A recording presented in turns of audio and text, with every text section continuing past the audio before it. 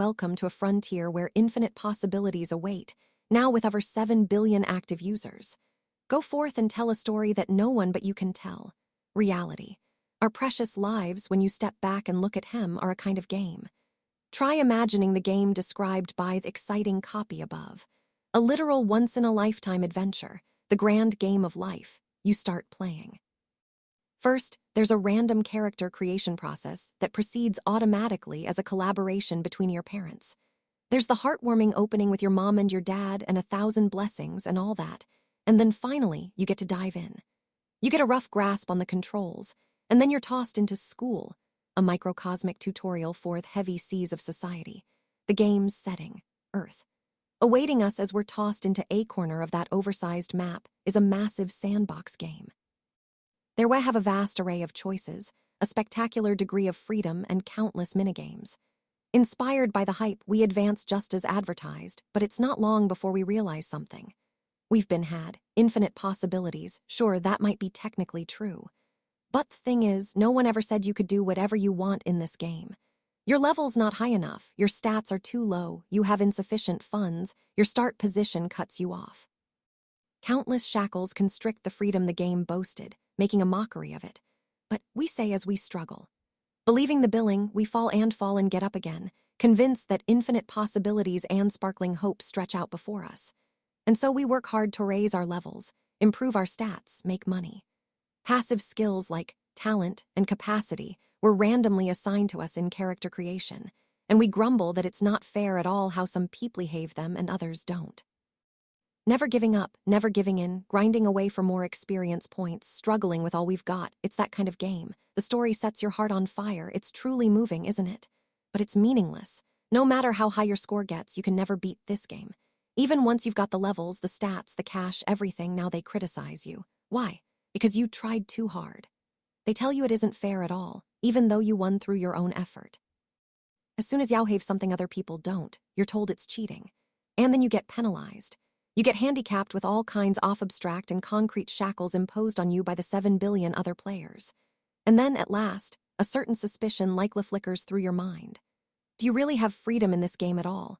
No matter what choices you make, society, other players, someone steps in and edits them. You try to roll with it and go for the win again, but the same thing always happens. And then all of a sudden, you look back at the road you've walked and can't help but see the truth. Your actions had nothing to do with your will.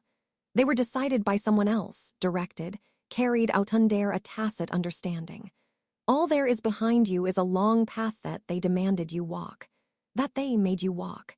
In a flash, your suspicion turns to doubt with a shade of conviction. They were right. This bullshit game called life is indeed a vast, grand sandbox. But you aren't the player. Then you look down at your hands. When you see the countless strings entangling them, your skepticism turns to certainty. And then suddenly you look around. Seeing those same innumerable strings ensnaring everyone else, your conviction becomes understanding. In heads clattering as they're shaken, the gamers realize that they themselves are mere puppets. That all they are in this game of life, where they'd taken the cues and played their parts, are puppets in a puppet show, NPCs. Now, with all this in mind, I'd like to ask a question. What is the purpose of your life? Were you able to give an answer you're sure was your own? This is the world that the empty puppet saw. In the 10 years since the puppet had started the game, he had never questioned this fact. The soulless puppet had never mourned it, never bemoaned it. He'd merely searched people's faces for hope, praying. Praying that somewhere out there someone might actually be playing. Hoping that, at the very least, the puppet show might be worth something to someone, he kept smiling. Until that day, Elven Guard in the state of Turnog, the city of Lomagil. In the largest country in the world, its vast territory spanning 3 continents, among its 52 states, this was the capital of one. The capital was situated in the southeast, a metropolis that bordered Hardenfell, the country of Dwarf. A city of elves, born of the forest and beloved by the forest. Lomagil's appearance was entirely different from that of the streets of Amanity, of Elkia. Over the center of the city towered the ball bale, an unspeakably vast tree that spread its foliage above the clouds, and whose roots crawled through the ground like blood vessels to lay out the city's network of roads. The spaces between these roads were filled by houses and street lamps. themselves formed from the intricate interweaving off-trees and vines that sprouted from the earth.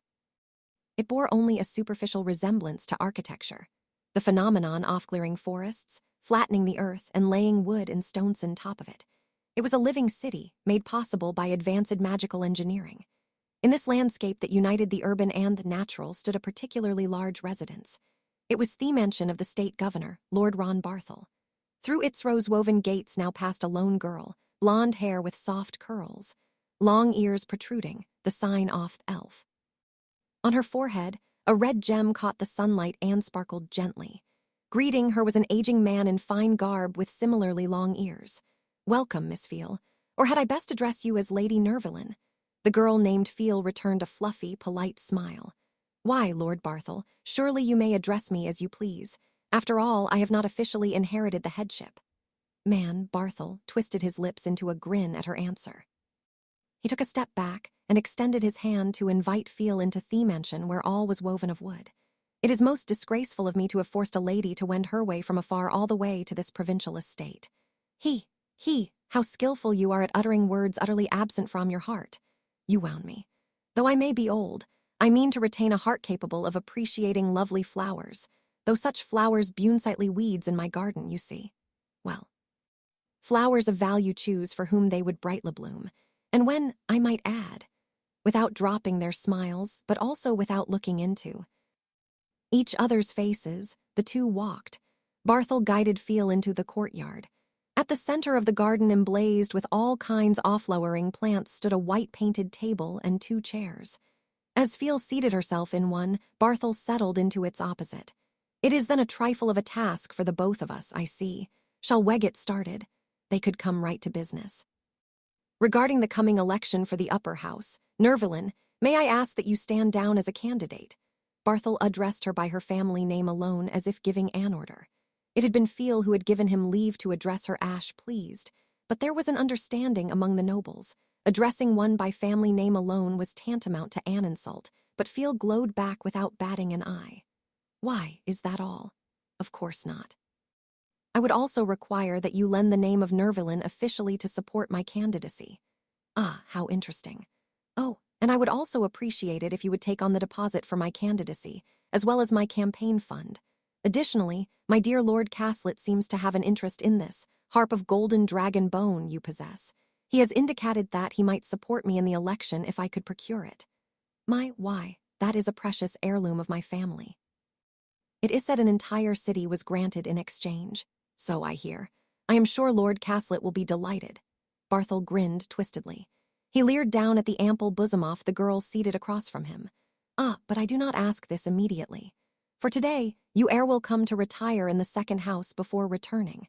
It seems to me it would be best for us to have a thorough conversation regarding future developments, perhaps through the night."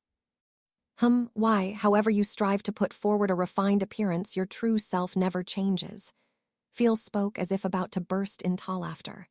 "Fundamentally, what you are saying is, give me the status, give me the money, give me the lady, is it not? Why, these days I suppose even the bandits of humanity make demands with greater humility. Worms do know their place, after all. Do you not suppose that thy's bearing befits a man of my stature?" "Why, not in the slightest, sir, but you certainly are free to hold that opinion if you wish." Feel continued without breaking her gentle smile. "And may I take it that you are making such requests of me as a consequence of a hangover?" Ha. I prefer the intoxication of flowers to that of spirits." "Surely upon coming here, you must have anticipated that I might make such requests." "After all," Barthel snapped his fingers.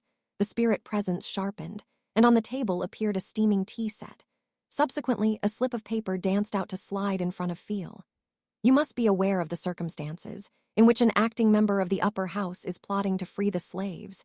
If you do not feel that this information becoming public would pose a problem, I certainly will not object if you refuse." Feel maintained her composure despite Barthel's baiting. Shemurely ran her eyes over the slip of paper that had dropped on the table. What was documented there was simple. It was a list off records and evidence of the maneuverings orchestrated by Feel. Considering that elven society could not function without the system of slavery, such acts were essentially criminal. Should this list become public, It would not be surprising if Feel and any accomplices were charged with high treason. Given the scope of your knowledge, sir, I must wonder why it is that you do not report this matter forthwith. I am a libertarian as well as an opportunist. What profit would there be for me in exposing your gambit? And so you intend to blackmail me, do you? Why, I can only applaud the dexterity of your thought. Blackmail. Such a horrid word. I merely implore you, foolish maiden. Will you not come and accept my strict discipline, crawling on your hands and knees and wagging your rump? If I may be so bold, sir, may we proceed to the matter at hand? Ah, you are beside yourself with excitement, Very well. With this, Barthel snapped his fingers once more. Forthwith, a complex magical pattern glowed through the air, producing a deck of cards. Us play Oracle card, surely the rules need no explanation. Oracle card. A common, simple game among elves, in which players competed using a hand of 22 cards and the extent of their magic. It was a dangerous game, primarily used in place of dual sand disadvantageous to Feel, who was the lesser mage. According to the 10 Covenants, Feel, as the challenged party, had the right to determine the game. Why, certainly, and let us clarify what it is we shall wager. Feel batted not an eye, only responding carefully without looking away.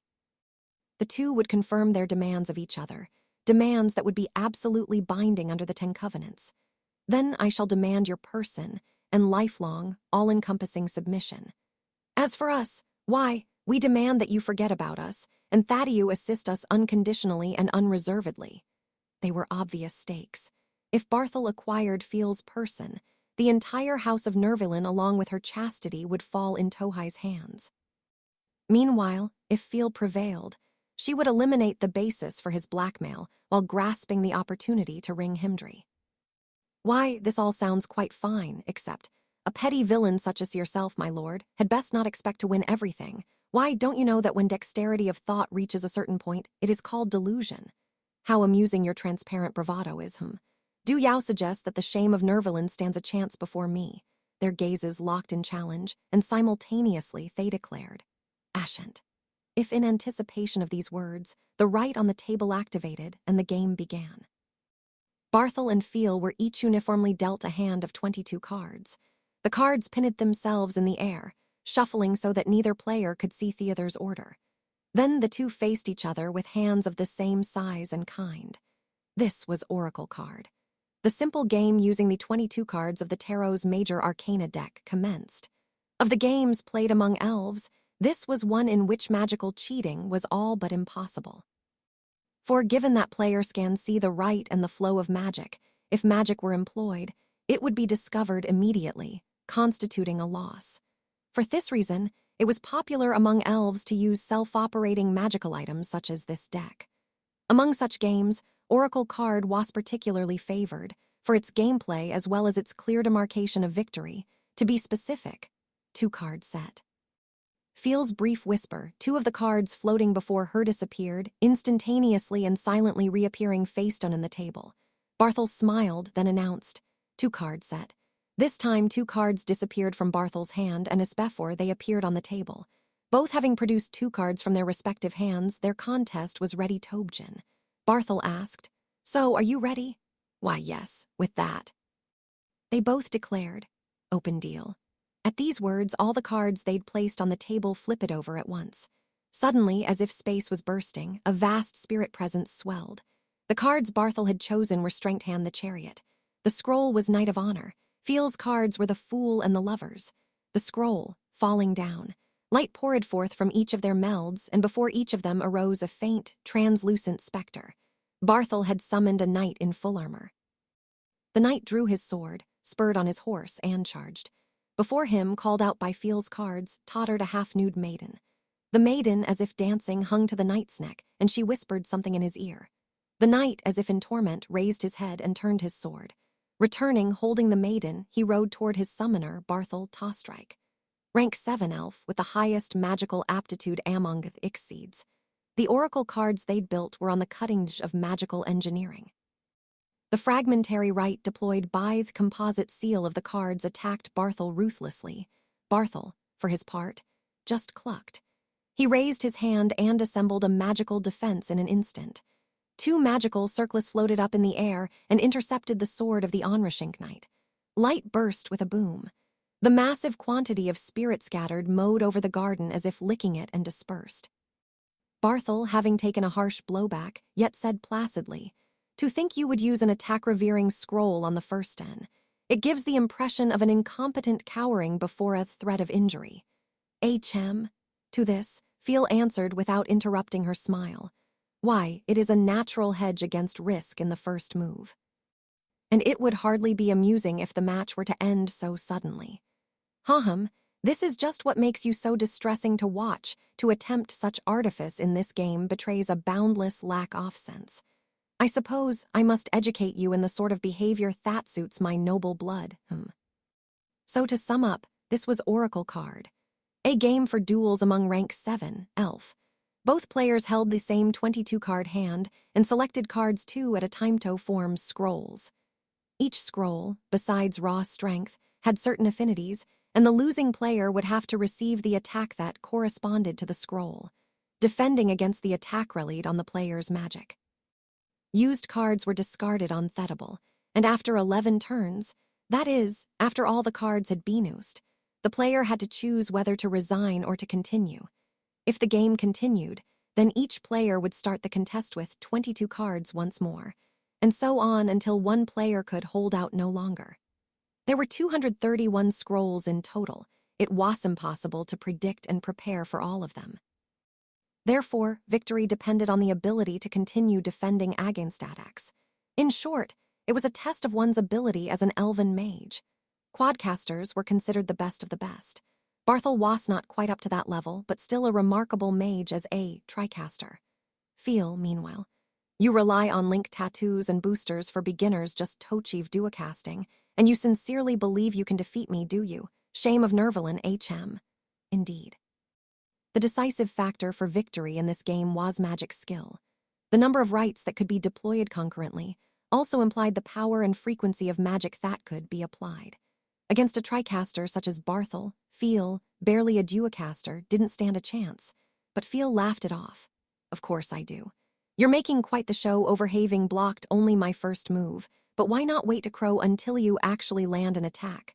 Then she glanced upward. From the garden where the flowers stinced and scattered in the still-throbbing spirits, she could see the second floor. Through the window, she saw walking a black-haired, black-clad girl, her partner, and her face softened.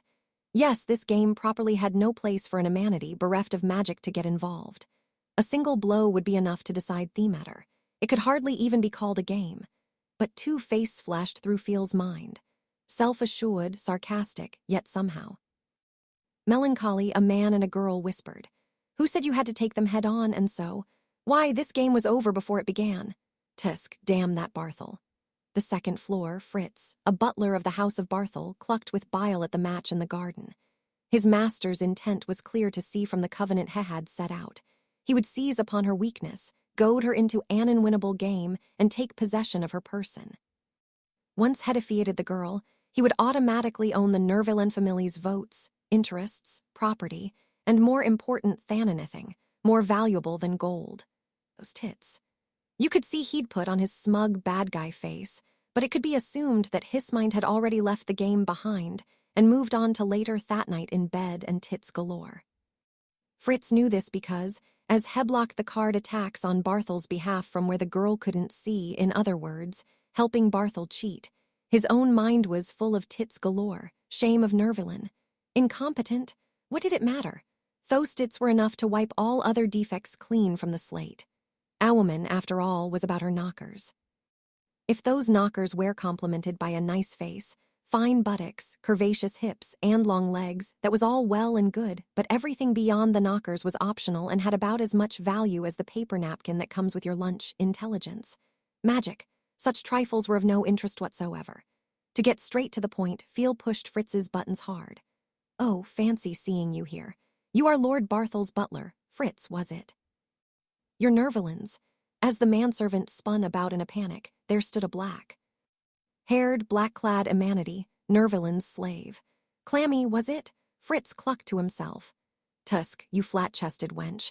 Mind your manners before you speak to me." Begin with, being addressed by such a pathetically endowed emanity was obnoxious, and now, of all times, was inopportune. He was laden with the duty of supporting Barthel, Willie appreciating every last bit of Feel's tits. But as if incapable of discerning what ran through Fritz's mind, the flat-chested wench continued amiably. Fate must have brought us together here. Why don't you challenge me to a game? Watch your tongue, you kept bitch. You'd best at least triple the size of your breasts before opening your mouth, you inferior thing. The words resounded with contempt, derision, and countless ill intentions, yet the girl merely replied, "Watch my tongue, you say, for instance." Still smiling, she narrowed her eyes. "If I were to use it to expose the misconduct of Lord Barthel and yourself, what would you think of that? What's this about? You are thinking that an humanity is incapable of detecting magic, I suppose." As he fell silent, the flat-chested girl shook her head theatrically. "You would be right, hypothetically. Just hypothetically, mind you. For a duocaster to win against Atracaster, it would be difficult but not impossible. However, if you were to conspire with Lord Barthel and help him block her card attacks from here, your game would result in almost certain victory. Meanwhile, I, being unable to detect magic, would be unable to prove such shenanigans. My master, Fi, would be in quite a bind, wouldn't she?" But the flat-chested girl broke into a giggle as she continued. "There's no need for me to detect it, you know. After all, ya will confess." "What? I'll say this one more time. Why don't you challenge me to a game? If you refuse..." The girl flashed a dusky smile and produced a small jewel from her breast pocket. "I shall let public safety know about your using Lord Barthel's funds to produce and sell these seeds to the dwarves, a neighboring country, so that you may savor your own ruin. Is that a better way to use my tongue?" Wah! Fritz loosed a groan. Of course, the small stone clamoplade within her palm was none other than the seed in which was dealing illegal contraband. Concentrating spirits in liquid form and ingesting them, it is possible to boost the spirits within one's own body. It serves as a doping agent for magic. However, there are side effects, in fact, to such an extent that it became prohibited due to rampant abuse. In other words, a feeling of pleasure and omnipotence induced by overdose. That's what you call a drug. Do you understand now? Challenge me. There is no other way for you to save yourself. Clammy's chilly smile, Fritz pursed his lips. It was over, this was the end of the line. NGK, no, Barrett. It wasn't time, it was still too early to laugh. It would be unsightly to break into a belly laugh at this flat-chested bint who thought she had him cornered with information such as thighs. Turning his face from the flat chest, Fritz shook his shoulders weakly. Did it look like the fear of a cornered man? How foolish, how terribly foolish. It was Barthel who had put Nervillen up Tothais. In exchange for overlooking the information that Nervillen was plotting to free the slaves, he'd forced her to accept a gam under disadvantageous conditions. To make his victory certain, he'd tasked Fritz with assisting him. But Fritz recalled the words of that superbosom, and it would hardly be amusing if the match were to end saucidonly. Those two, they were never going after Barthel in the first place, but me. He stifled his laughter. Feel's easy acceptance of Barthel's game was all planned. If Fritz had his hands full supporting Barthel, even a lone Humanity girl could corner him. That kind of basic calculation was transparent. To begin with, he'd known this would happen. He knew that his seed smuggling had been found out. He'd been informed in advance by Barthel himself that there would be an interruption during the game. The reason being that these two had brought the discussion to Barthel first. "Your butler is engaged in this criminal affair. We would like to force him to confess in secret so as not to damage your reputation as his master. We request your cooperation so that we can obtain information." And so they'd worked to set him up. The game unfolding in the courtyard had been fixed in advance with Barthel for that very purpose. Or so they think, how ludicrous. The two hadn't realized that it was Barthel himself who was actually the ringleader. Barthel, the very one who'd asked them to help. Barthel couldn't take out Fritz. If Fritz confessed, not only the smuggling routes but also a mountain of evidence indicating the true ringleader would come out. Therefore, Barthel had pretended to collaborate with them, only to bring Feel into his grasp. He had proposed the idea himself and chosen his own mansion as the stage. Given the assumption that this was secret, she could have no allies here but her flat-chested slave. What a farce. A pathetically endowed humanity and apathetically stupid rack. They thought they were setting him up as thigh leaped right into the spider's web. You are stupider than I thought. Let me explain this in a way that even an idiot can understand. Fritz stifled his laughter. The flat chest spoke as if throwing cold water on him. You do not have any choice. It's play or be smashed. You get it. Spluttering at the comical taunt, Fritz raised his head. Here moved his eyes from the courtyard and fixed them on the girl before him. Maintaining his composure with all his might, Fritz seated himself at an adjacent table. Very well, but I am a busy man. Let us make it quick. How convenient. I cannot afford leisure myself, given my partner's circumstances. We'll make it simple. The flat chest sat at the table after him and commenced. Here I have a perfectly ordinary deck of playing cards. She drew 3 cards from the deck and laid them on table. They were the ace, queen, and king of spades. King beats queen, ace beats king, and queen beats ace. With that, she laid the 3 cards face down and shuffled them. Each of us will draw 1 card face down, and we will reveal them to decide the winner. Understandable enough for an idiot. Heh, and your request. Are you not the one who should be making requests? Or please do spare your life, I might say. The flat chest sneered. Slightly irked, Fritz responded. Then I request the destruction and oblivion of all information you wenches have grasped regarding the smuggling. Yes, and I request your confession and testimony regarding Alafit. Everything, you understand. These vague words, Fritz's brow twitched slightly. Here objective was all the information about the smuggling and a confession about the cheating in the game proceeding in the courtyard. How interesting. These pathetic, stupid wenches in their own stupid way meant to stand here in consideration off their own interests. Little do they know they came too late from the start. Very well, Ashent. Yes, Ashent. They drew their cards. His card still face down, Fritz wove a little spell. Did you think that if I was assisting Barthel, I would be unable to use magic here? Still the adversary was the shame. Of Nervalin. Feel Nervalin, the first incompetent in the history of the house. She, flunked out of school, the garden and was barely capable of even monocasting without the link tattoos and boosters on the back of her hand and forehead and so on. This drash was facing Barthel, a tricaster. Moreover, the foolish pair Oftitz was expecting the match to be thrown.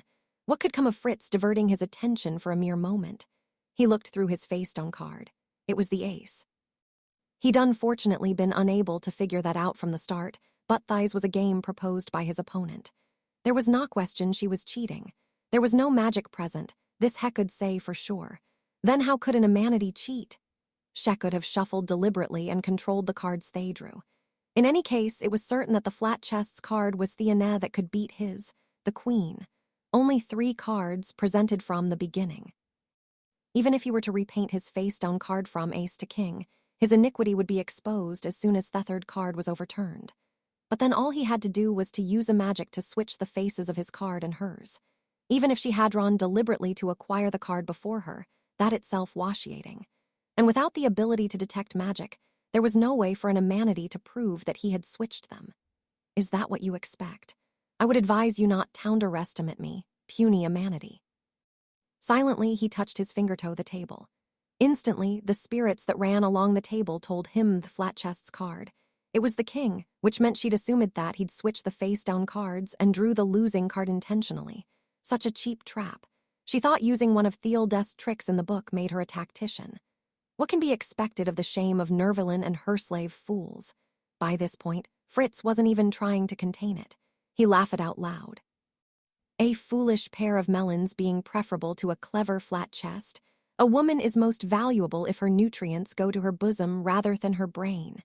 But when it comes to a foolish flat chest, what can one even say?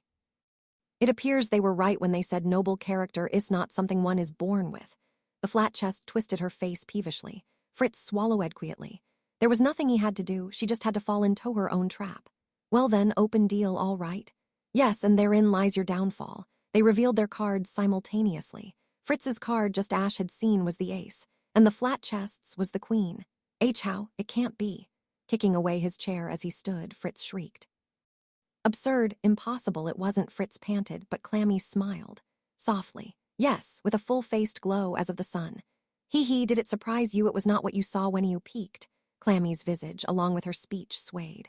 When you use magic, why, you'd best look carefully at your opponent first. The visage of the black-haired girl evaporated like a summer haze, leaving a girl of waving blonde tresses, that is, wench your Nervalin. Having mimicked the visage of Clammy, she transformed back into Feel. Why, yes, I am Feel Nervalin. Feel's lips curved in an arc, producing her fluffy smile. You were speaking of nutrients going to the bosom rather than the brain, I recall. Why, this poses a rather interesting question. Wherever are your nutrients going, as it appears Thatvin, your dear member, lacks development? Uncovering in an instant the details of Fritz's body by macking spirits crawl over him, Feel narrowed her eyes. Why, I can only weep for the sad nutrients you've ingested, only to put them to no use, whether above or below. Fritz had no attention to spare for such jests, he'd, Nervilin. Why, there's no need for such alarm. It may be short and small, but I'm sure there are some who prefer it that way, though when your brains and face are lacking as well, it's hard to make promises. Then what? Impossible. Then what of the one dueling Lord Barthel? Who is she? Clammy, why, I'm all done here. Feel Nervilin leaned over the terrace railing and waved into the courtyard. That moment, the Feel Nervilin who was playing a game before her, no. The girl who bore that appearance returned to her original form as if casting off a veil. Clammy Zell, the black-haired, black-clad girl revealed there, bowed gracefully. Your cooperation is appreciated, Lord Barthel. WL. Of course I must bear responsibility for failing to identify indiscretions within my own ranks, The Amanity girl lowering her head deeply to him, Barthel hid his discomfiture and furrowed his brow. But isn't this different from what we agreed upon? He understood you as promising to conduct this matter in secret. There was no mention of another participant. His words, the girl gave him a quizzical, I'm sorry. Please excuse my impertinence, but were there an uninvited guest in your mansion, would you not be the first to observe this, my lord? MMMG, indeed. Barthel closed his mouth. The only ones in the mansion were himself, Fritz, Feel, Clammy, and a few additional servants. It was his own house. Were there an intruder, he should be able to detect it immediately.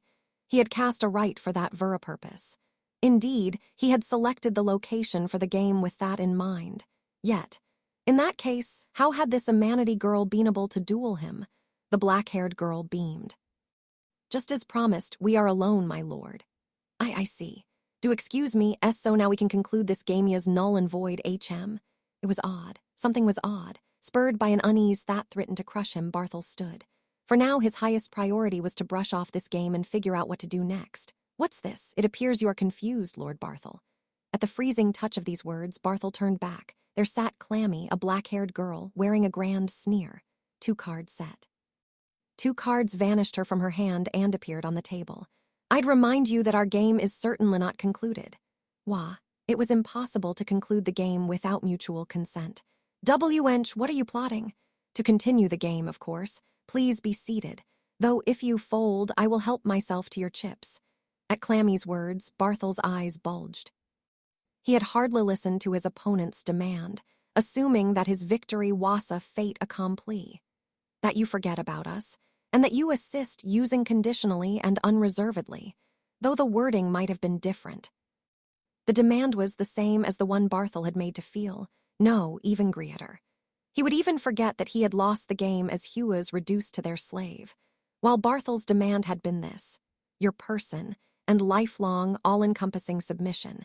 In fact, the one who had accepted the game was not Feel, but Clammy. Winning would only gain him 1 slave of Nervilin, a prize hardly worth taking. He'd meant to force through conditions that favored him, but instead had swallowed conditions that favored her. Why, you wenches, Lord Barthel, your time is almost up. Do you mean to resign? His rage was countered by Clammy's cool demeanor. A player who did not produce a card within the set time would automatically forfeit the match. Having just read that rule, Barthel shouted at his cards in a flurry. 2 cards set. Obeying Barthel's shriek, 2 cards disappeared from his hand and appeared on the table. Clammy turned up the corners of her mouth in a grin and said, open deal. With this declaration, the 4 cards on the table flipped over. Barthel's cards were the Moon and the High Priestess. The scroll was Double Shadow. Clammy's cards were Justice and the Emperor. The scroll was I Am the Rulebook. Barthel's scroll, one that dodged the opponent's attacks and spun them against the prosecutor. Clammy's scroll, one that pressed through by its own will regardless of any status effects. The scrolls activated. The sword drawn by the Emperor lay bare the truth of the High Priestess and pulled her down off her perch. Having stripped his opponent of her might and authority, the Emperor's force rushed in toward the vacant Barthel. NGK? He rushed to spin defense magic. 3 spells activated just before the Emperor's sword would have struck. But the hastily erected guard creaked, and a burning load was placed upon Barthel's spirit corridor junction nerves. There was a boom and a flash, and a voice came from behind the breathless Barthel. My, why, it would appear that was sufficient to shave off half your strength. He turned to see Fiel calmly advancing with his crestfallen butler in tow. Fritz, you knave. How could you lose to Nervalin? Fritz winced at Barthel's censure, casting his gaze downwardlessly. Beside him, Fiel spoke with her fluffy smile. Why, what can you expect? Ultimately, he took me for an immanity and let his guard entirely down. Your mouth, Nervalin, you treacherous vixen, thou deceived me. What? The word deceive is so offensive, why, after all? Fiel looked at Clammy, still seated at the table. Clammy nodded and smiled coldly. Weren't you the one who was always trying to put one over on us? Barthel gasped, but Clammy continued. You were the one telling your butler to manage the smuggling so you could profit. Did you think we wouldn't realize? Why, you thought you'd pretend to help, trap us, wipe out thievedence, and then take everything. And if it didn't work out, you'd just annul the game and moon us. Rather deplorable, my dear lord. Fiel and Clammy's invective, Barthel's face warped violently. They knew everything. They knew what he'd been plotting, and he was the one who'd been led by the nose, no. Heh, you missed your chance, Nervalin. Excuse me, did you call? As Fiel stared at him blankly, Barthel shrieked in triumph. Now that I know the one who was playing with me was this little hussy, it is transparent that you cheated. An humanity could never guard against a card attack. You were helping her, weren't you? Indeed, since the start of the game, they had gone through 3 full decks and 7 battles further. Which meant that, in the course of 40 rounds, Clammy had received some attacks. Barthel had seen with his own eyes that they had been blocked by magical barriers. Clammy couldn't have done this, and therefore Fiel must have helped her, but the condemned Fiel scratched at her cheek incredulously and grinned back. Considering that you were relying on your butler, this is a most shocking accusation. And then Clammy told him. The first place, that's not cheating, you ass. The direct insult left Barthel speechless. Carefully to the words of a covenant you make, when you and I confirmed the conditions, I explicitly said we. Now Barthel truly had no more words. He merely opened high sighs. Given that she'd said we, it was considered a game between Barthel and the team of Clammy and Fiel. There was a rule against leaving one's seat during the game. Fiel could cast a barrier from a remote location without cheating. No, wait, she'd been disguising both of them, hiding it from us, playing a game on the 2nd floor, and at the same time casting a barrier.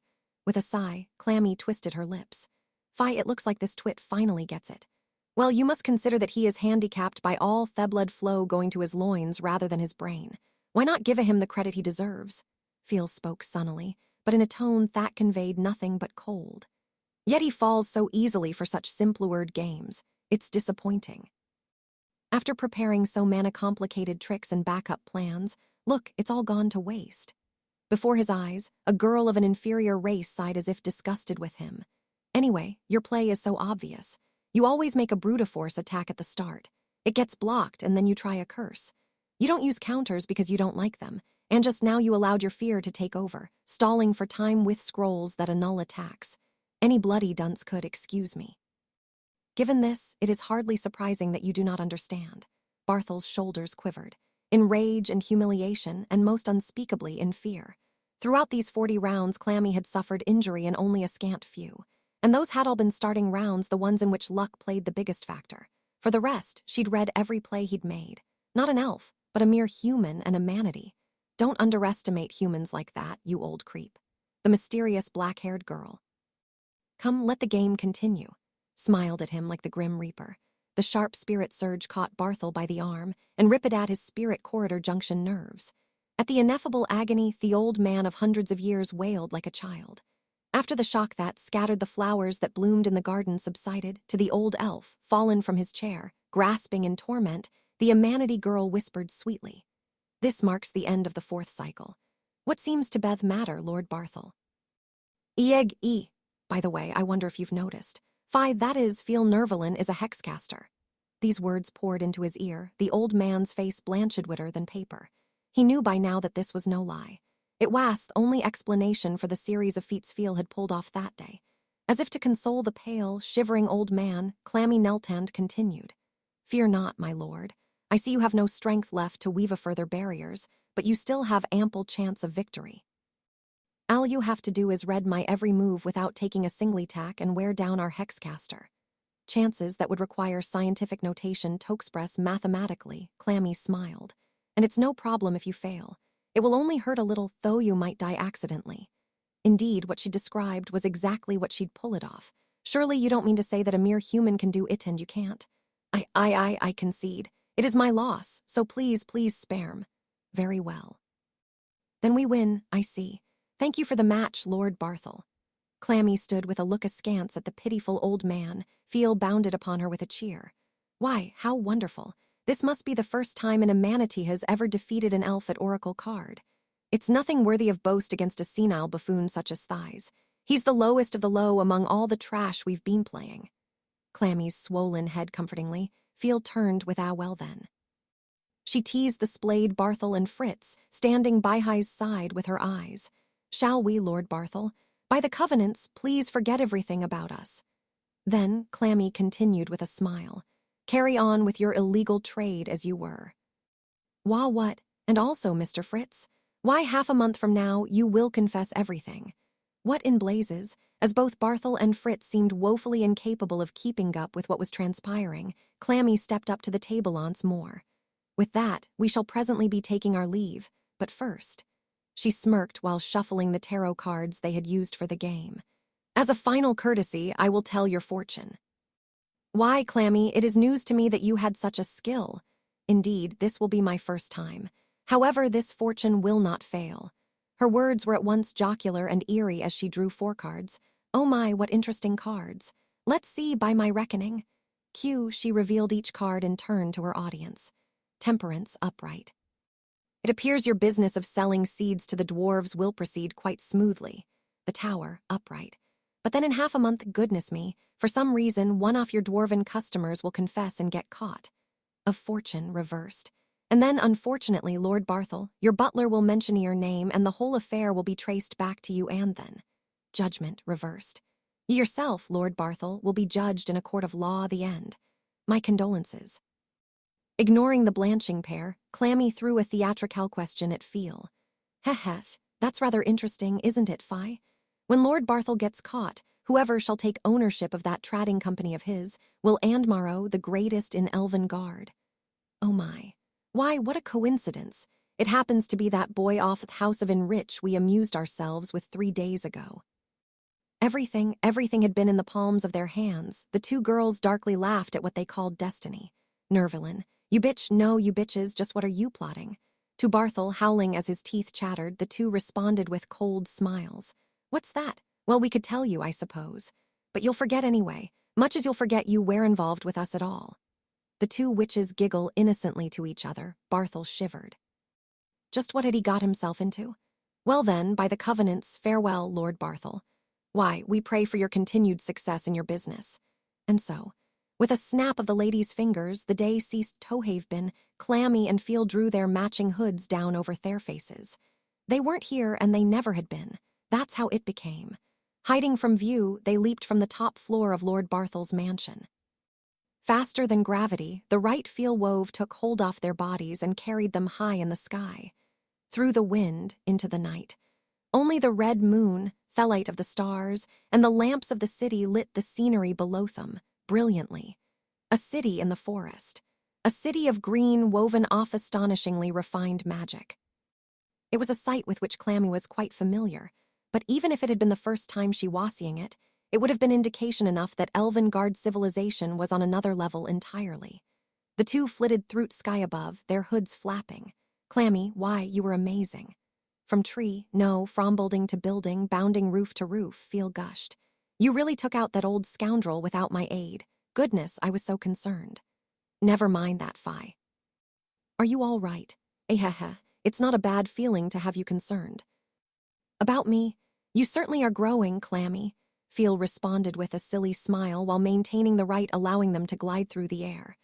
But the gem in her forehead had lost its sparkling and appeared cloudy due to her profligate use of magic. Clammy could see this clearly, even in the dim light. Lord Ron Barthel and his butler, Fritz. A tricaster and a duocaster. They might not have been the best of the best, but they were up there. But Clammy pondered, with a glance at the girl dancing through the air beside her.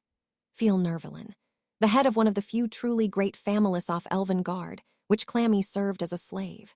Feel had attended the towering white tree of the greatest magic school in the nation, the garden, and failed and withdrawn. Those who did not know her, with her white link tattoos and beginner boosters, sneered. She was the first incompetent since the birth of the House of Nervalin, scrap, they said. But Clammy, who knew Feel was only feigning incompetence, sneered at the sneerers. Feel was the greatest talent since the inception of the House of Nervalin, gold. This she knew.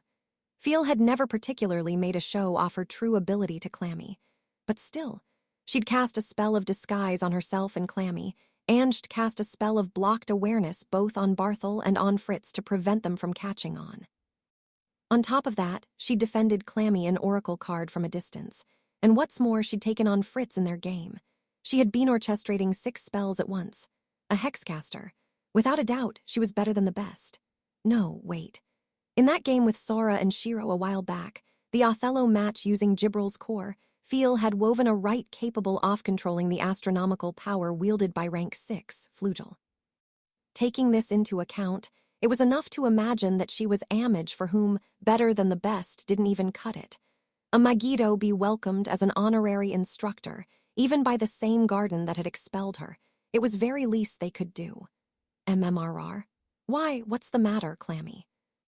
With her golden locks fluttering in the wind and her white skin glowing in the darkness, Feel's smiling form was more dazzling than the light of the sun. She was the flower of Nervalin, born to a pedigreed house and concealing extraordinary intellectual and magical talent. Wherever she walked, a future of nothing but sparkles should have been her due, had she not herself thrown it all away. Yes, she had refused that promised future. Concealing her nature, playing the incompetent, she had chosen of all things to bite back at her homeland, her country, her race. All for own person, just one. None other than, it is nothing. For her friend. Softly dropping her eyes, Clammy exhaled. To free the slaves, certainly it had a nice ring to it. But it wasn't tantamount to freeing the national secrets of Elven Guard. To free fairies, for instance, who'd been exploited for high-level magic, was equivalent to selling their secret weaponry to another country. If that happened, the dwarves of Hardenfell could hardly pass up the chance. Elf would most likely lose the continent they'd been quarreling with Dwarf over for nearly a millennium. In Thewurst's case, they'd go on to see their country split, and what lay at the end of that did not bear discussion. But if it was for Clammy, Feel's homeland could go to ruin for all she cared. So she boasted, and so she truly thought, and in fact, she had already taken any number of perilous steps to Theitend.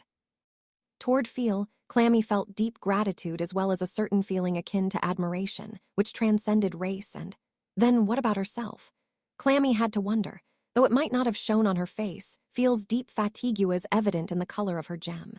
As someone who couldn't win a single game without placing such a burden on one of Feel's class, was she really worthy of being called a friend? GRK. Her head throbbed. It was a flashback, Clammy realized as she stopped, holding her head in her hands. A girl and a puppet that wanted to be a person, joining pinkies and exchanging a promise. He, the puppet Sora, did he think that he would tie her down, tether her to the ground, one who should have been free to ascend unaided to the heavens? Why, Clammy, whatever is it? Clammy replied, averting her eyes from the friend who doubled back after noticing she'd stopped. Fie, I'm sorry. If I'd only moved more skillfully. Clammy, Elven Guard. It was an enormous country that wielded its overwhelming magical supremacy over almost 30% of the planet's landmass.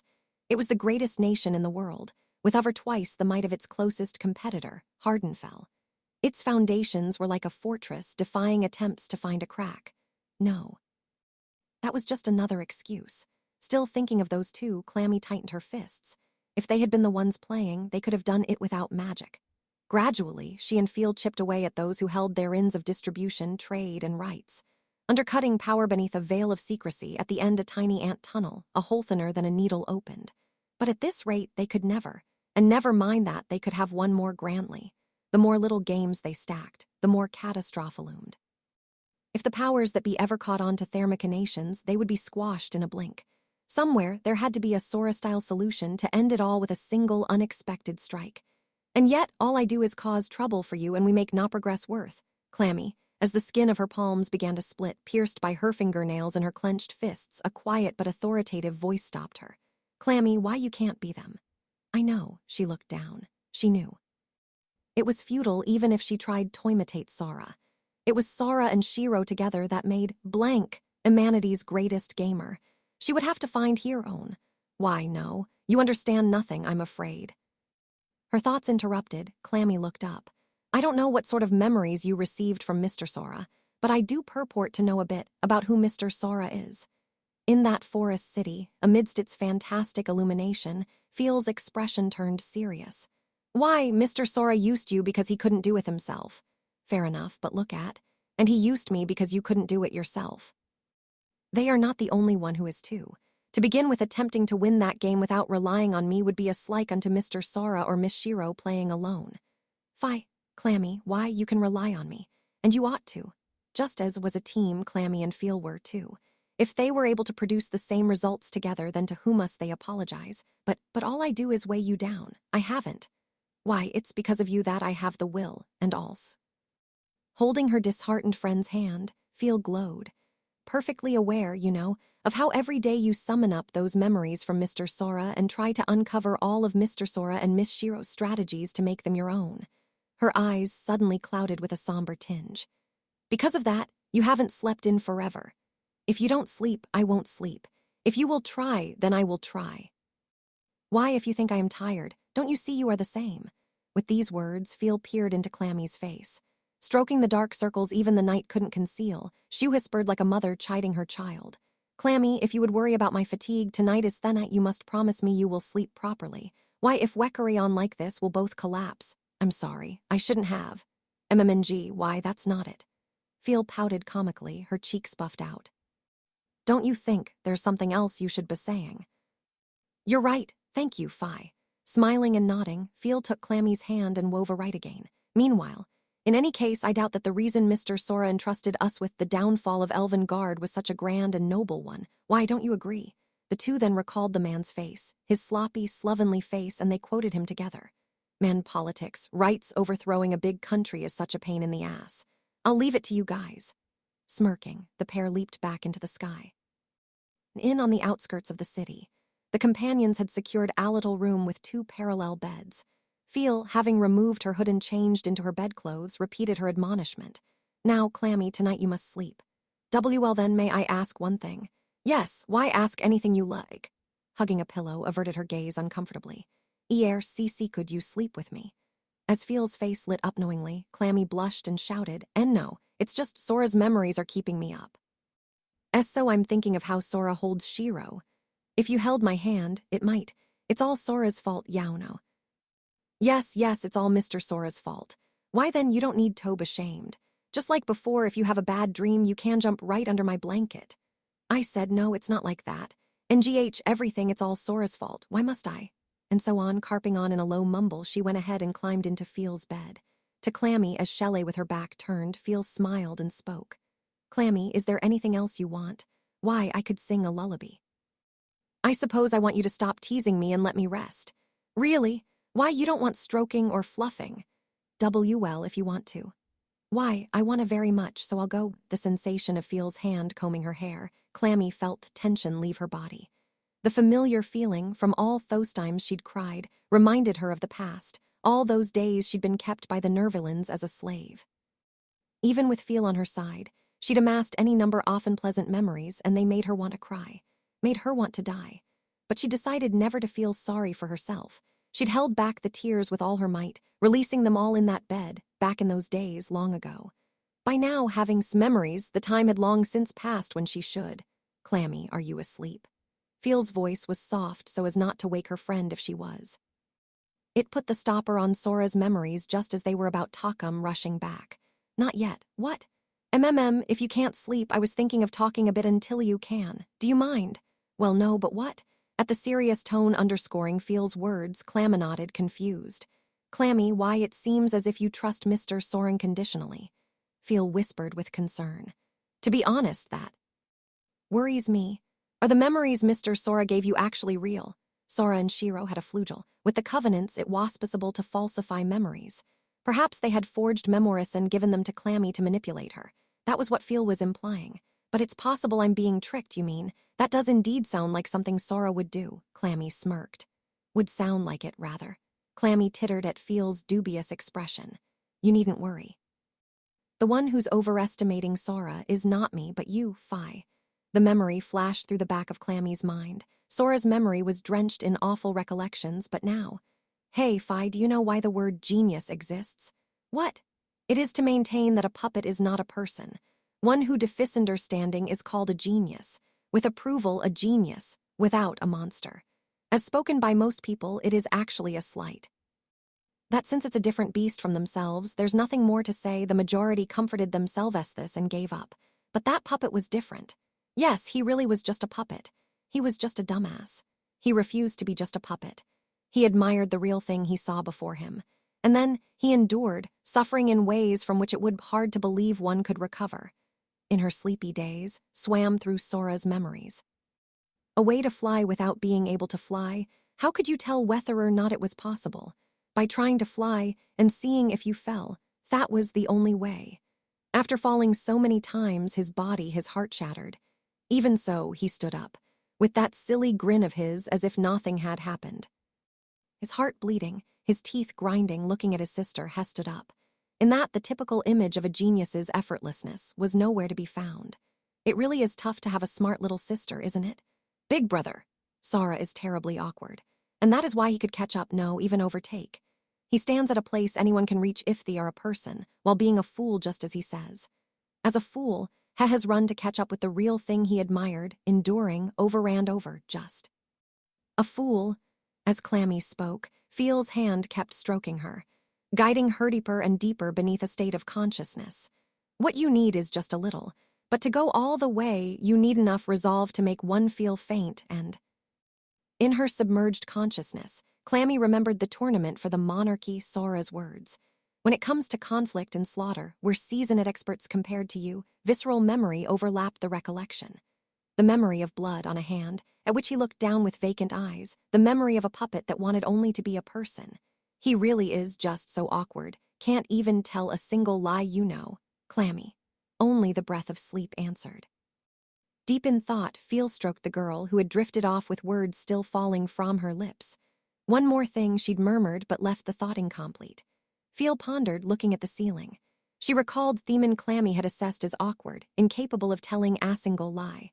The face of the man who seemed to walk in clothes woven offleys. Bold, frivolous, eliciting caution from all who saw him. Oh, finally, Feel got there.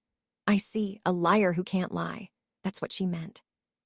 A man whose life even Clammy deemed awe-inspiring. One who had weathered such experiences. Why would he elicit caution? Feel felt a long-held unease dissipate. Having reached Haranswer, imagining a future in which Clammy believed, of and his sister dreamed, a minute smile spilled across her face. And the ghosts of sleep that had eluded her returned to close her eyes. I can't wait, she thought. For the first time in a long time, aerially and truly long time, too many years to count, she faded into a deep sleep. Chapter 1 Trial, Fa. The Kingdom of Elkia. The capital, Elkia. The last bastion of humanity, the lowest ranking of the Ixseeds. Elkia was a country that, until a few months ago, had been on the brink of destruction, backed into the confines of its sole remaining city. Now it had expanded its territory with unprecedented speed, swallowing up the great maritime nation of the Eastern Union. In the castle of this nation, where reformation from Kingdom to Commonwealth proceeded at a feverish pitch, a shriek rang out. For an instant, the harried castle staff froze as if time itself had stopped. But even that was fleeting as the machine quickly ratcheted back into operation as if nothing had happened. Yes, it was business as usual. Everyone was familiar with it by now. She must have been screaming again, and most likely with exceedingly valid cause. As an unspoken sense of sympathy swept the castle, everyone went back to work. This is idiocy. Is this not idiocy? This is idiocy, is it not? The redhead once again put her masterful phraseology on display. Stephanie Dola, aka Steph, head of the House of Dola, ranked a duchess and granddaughter of the previous king.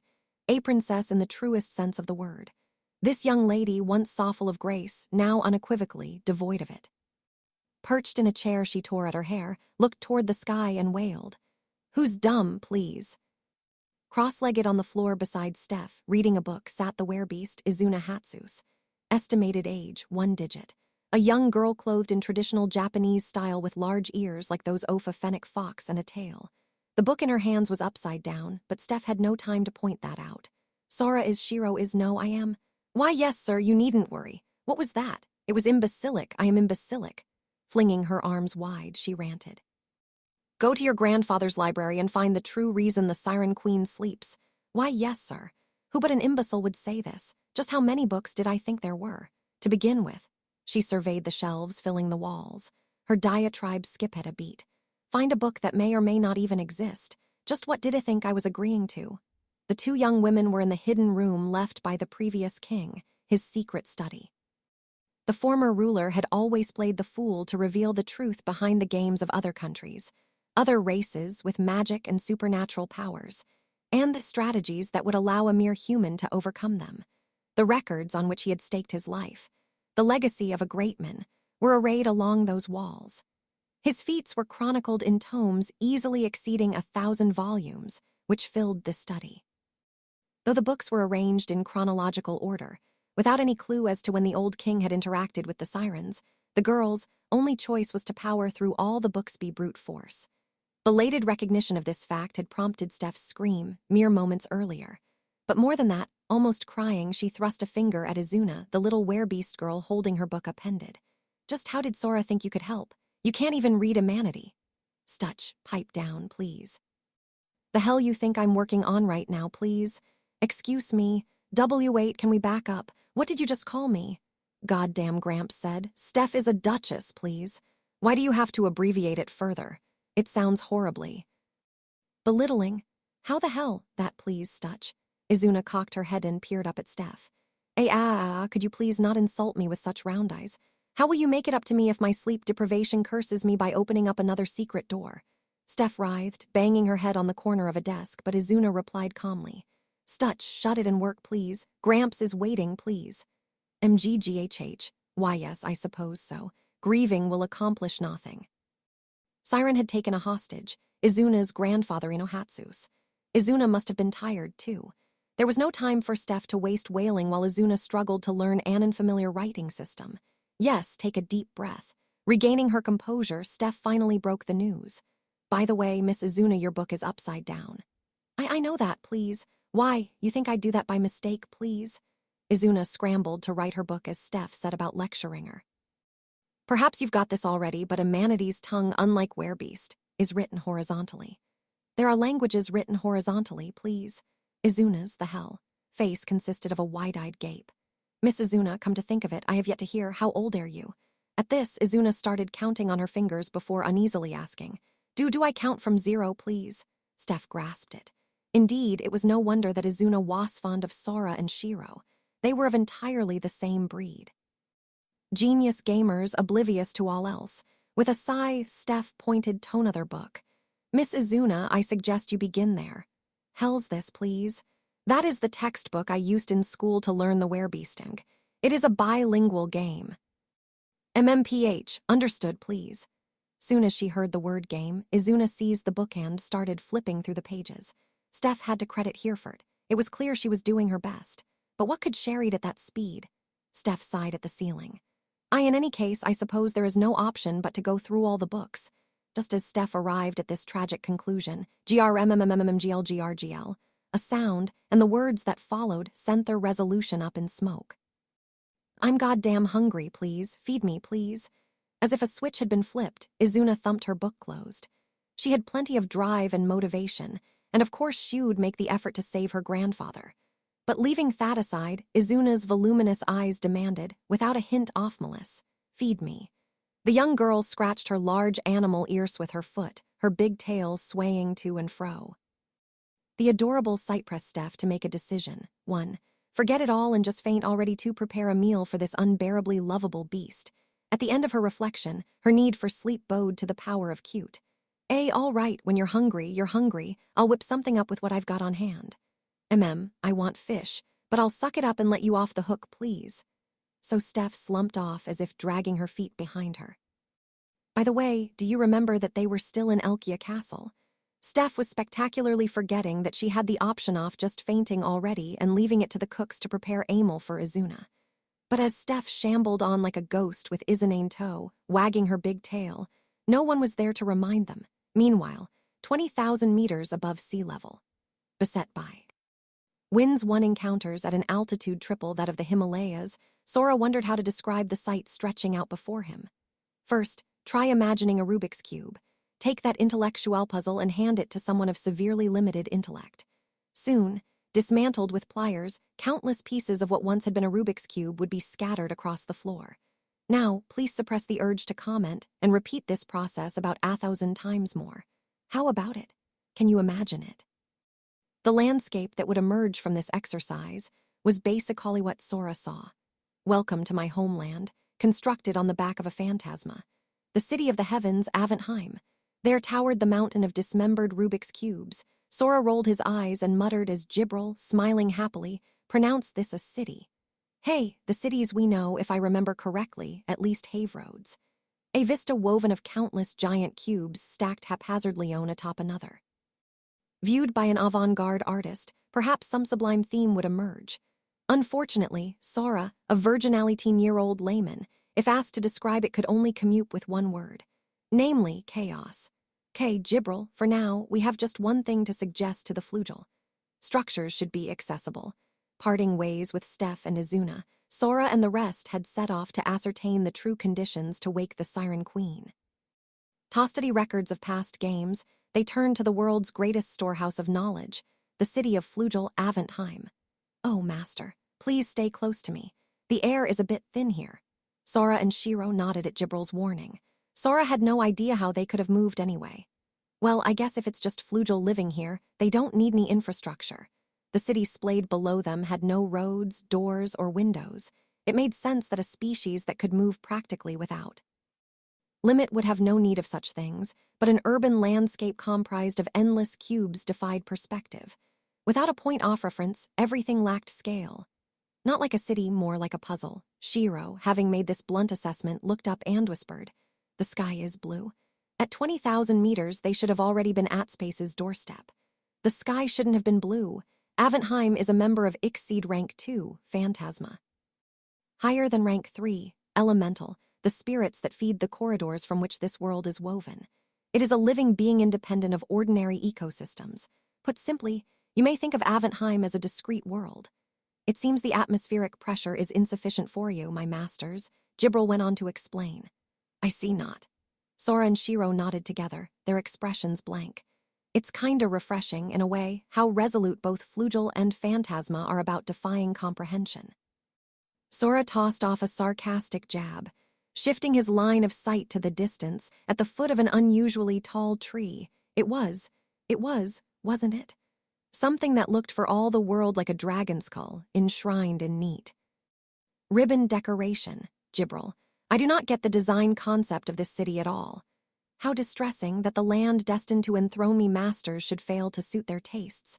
Sora cradled his head and groaned at this response from Jibril, who looked slightly dejected. By the way, you think it's about time we save this twerp? Sora pointed to Eog, the sun, the Suan. I'm meltying.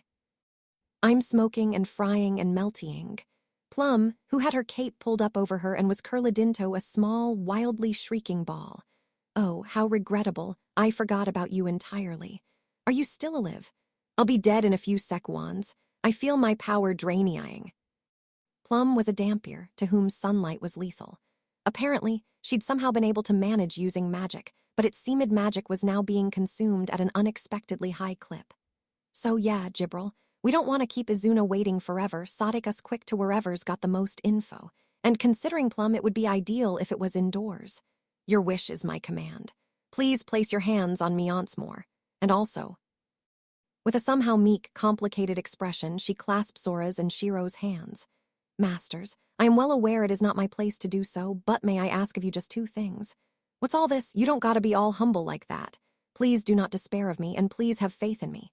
That was pretty cryptic, but Jibril left it at that and continued, You there? Why, yes.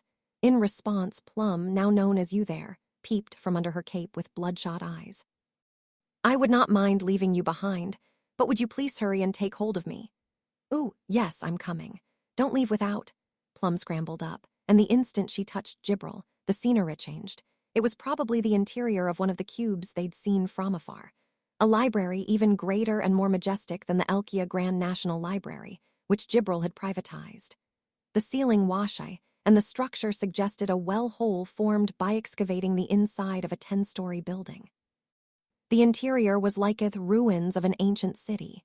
Stairs and columns of stone stacked without cracks, intricate passageways and arched bridges with vines clinging to their surfaces.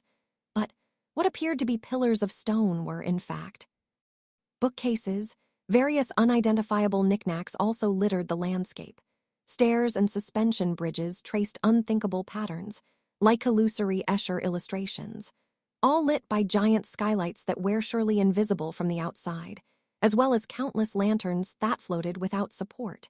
It was fantastic and beautiful, even as it defied human understanding, a library of blasphemy or something. But for no, there was something else on Sora's mind, which he indicated with a jab of his finger. Jibril, I'm guessing this is your doing. It was probably because Jibril had warped them in along with air they needed.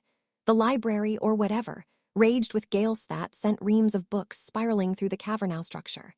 Nevertheless, Jibril watched the havoc she'd wreaked with a prim smile. Trouble yourself not, master. The owner of this place is the Ane who approved the Book Sharing Act.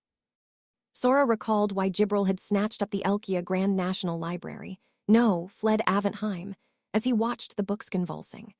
The books in Aventheim had accumulated close to overflowing, and to address this, the Book Sharing Act had been passed in the name of eliminating redundancy. Her books are the Flugel's books. I am a Flugel. Therefore her books are my books. With a syllogism tight enough to justify the bullying in Dora Mon, she grinned. Aware that I might make such a careless slip, perhaps even intentionally, while passing such a generous law must clearly be endowed with a heart so magnanimous as to overlook thy's trifle. Even if these pages include grimoires and prohibited books that cannot be copied or duplicated, or originals without like anywhere in the world. Yes, I'm sure.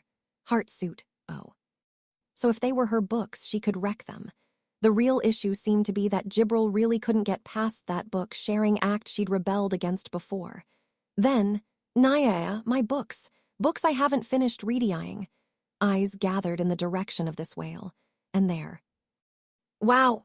They found a girl even Shiro softly exclaimed at, a girl off literally in human beauty. The halo revolving above her head and the wings protruding from her hips made it clear that she was a Flugel, just like Jibril. But her halo spun in a pattern quite a bit more complex than Jibril's.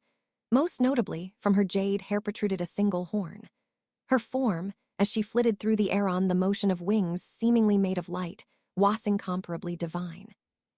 But her visage as she flew about, scooping up her books while seemingly on the verge of tears, lacked the inorganic quality they'd perceived in Jibril on their first meeting. One might even have called this girl cute. HFF. Panting with an air of affectation, she flitted over to Jibril. NGGHH, Jibs, you're such a meanie. She screwed up her face sullenly, but her expression quickly rebounded with an angelic smile. Or wait, is it as they say, when you like someone, you tease them? NGMM, Jibs, welcome back, teehee. Leaping for an embrace, the girl found herself spectacularly sidestepped as Jibril shifted out of the way. Standing behind Sora and Shiro and watching her admirer smash into a mountain of books, Jibril spoke neutrally. Master, let me introduce you. This Flugel is the chair of the Aventheim government, the very one who approved the most loathsome law under the sky, the Book Sharing Act. She is the allopotentiary, the final decision-maker, and Jibril heaved a sigh. My elder Azrael. Such was the introduction of the motionless girl with her torso buried in a pile of books. How do I put this? You Flugel are interesting. This was rank 6. A race that was once a weapon used to kill gods, sowing death wheresoever they went, and this was there. Acting agent plenipotentiary. Sora and Shiro mumbled rather forced reactions to this revelation. Perhaps likewise shifting, the girl who had been partially entombed in books made a transition invisible to Sora and co., and was now hanging on their companion, rubbing her cheek against Jibril's. Jibs, you're so naughty. Here I was so excited you finally showed up again, and then you treat me like thee eyes. Oh, but that's your charm. And I see you have not changed, Elder Azrael. You are as disgusting as ever. While her cheek was being polished, Jibril delivered her comment through unbent lips. Not one of her usual sardonic jibes, but a direct insult, however. Nya, I'm not your elder, I'm your big sister. How many times do I have to tell you, Nyahaya? Azrael flew through the air in a figure 8, quickly resuming her glomping of Jibril. Jibril was one thing, but those Flugel, are they really cool with having this chick as their agent plenipotentiary? Are you one to talk? Shiro quipped sarcastically, but no one paid heed. Meanwhile, the jowl-abused Jibril pointedly pushed on. Elder Azrael, I have come today with a request that you allow my masters to peruse this. I refuse. I refuse until you call me big, if aggravated from the heart, Jibril conceded. If you explain why you continue to caress my cheek and permit my masters to view your materials, I shall consider it. You're so cute, Jibs. Explanation done, permission given. Now say it, big sister. Heart suit. As Azrael's arms came in for her embrace, Jibril shifted deftly away. Now, masters, we have permission, so please make yourself Athom. This is the collection of the Alipotentiary. It includeth countless books appropriated through abuse of that loathsome law. I surmise that there be no greater assemblage of knowledge. How could you? Jibs, you broke the promise you made with your big sister. As Azrael's jaw dropped in exaggerated despair, Jibril answered with the finest of smiles. I said I would consider it. I considered it and decided against it. NGGH, I didn't think you were such a tricky little kid, Jibs, who's been giving you ideas, I wonder. Stea era. Daggers launched through tears pierced Sora and Co. under the pressure of a gaze seemingly capable of crushing life from a body. Yo, I'm Sora. This is my sister, Shiro. Nice to meet ya. Hey. The siblings responded disinterestedly, already used to this sort of thing with Jibril. Pointing to Azrael as she let out a curious hum, Sora moved in. But anyway, big sister. You mean Jibril is the little sister off Flugel's agent plenipotentiary? Bingo, heart suit, quite the contrary. Instantly and bearing the expressions of real sisters, the two responded both simultaneously and in diametric opposition. With Asai, Jibril expounded coolly.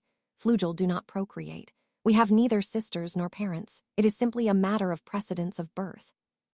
Oh, so that's what you mean by elder. In other words, she'd been created before Jibril. Elder Azrael, by the way, is the Alipotentiary and not the agent plenipotentiary. What's the difference? She is merely the chair of the Council of 18 Wings, consisting of 9 Flugel, including her. Now that she mentioned it, Sora remembered. Jibril had been a member of that council before becoming his and Shira's property, hadn't she? She has, for what it's worth, the right to make the final decision in such extraordinary circumstances as call for it, as well as certain other privileges, but, to sum up HFF, Jibril shook her head and smirked. She is neither superior nor great, and thus there is no particular need to revere her. You're even harsh to your own guys. You've really got that shtick down. But as if dissatisfied with that assessment, Azrael puffed out her cheeks and rebutted. No, we were all created by Lord Artosh, so our father is Lord Artosh, and I'm your big sister 'cause I was created first. You were created last, Jibs, so you're my little sister. Isn't it obvious? Going past smirk territory all the way into a sneer, Jibril objected. Raising said argument in the council, this individual of unfortunate intellect found her proposal rejected unanimously. But there was no other way. I could get you to call me big sister. And the council rejected your proposal in appalled recognition of this motive. Surely you must have heard. As Jibril continued in an even colder tone, Azrael glommed on Toher once more and commenced her smiling sister bragging. You know, there was a bunch of kids who were made toward the end of the war, but Jibs is the ultimate, the closing number. Naya ha ha ha, she chortled, while Jibril sighed as if feeling deeply inconvenienced. Those kids made at the end. Believe me, that was when Lord Artosh was at the height of his power, so to even compare them with those of us made earlier, that's a laugh. But then, guess what? All those strong kids got tossed out on the front lines, and they all died in the final battle. The crestfallen Azrael accosted her sole surviving sister, hugging her with a force that would probably burst an humanity like a balloon. So Jibs is the one and only late-period Flugel who survived the final battle, and on top of that, she's the closing number. The youngest of us all, the cutie pie little sister. This ought to be spelled out by law. Why don't they understand? Azrael once more took flight in a merry figure 8. Jibril Wazel so something of a sight, squinting in an uncharacteristic display of displeasure, but that at a loss expression on Jibril, this is rare footage. Shiro recorded the angel's antics with her phone. Meanwhile, Sora was pursuing an alternate train of thought, intently observing Azrael's innocent, glowing smile. Aw, damn. Guess we might have to change our plans, he muttered with affected disappointment. Glare. Azrael turned at these soft words with a smile, but ice laden with violent force. So is it you who's been screwing around with our lovely Jibs? Heh, you ask a virgin about screwing around? That's a tough question you've thrown out there. Sora thrust out his chest with tragic conviction. Azrael took a step forward. Whoa. NG. There was no way to react. Her step ignored distance. Sora and Shiro, who took several moments to even realize they'd been approached, groaned softly. Just then, a silent impact spread from Gibril to rock the entire library. Suspecting the use of magic, Sora came to a sudden realization, listening to the following exchange between the two flugel. My elder, if you plan to lay a finger on my masters, I ask that you reconsider carefully. Oh, come on, Jibs, you don't have to warn me like that. We've get the 10 Covenants, you know. It had been a subtle display of hostility. At this hint of just how much Gibril was curbing her power under usual circumstances, this mere hint of Gibril's true potential, a cold sweat ran down Sora's and Shiro's cheeks. Brushing off this subtle display, Azrael turned back to Sora. Jade eyes, strangely, entirely different in nature from Gibril's, pierced him. There's just one thing I want to clarify. What is it? There was no comparing this glare to the one she'd leveled at him earlier. Its weight was sufficient to coagulate the air of the library to make space itself creak. Say the wrong thing and Yao were dead. This world had the 10 Covenants. Gibril was attendant beside him, yet none of that helped. That was the illusion her ice evoked. Azrael spoke. Will Jibs call me Big Sister Heart Suit if you command it? An anticlimax? No, a letdown so massive it gave the sense that your soul might fly off if you didn't cling to it. Sora only managed to keep his feet thanks to the sensation of Shiro's trembling hand grasping his. But Azrael seemed oblivious as she went on upping the voltage. And you even got her to lick the feet of an EE elf. Good. You get her to lick my or take a bath with me. And no, I'm not asking Thayet much, if you could just show me. How did she know that much? Sora wondered, but for now he slipped out his phone and told her to see for herself. Gibril's bath scene, I do have a clip or... I bet the flugel piece. Give it to me. 20,000 meters in the air, an unlikely thunder roared. Miss Azrael, please cool your head. Madam, you have no such authority. Should you wish to wager the race piece, would not Theffer's step be to bring it to a vote in the council? Though such a proposal would surely be unanimously rejected. Heart suit, Gibril gave a scornful smile such as Sora and Shiro had never seen before. NGHHHH. Naya, at the notes of Gibril's voice containing a silent lol, Azrael exclaimed. Wait, my brains are revving up hard enough to roar. They're being activated to levels never before seen in the 26,000-year history of Azrael. They're spinning at the speed-off light. Dropping her unbelievable age, Azrael apparently dove in thought. Finally, with what came across as a flash of insight, she raised her head frantically. That's it. You're Sora, right? Yeah. Be your property, too. Then I bet I can get in the bath with Jibs. Congratulations on spinning at speed unprecedented in 26,000 years without driving anywhere, Miss Azrael. Sneered with a smirk colder than cold, even a hint of disappointment. But Shiro glanced quietly at her brother. Azrael had offered herself up just like that, but as Gibril had said, she wasn't the agent plenipotentiary. Getting her wouldn't get them flugel, but to play flugel in a game would be no simple matter. It wouldn't be a bad move to grab Azrael while she was hinting she might lose on purpose, especially considering that part of Sora's objective was to swallow up flugel. With these thoughts, Shiro looked to her brother's face for confirmation. But at Sora's expression, disinterested and aloof, she tilted her head and considered Azrael again. That smile as enchanting as ever, just too perfect. Shiro subtly nodded in recognition of what Sora's bearing conveyed. And of course, Sora then shrugged and turned it away. Sorry to bow out now, but let's come back to this later. What? I wanted to see Jibs naked. Ignoring Azrael as she champed at them, Sora took Shiro's hand and heaved a deep sigh. Man, I was all up on Steph about how we were going to get 3 races, but I guess I'm gonna have to tell her sorry. He cast a look at Azrael with eyes disappointed to their depths. This bitch is useless. Gibril's enough. Azrael's gaze, which was narrowing in their direction, Sora and Shiro headed for the mountainous stacks. So, Gibril, we can look at all these books, right? Yes. After all, we did just receive permission from Elder Azrael herself. Nodding, Sora looked around. Books, books, books. It was like a giant town made of nothing but books. In his current field-off vision, multiple languages he couldn't read graced the spines. Since we didn't get what we wanted, looks like the going's gonna be tough. Well, we'll do what we can, Shiro. The siblings disappeared into the stacks. The two Flugela watched them in silence, sitting cross-legged atop one of the mountains of books, chin in. Hand, I thought I could get you back by using myself as bait jibs, but I guess my hook was too big.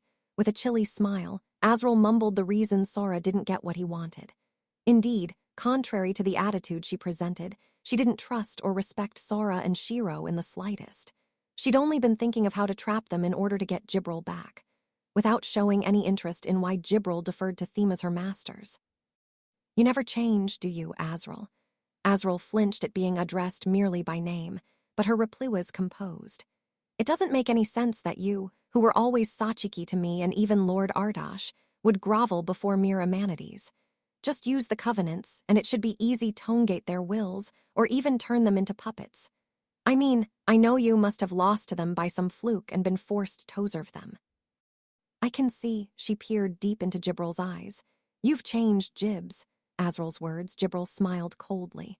Indeed, I have been able to change unlike you who never can. You failed to consider even the possibility that I was challenged and then lost. I suppose I should not have expected more. Icily, and with a distant, betrayed smile, Gibril went on. I turned Michik to you and our departed lord alike because I could not bear to watch. You are too hard-headed, and that is why. A moment's hesitation.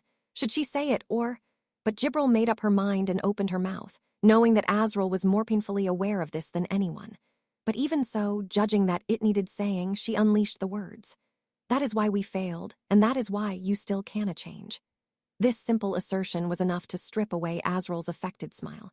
With the face of a puppet devoid of truth, of warmth, Azrael, no, something that looked like Azrael, queried. Gibril, mean'st thou to say thou hast found the answer? Repulsed by that thing in front of her, Gibril spat her reply. Yes, to be precise, I found it a long time ago. I only lacked proof. Now I need to assist my masters in their search, so if you'll excuse me. Leaving it to its silence, Gibril turned on her heel. What do you think? That is a question. What if she's wrong? That is no question. Well, yeah. Azrael, first of our number, I leave the decision to you. Not only myself, but we all have. I know, okay? She knew. She reminded herself of it once more. Azrael responded to the will of Aventheim within her. She watched the figures rummaging through the books, though she would have tobied her time for them to attack again, and then she would ask. Damn it, we don't have time for this. A mere 30 minutes or so in the shadow of those looming mountains of books, Sora realized this was a futile endeavor. Shiro, how many of this world's languages have you learned? Humanity, elf, werebeast, that's all. Shiro mumbled apologetically, but Sora rubbed her head tenderly. To Sora, for whom humanity was as far as he could go, that's all was something he'd never say. Her ability to absorb information was dizzying. But even so, Gibril, what languages are these? Those would be the Dwarven and Demonia tongues. I can read them, but... Yes, Gibril was the only one who could read all these books. Shiro might have been able to pick up new languages with improbable speed, but one couldn't even imagine how millions of books confronted them. It was impossible to dig up the information they needed with a workforce of this scale, and they'd known that perfectly well from the beginning. Gibril. Yes. There's no time. If we keep mucking around here, Eno's Gonabe in danger. We may have bought ourselves some insurance. Beaut if those broads start thinking we really ran away. That's no good. Can you round up some labor? They couldn't be sitting around here forever, gathering information. Sooner or later, they'd have to take on the Queen again. So their original plan had been to use Azrael to gather stuff. But when they discovered that she had absolutely no such intention, they knew they weren't getting what they wanted. Sora had seen Azrael's face. It didn't represent the Flugel Sora had imagined based on what he knew, utterly devoid of Gibril's intellectual curiosity and fighting spirit. It was just, I can, but I surmise it will turn out just as you guess. Yeah, exactly what Azrael wanted, but screw it, we gotta. We don't have time to hem and haw Shiro. Biting his nails, an unusual habit for him, even when nervous, Sora put aside his muttering and with Shiro's attention plowed forward. That we've missed our mark, we're gonna have to improvise. I'm counting on you to pick it up. Okay? Hey, Azrael. Sora had steeled his determination before speaking but stammered for a moment nonetheless. She must have materialized some scenery from the Eastern Union, stuff she'd read about. Like the Japanese shut-in Soriknu, in other words, Shiro and him, she sat deep in a heated kotatsu table, wearing a blanket over her head, watching a screen displaying only static. What do you want? You need a useless kid like me. What a waste of effort. Azrael had cloaked her immediate surroundings in darkness and was putting it all into an emotional appeal. Finding the stench of her acting impressive in its own way, Sora's expression was strained.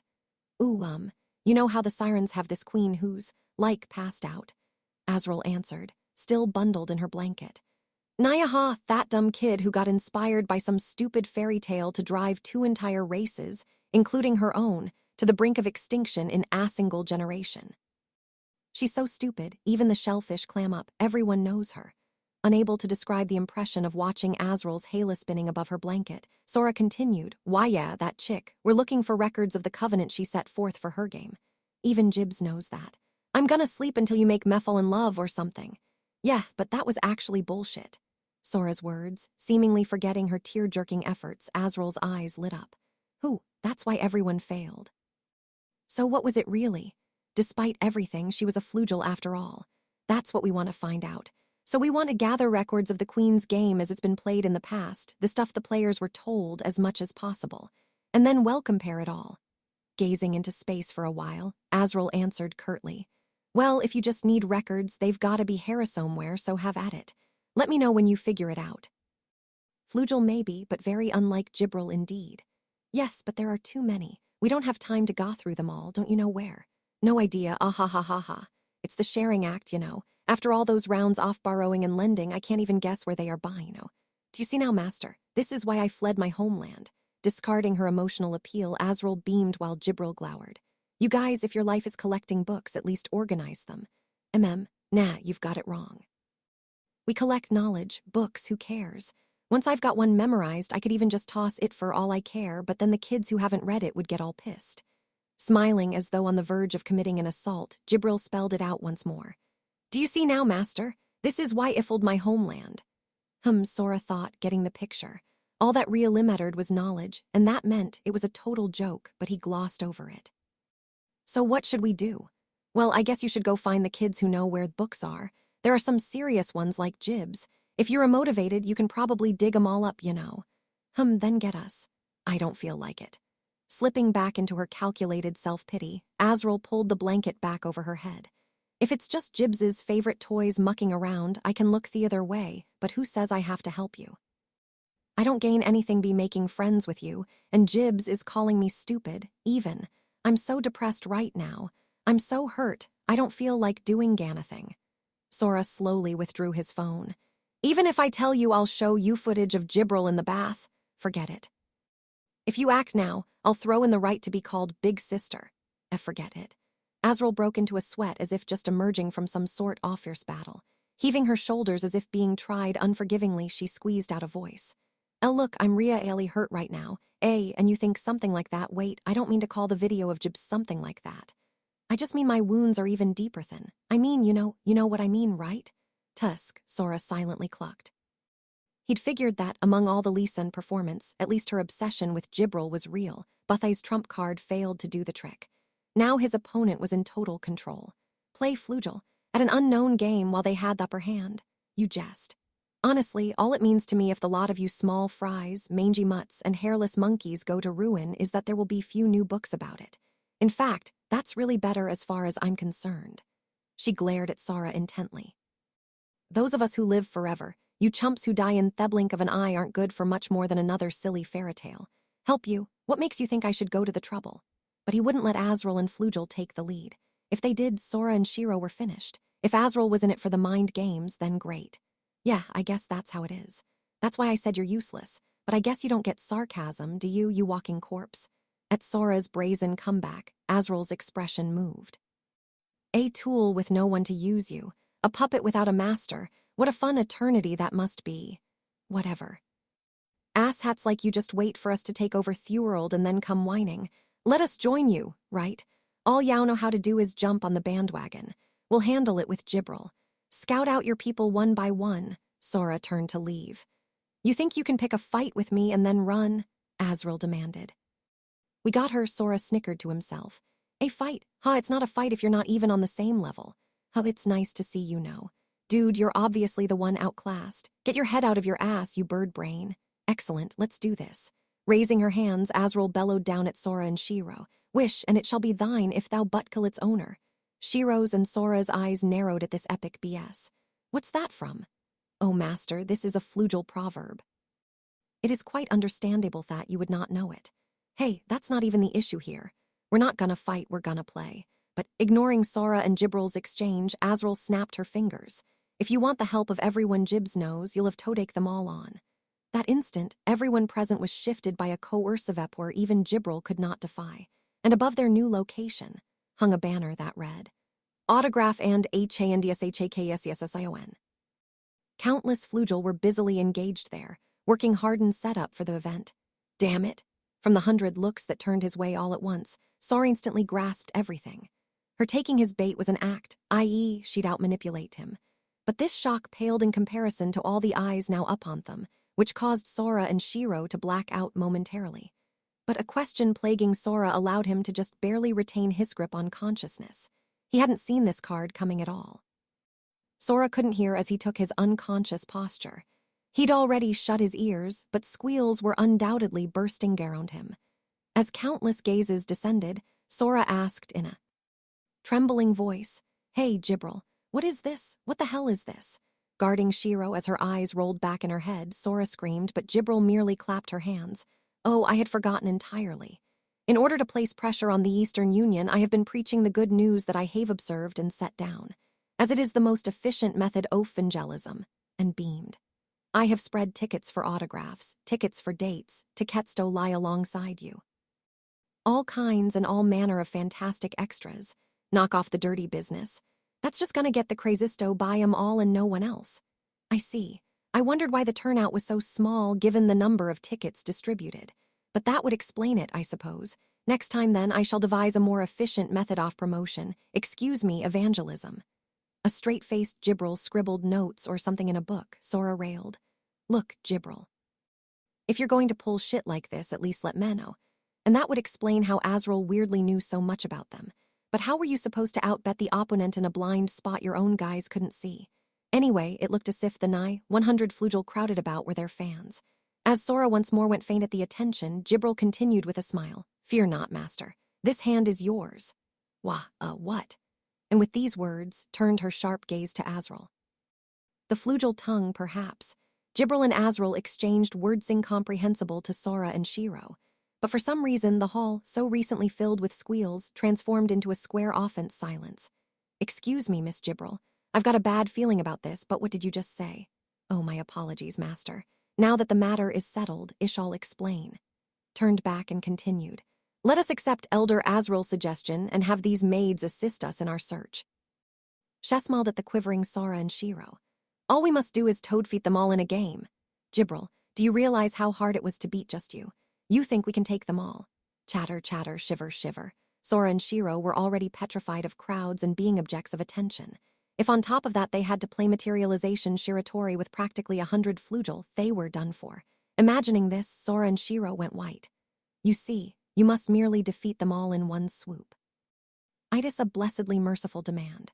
That's right, you're gonna play them all. As it has been settled, if you win, they will all collect the books that contain the content you seek. Whereas, if you lose, they will receive autographs, handshakes, and well, all those things they want. As squeals rolled over the venue, the blanched Sora and Shiro went limp. Jibral, are you asking us to die? Jibral, I believed in you. Please be at ease. It is inconceivable, after all, that ya would lose my masters. And by the way. Jibral consoled the siblings as they shivered like newborn gazelles. And she turned back to Azrael, who clapped her hands. This is too many kids to play Shiratori. Let's play tag. Jibral, I'll say it again, are you asking us to die? Shiver, shiver, shiver, shiver. Play tag against flugel. As if there was anywhere they could escape these psychos who could fly and warp freely. They've been telling them indirectly, go on ahead to the next world, but Azrael cut their thoughts short. It wouldn't be any fun just playing tag if we're gonna play. Like true flugel, we should incorporate wordplay. Thus declared, Jibral extended her hand. And over it, swirling, appeared 46 syllables bathed in light. Familiar syllables 46 generated from their language. Jibral tossed them to Azrael. These are from your world. Are these plucked from your native syllables? Azrael studied them, moving her hand intricately. Sora and Shiro couldn't sense it, but judging by the rattle off the ground beneath them, they could tell a gigantic rite had gone uhuum. All done. Let's get going, okay? With that, the syllables vanished from Azrael's hand. All at once, they scattered, individually settling at random up on any of the nigh 100 flugel girls. Having come from this, Azrael said, the rules are simple. Each syllable has now been transcribed somewhere on a different girl's body. 46 syllables. Nearly 100 participants. No way total who had which. The game is tag. I'll be nice and say they can't shift as a handicap. And if you two get caught by these kids, you lose. If you can keep going without getting caught for an hour, you win. You touch one of the transcribed syllables, that is, without being caught, it will go to you, masters. Beamed, picking up Azrael's explanation. With that, Shetoss 2 syllables to Azrael. You can join syllables to form a word. By way of example, Azrael held up the 2 she'd received, share. And Cree. As they whirled around her wrist, she explained, the meaning of your word will materialize where you touch, whether it's a concept or an object or whatever. Ah! The moment they heard that, Sora and Shiro saw the future. The 2 syllables from Azrael's demonstration connected above her palm, and then, Naya, what's this? It's gross, Naya. Naya. A creature appeared, a giant octopus, wrapping her in its tentacles, materializing the future that Sora and Shiro had foreseen. Azrael flailed about, screaming, My, you do know how to elicit the laughs, my elder, even going so far as to materialize words you are unable to read, as if you knew exactly what you were doing. Gibbral's cold smile seemed the least of Azrael's concerns. Instantly, with a thume of throbbing air, the flugel blew away the octopus. I'll like that, see, said Azrael, completely ignoring Sora's squints. The meaning of the completed word materializes. Whether it's an object or a phenomenon or a concept, just as you imagine it. That because my elder was unable to read the syllables joined, it was my image that was materialized, since I gaveth them to her. In the actual game, only you masters will be able touse words. Casually, unapologetically confessed that she had molested Azrael. Yet Azrael paid no mind as she cleared her throat and continued. However, each syllable will disappear after one use. You'd better use them carefully, okay? This concludes the explanation, but do you have any questions, masters? Hell yeah, we do. How are we supposed to run? In case y'all don't know, humans can't fly. Chatter, chatter, shiver, shiver. I do apologize, master. By all rights, I should be at your side, however, it is not permitted for me to participate in this game. To the 2 skeptical masters, Azrael responded with a cackle. It wouldn't be a game if Jibs was on your side. No one would be able to catch you. At least I felt sorry enough for you to give you your words, so let's do this, brightening. You, the damp you're hiding there, give him your wings. Azrael turned. And that was enough to smash the stealth right like glass, revealing Plum, who'd been hiding the whole time. HNH, wahoo, H, how'd you know? Truly, I must say your lack of presence is remarkable. Gibral whispered admiringly at the companion whom even Sora and Shiro had been on the verge of forgetting. Nearby, Azrael smiled and asked Plum, Hey, you. You may be a form of life lower than a mosquito, but surely you can weave Aspel to make wings if you try hard enough to kill yourself. Azrael dropped the question from a perch higher than a god's. Meanwhile, shivering in the fear of death, Plum plucked up the courage to answer. Ooh, there's no way I can make them fly at the speed of a flugel. The shock wave alone would blow me to pieces, to say nothing of them. And anyway, I'm just about out of. But Azrael interrupted without breaking her smile. When y'all get tired, you can just help yourself to their bodily fluids. On my honor, I shall work to weave wings with all of my heart. Betraying her principles at the speed of sound, Plum stood straight as an arrow and saluted. But, hey, hold on here, who says we even have to accept? Sora started to ask, but Gibral's demeanor cut him short. Please do not despair of me. And please have faith in me. He considered the girl whose eyes conveyed an earnestness mixed with hope and unease, and next at her counterpart, whose smirk was like that of a corpse, empty and hollow. Wish, and it shall be thine, if thou but kill its owner. That's how this game goes, K. The nervous gaze of a soul and the empty smile of a puppet. Sora saw in this challenge something he'd seen before, yet game.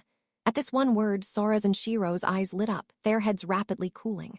Rules, conditions for victory, and even Azrael's intentions fiercely assembled in their brains. Brother. Shiro, who had been doing the same thing, was nervous, but Sora nodded. I know. This was clearly different from the games they'd played before. A game was over before it began. This was Creed, but now this was a game they'd been coerced to accept. A game they'd not anticipated. A game in which the other side had the upper hand. It was a game in which information lurked hidden from them, exchanged in the tongue of Flugel. A game in which the rules had been unnaturally set so as to favor the Flugel. It was too dangerous. It was too suspicious. The information was too uncertain. There was no way they could be expected to accept this game. Masters, I beg of you, please have faith in me. Those eyes, wavering in anticipation of punishment yet conveying her heartfelt conviction of Sora and Shiro's victory, belonged to Jibril, the one who had set up this game. Let us ask about certain conditions. With a glance at his Flugel co-conspirator, Sora muttered, his head cool as ice. Shiro had been looking up nervously, but now, had decided, Shiro cleared all worry from her expression and focused wholly on sharpening her thoughts. The siblings, aware that Jibril had closed her eyes in gratitude but not caring, crunched all manner of problems, to lay bare a game they'd not anticipated, to predict factors that couldn't conceivably be foreseen, and they revved their brains. And I will be holding hands the whole time. That's one who can't budge on. Those wings Plum's making for us. Yeah, we require that we each have one wing and can move. Them as we wish. Plum, do it. Shiro's unreasonable abandonment of the courtesy of a question, Plum responded half crying. That would take some really complex magic, so I'd like you to give me a break if you... We don't care how they look. In the meantime, we permit you to lick our sweat all you want. Leave it to me.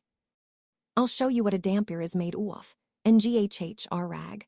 With an unnecessarily fierce cry, Plum, her wings instantly stained blood-red, called up a complex pattern in her eyes. Weaving together an intricate rite, Plum transformed herself into a scarf. She fluttered gently through the air, wrapping herself around Sora's and Shiro's necks with a F-whip, connecting the pair in one long ascot.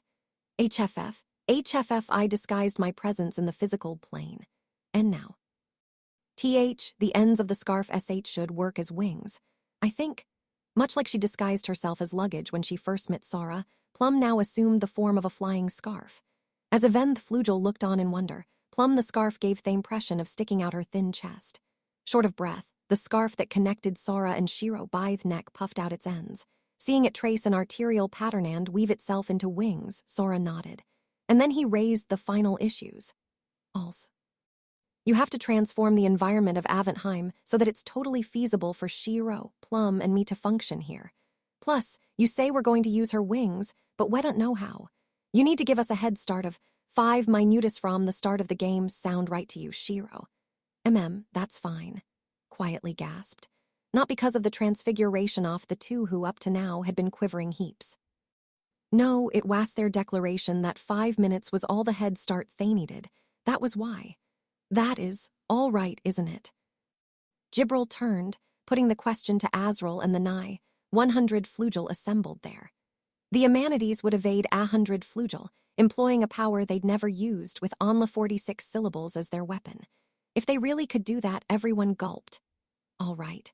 I do feel we're being a little easy on them, Buat. Azrael, apparently alone in not getting it, groused but moved her fingers slightly, whereupon there came a roar and a tremor. Aven, fulfilled your wish, so shall we begin? Having nonchalantly reformed the environment of a world, Azrael snapped her fingers. Soundlessly, the wall deformed, opening a gigantic hole beyond the gaping hole in the wall. They could see the entirety of Aventheim. Outside, whether Azrael had moved Evrione or it had simply been through the passage of time, night had fallen. With no sunlight, it was the perfect environment for Plum.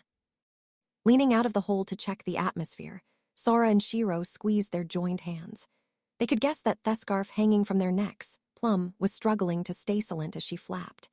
They couldn't see what lay below them, only the feeling that the onrushing wind would carry them awaited them how high they were. Behind Sora and Shiro, Jibril announced reverently, Now, the game between my two masters and all the Flugel here shall commence presently. Behind her, 100 gazes. But once Sora and Shiro were focused on a game, their thoughts were impenetrable. This is a map of Aventheim. Taking the paper as it fluttered in the wind, Shiro gave it a glance and nodded. Jibril took a step back and bowed her head deeply. Masters, thank you. I gotta say I'm worried, but I believe in you. You better not let me down. Families gotta be protected. Everyone knows that. Jibril, Sora, and Shiro exchanged words only they understood, and then, Ashent! All but Jibril raised their hands and shouted this. Sora and Shiro popped through the hole in the wall into the open air. Immediately, gravity took hold. a force beyond human ability to fight. As the wind beat their faces, slowly, gradually, they accelerated downward. They couldn't see what was rushing up at him. But whatever it was, it could mean only one thing: death, strangely bereft of all fear or concern, huh? Sora chuckled to himself. Brother. Sora turned to look at his sister. The end of the scarf made a flapping noise and opened into a wing, confirming from his sister's expression that one like it was on his back. Go. Yeah, why would he be worried or afraid? Sora laughed, holding hands tightly, flapping their wings 2-in-1. The mono-winged birds mightily defied gravity itself. Chapter 2. Error. Meanwhile, Elkia Royal Castle, in the study of the previous king. Stutch, I'm goddamn hungry, please. Gently, Steph felt her consciousness drifting up to the surface. Sprawled out on a desk, drooling, she rose with a start and looked around. When did I fall asleep? After you ate, you banged your damn head on the desk, please. I thought you kicked the bucket, please. The moment her belly was filled, she'd passed out. What time is it? She inquired vacantly, folding up Thekot that had been draped over her back, an act of kindness by Izuna, apparently. A cute grmbrbrbrrrrrl sound answered her. Izuna list her hands over her stomach, entreating Steph sincerely. Exactly 6 hours since food, please. Why, you certainly keep a precise clock. They'd last eaten at about 2 a.m. if memory served, so it had to be morning. The young sun was unable to shine its rays in the windowless study, but by now the town would be getting active. Stutch, food, please. The werebeast tugged insistently at her clothes, Steph acquiesced. Yes, I suppose so. All right, I'll make some breakfast. Wait, what's that? Suddenly, Steph noticed the mountain of books stacked where Izuna had been sitting. Miss Izuna, what is that? Books, please. No, I mean, why are they there? Obviously, 'cause I read 'em, please. What? Since when do you know how to read it? I told you I'd learn your damn script, please, so I learned it, please. Impossible. Steph's eyes popped. The matching game Steph had given Izuna that used werebeast and a manatee script, the book for learning the werebeast tongue. Just with that, in the time Steph had been unconscious, Izuna had learned a manatee language and read that many books. Anything other than games was beyond Steph. But so long as it was a game, seeing how Izuna had proven her prowess in an instant and already read more books than she had herself, Steph's hair stood on end. No wonder you get along so well with Sora and Shiro. Steph was struck by a fact that Sora and Shiro usually overshadowed. This small child, Izuna Hatsus, this werebeast girl, even younger than Shiro, who'd brought a match with Ophal opponents to within a hairbreadth, was without a doubt their thing. But, Miss Izuna, when was the last time you slept? I've had 5 meals, so up please. Trying to count on her fingers, Izuna's face darkened. Shadowy circles under her eyes, evidence that it had been long since she'd slept a wink. If you thought about it, it made sense. However much one might be the real thing, it wasn't as if anything could be accomplished without effort. Izuna had given her all, foregoing sleep entirely, just to learn a manatee and read all these books. I'm sorry, Miss Izuna. I slept while you... You're such a wuss, please. Small fries should know to sleep when they get tired, please. Steph grinned at Izuna's bluster. Seeing a faint ray of hope in the endless toil, she drummed herself up and slapped her cheeks. First, she'd make some food, and then... But as she turned to leave the study. Miss Izuna, in what order are you reading these books?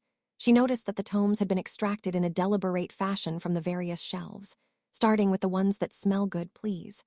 Was a cryptic answer, yet Izuna spoke as if it was obvious. Noticing the title of the book atop the stack, Steph picked it up.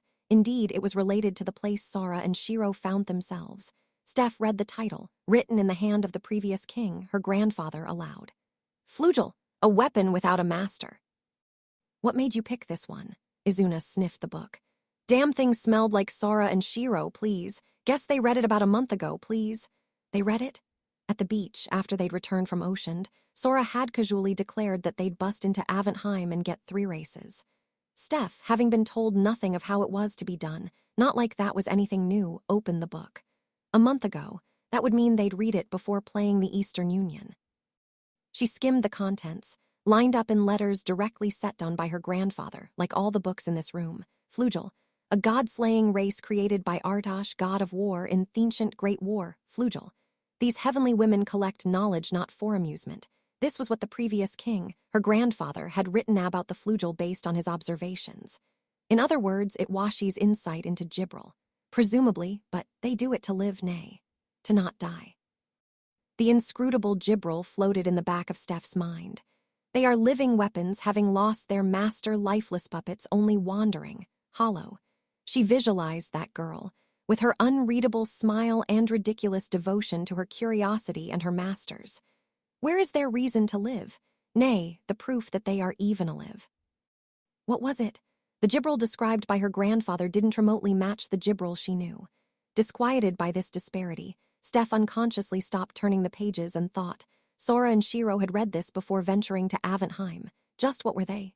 Stutch, we don't have time for you to be sitting here reading that shit, please. Oh, why yes, you're right. That was right. Their task wasn't to research Flugel, but Siren Steph reoriented herself, only to be interrupted by another gumbabababral. It's time for food, please, Izuna declared with those decisive, round eyes. Steph grinned wryly and went to return the book to its shelf when, it must have been from overwork, she went dizzy. Oh, the books tumbled from the shelf she'd grabbed to steady herself. As read and unread books intermingled, and she felt ready to break down into pitiful wailing. A wind blew past at a speed too quick for Steph to react to. It was all she could do just to recognize the blur. Izuna had moved from the door to the corner in an instant and now held a book in her mouth. What's this shit, please? That's what I want to know. What in the world is this about? Ignoring Steph and her obvious confusion, Izuna sniffed the book suspiciously. Smells like fish, please. No, please, oh. Then, flinging the album aside as if it was of no interest, she said, Smells like siren, please. Can't eat those bitches, please. Instantly, amidst Steph's hazy thoughts, a light shone. Just now, when she'd asked Izuna in what order she was selecting books, she'd said starting with the ones that smelled good. How had she been able to tell that Sora and Shiro had read? No, more critically. Why does a book of my grandfather's smell like siren? Dunno, please. Either a siren touched it or someone hot-touched a siren touched it, please, replied Izuna, cocking her head. Like Sora or Shiro or you or me? No, please. It's just got the same geezer smell mixed in all these books, please. Wasn't their scent, not Sora's or Shiro. For starters, as far as she knew, they hadn't come here since Oceaned, so. See, can you tell when it was touched? While Steph fell over herself asking, Izuna counted her fingers, frowning, and then answered. Don't have enough fingers, please. That was all but confirmation that it was from over 10 years ago. Wait just a moment. You can tell that. You can't, please. Damn smell doesn't run away, please. How am I supposed to know the common sense of Anathuris? Steph screamed inwardly, yet now all the riddles were answered. The point of having Izuna help her, the method by which she'd identified books Sora and Shiro had read, and the fact that her grandfather had been involved with the sirens over 10 years ago, everything had been laid bare. Now all that was left. See, can you distinguish between books that were written before and after this one? Izuna sniffed and tilted her head. Smells weak, please. But if I try damn hard, should be possible, please. The world filled with light. The scope of their search had narrowed tremendously. Oh, if you had such a useful power, I wish you would have employed it sooner, but thank you so much. Finally, I've glimpsed a way out of this. Overcome with emotion, Steph hugged Izuna and rubbed hair all over. But Izuna jumped back. H. She threatened Steph as if about to bite her, her hair on end. I apologize. Did I offend you? Stutch, you suck at petting. Izuna maintained her defensive posture. Steph looked around in a panic. What caught her eye? Oh, why yes. Here, you can have this. Will you forgive me? The hell, that, please. It's a confection I prepared for myself. SC. Eating a piece herself to demonstrate that it was safe, sheshikally proffered the goods. As she extended her peace offering, Izuna sniffed it several times. Not bad, please. But right now I want food, please, fish, please. Snapping up the confection in her mouth, Izuna immediately recovered her good humor. Waving her big tail to and fro, she nibbled at the sweet snack like a hamster. I'll go cook. Grilled fish, boiled fish, raw fish, which? All of them, please. Of them, please. Not. Now that I have found an ally to be reckoned with, why not display my true potential in the kitchen with every seafood dish in my repertoire? In the meantime, could Yao segregate the books that my grandfather wrote before and after? Steph addressed a rapt fountain of drool. Understood, please. Izuna bolted up in time with her loud and clear response. At last, the way out was in sight. Just as Steph started to fly out of the room behind her, something broke with a bang. I'm sorry. only when the werebeast, growling, heart-pounding as if about to leap out of her chest, panting, with close to 10 books in her hands, stained scarlet by her blood break, prodded her for action, did Steph realize the sound had been Izuna breaking Theson's barrier. HFF, I'm done, please. Where's my fish, please? If I try damn hard, should be possible. Well. Exactly as Izuna had promised, she'd tried damn hard. She'd tried so hard, she'd picked a fight with the limits of physics and bent them by force. Izuna's blood raged, her drool dripped, her gaze fixed as if on pre. Would you mind helping me buy some groceries? Steph decided to buy time. High in the sky of Aventheim, enshrouded in the dark of night. The landscape was littered with countless cubes and lit only by the moon and the faint glow emitted by the cubes themselves. It was through all this that Sora and Shiro awkwardly, shakily, unconvincingly flew or drifted. Do you really have a chance of winning? Don't talk to me now, you're distracting me. Brother, more like this. They looked as if one false move would plummet them into Attlespin, which was not very reassuring at all. Plum, who connected them through formed wings, murmured, "Why, you're playing against Flugel, you know. I mean, you may have me help, but still, it's not as if you've ever flown before, and there's no way we can win on speed against Flugel." Struggling with the use of his wing, Sora answered merrily, fondly in terms of his tone. Don't worry. Being fast is an advantage in tag, but it doesn't necessarily mean you'll win. Well, that's true, but still. At this stage, Plum the Scarf heaved a silent sigh. Flugel. Even if they couldn't shift, they were a race that contravened physics by their very existence. The trio might never have seen their opponent's top speed, but knowing their generalnature was enough to imagine it. Probably if they really tried, one might not be talking supersonic, more like hypersonic.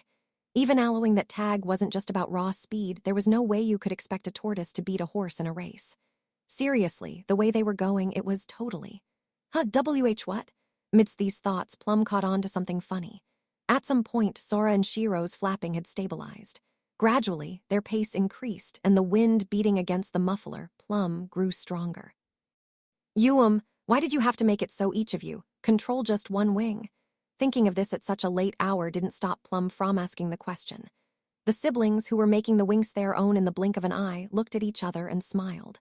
That's obvious. 'Cause if we didn't, we couldn't be sure. Suggesting, conversely, that if they did, they could be sure they'd win, their joined hands told the story. As long as our hands are touching, we're not gonna lose to anyone. Empty weapons, objects, mere puppets, Flugel, tools to destroy gods for their lord. This was enough for them. But it had been 6,000 odd years since they had lost their lord. Why did Flugel still exist? In search of this answer, they had long drifted along. With Aventheim, but Jibril, who had flown off on her own and no suddenly returned, had clearly changed. As if, yes, she'd found the answer. Azrael, chin in hand, looked up into the empty space. As per Sora and Shiro's conditions, the entire assemblage of the hall, 100 Flugel waited out the siblings' 5-minute head start, all gazing in the same direction. At the image projected in the empty space, Sora and Shiro's exploits. Jibs, I think if any kid can complete the final mission Lord Artosh left us, to find the answer, it can be only you, Jibs, the closing number. Was a reason for this. But that wasn't the issue, Azrael decided as she continued. If your answer is one planted in you by the covenants, something Azrael had confirmed, in the Flugel tongue so as not to be understood by Sora and Shiro, she went on deliberately, her plastic smile unchanged. I'll use my privilege. You know what that means, don't you? Yes. However, to ask a question without already knowing Thinswer is the work of a weak will, my elder. These words, all the Flugel staring up at the display stiffened. Azrael, the Allipotentiary, the chair of the Council of 18 Wings, the one privilege held by Azrael, who was not the agent plenipotentiary, was based on an agreement struck 6,000 odd years earlier. Order for all Flugel to end themselves. Is this not what do you mean? Jibril narrowed her eyes as she casually voiced what Ivrione was thinking. Originally, this was a privilege Yao secured in order to prohibit our suicide until we might find the meaning of our existence as Flugel without a lord. Should you, however, judge there to be no meaning to our existence, please feel free. What tensed in all of them was not fear. Flugel had never held a strong fear of death. For a race created as weapons, a race that lived eternally, it was almost an honor. What took hold inside them despite this was anticipation. Something starting or something ending, just that difference. but the promise of such an event created an atmosphere of anticipation. As long as you know. It appeared that, alone among them, only Azrael failed to grasp this. Considering her elder, Jibril could not help but evince a slight disappointment. And that, more than anything, gnawed at Azrael. Elder Azrael, surely you can understand it as well.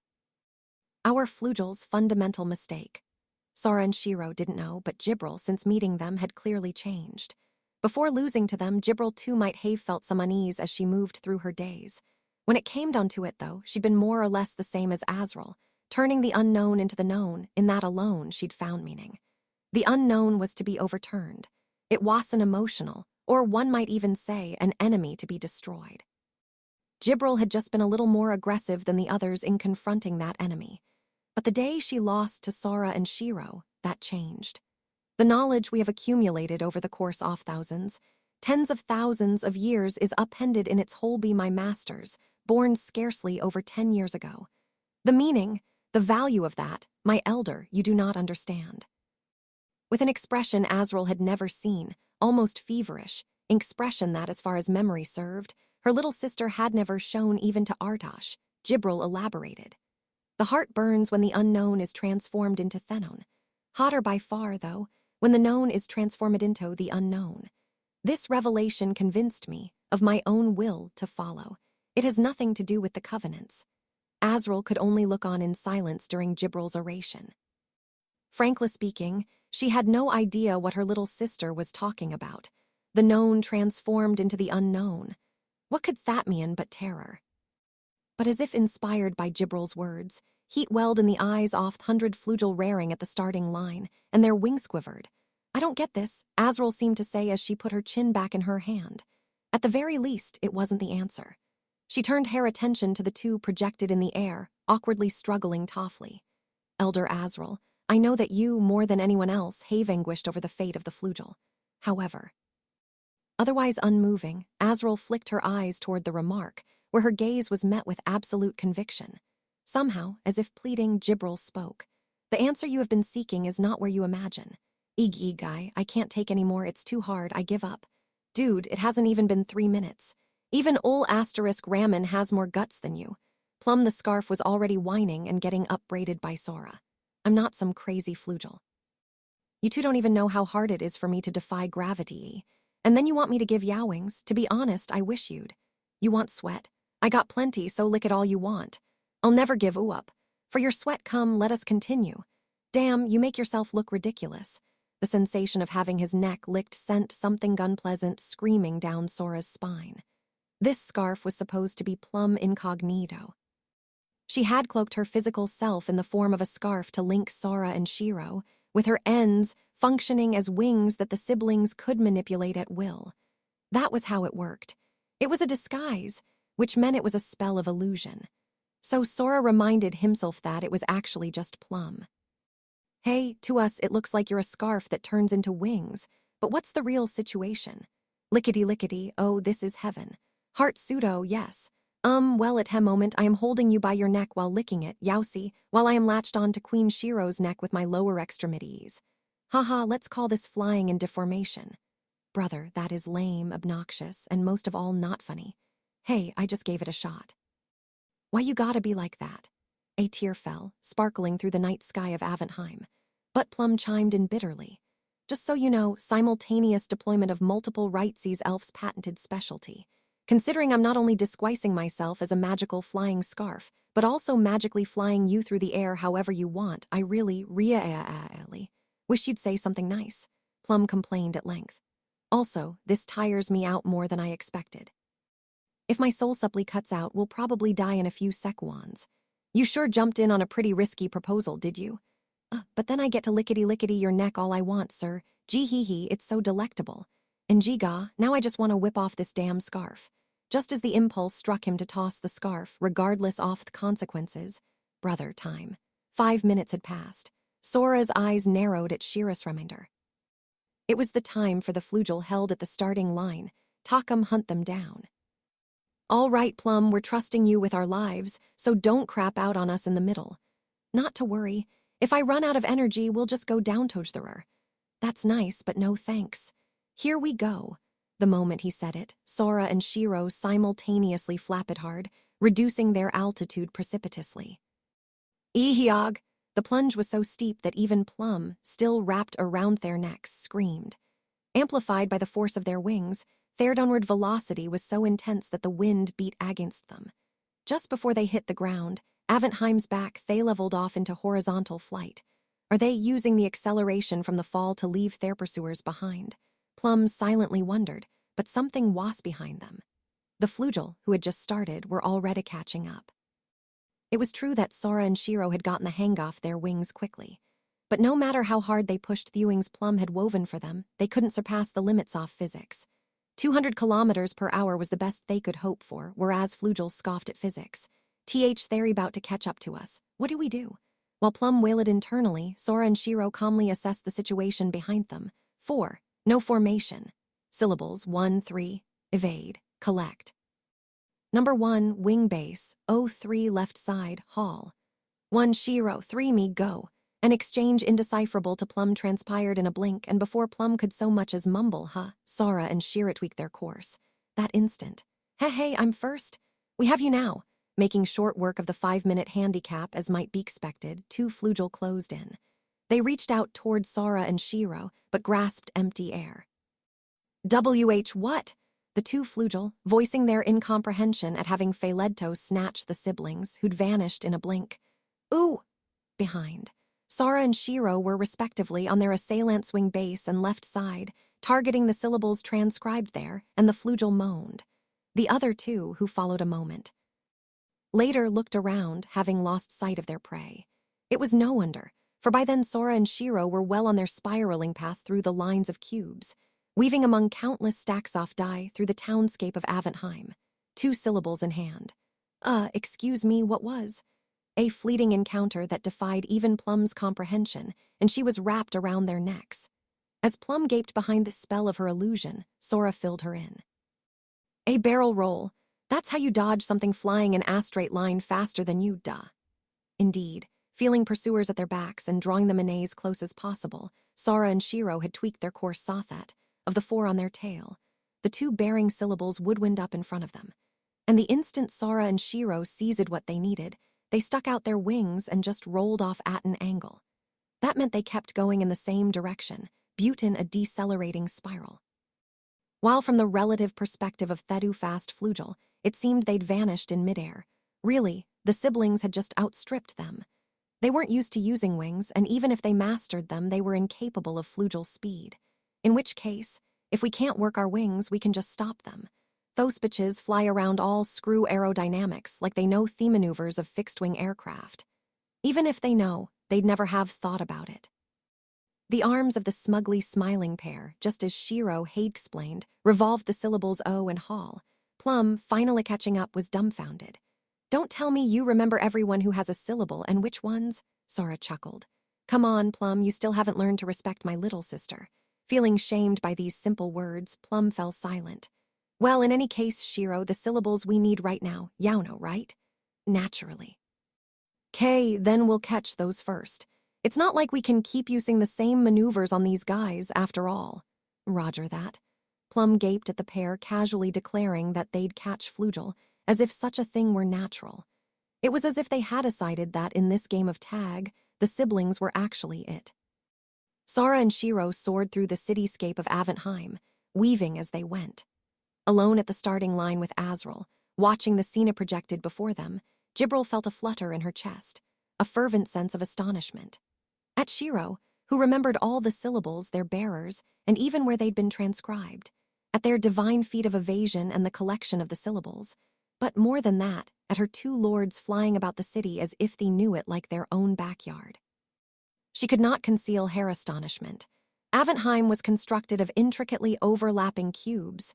Through the fine cracks between the cubes, in the darkness illuminated only by the faint light and the moon, they flew as if threading needles. They still had little by way of speed. But in this scenario, a pursuer who flew too quickly would be lost. As they soared, diving, piercing precisely through the narrow alleys and cracks formed by the cubes, slipping through holes it seemed hard to imagine that even one person could fit through one careless acceleration. would result in a calamitous crash. What magnificence! But still, that left something unexplained. Jibril puzzled to herself. Flugel was a race that tended to rely on brute strength. This was a truism she herself could not deny. But even so, they did know how to collaborate. They wouldn't be much of a weapon otherwise. If speed wasn't sufficient, they should switch to siege tactics. And yet, how? A Flugel girl shrieked.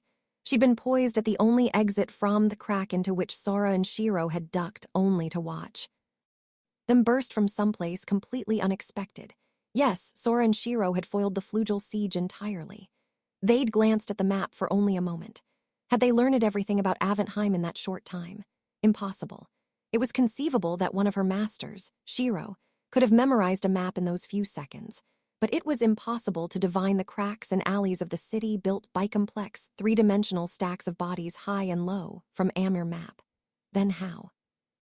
And at last, careful observer that she was, Jibril nevertheless doubted the conclusion that she, of all people, had reached. This is a joke, Righet. Realization dawned that between Sora's and Shiro's firmly joined hands, their fingers were finely moving. Plum, who until recently had been desperately suppressing a cry, now believing that she had discovered the methodology by which her pilots were navigating implausibly narrow holes and cracks, a methodology one might safely dub bullshitology, suddenly found herself speechless. So presumably, not that it was plausible, this issue they did it. Skimming the cityscape that Shiro had memorized, she confirmed that the cubes' sizes were uniform. Through mental calculation, she then unraveled the patterns by which those cubes were stacked, revealing fine cracks that arose based on differences in level. Bypassing the necessity for words, she conveyed this information to Sora through finger movement alone, and Sora, in turn, shook their pursuers by deceiving them, leading them on, and plotting out escape routes. How could one find themselves at anything but a loss forwards? As far as Plum was concerned, and pretty much anyone would agree, it was totally beyond all comprehension. They were communicating by finger movement. Yet simple information like this way or over there wasn't even what it was, reading each other's intentions from the sensation of their joined hands. Thetwo Amanides, without a moment's confusion or hesitation, flapped their wings and flew as if their connected palms were their very nerves. Well, it was fair to say that they had not yet completely acclimated themselves to flight. There was still some roughness in their execution, but all the more for that, witnessing something beyond belief, Plum was astonished. Two in one set of wings, holding hands. If one twin worked harder to break gravity's pull, the other would sense that effort before they were left behind, match it and catch up. Without allowing a single flap of the wings to fall out of sync, they shared with one another what they learned and raised each other up. Limitlessly, at terrifying speed. The sight sent a shiver down Plum's spine. These two were even more than the siblings who up to that point had maintained radio silence opened their mouths. Left, right, four drawn. Left shall you pause sell, right rate not row missing gone. Collect draw above 12. Syllables 5 completes but risky.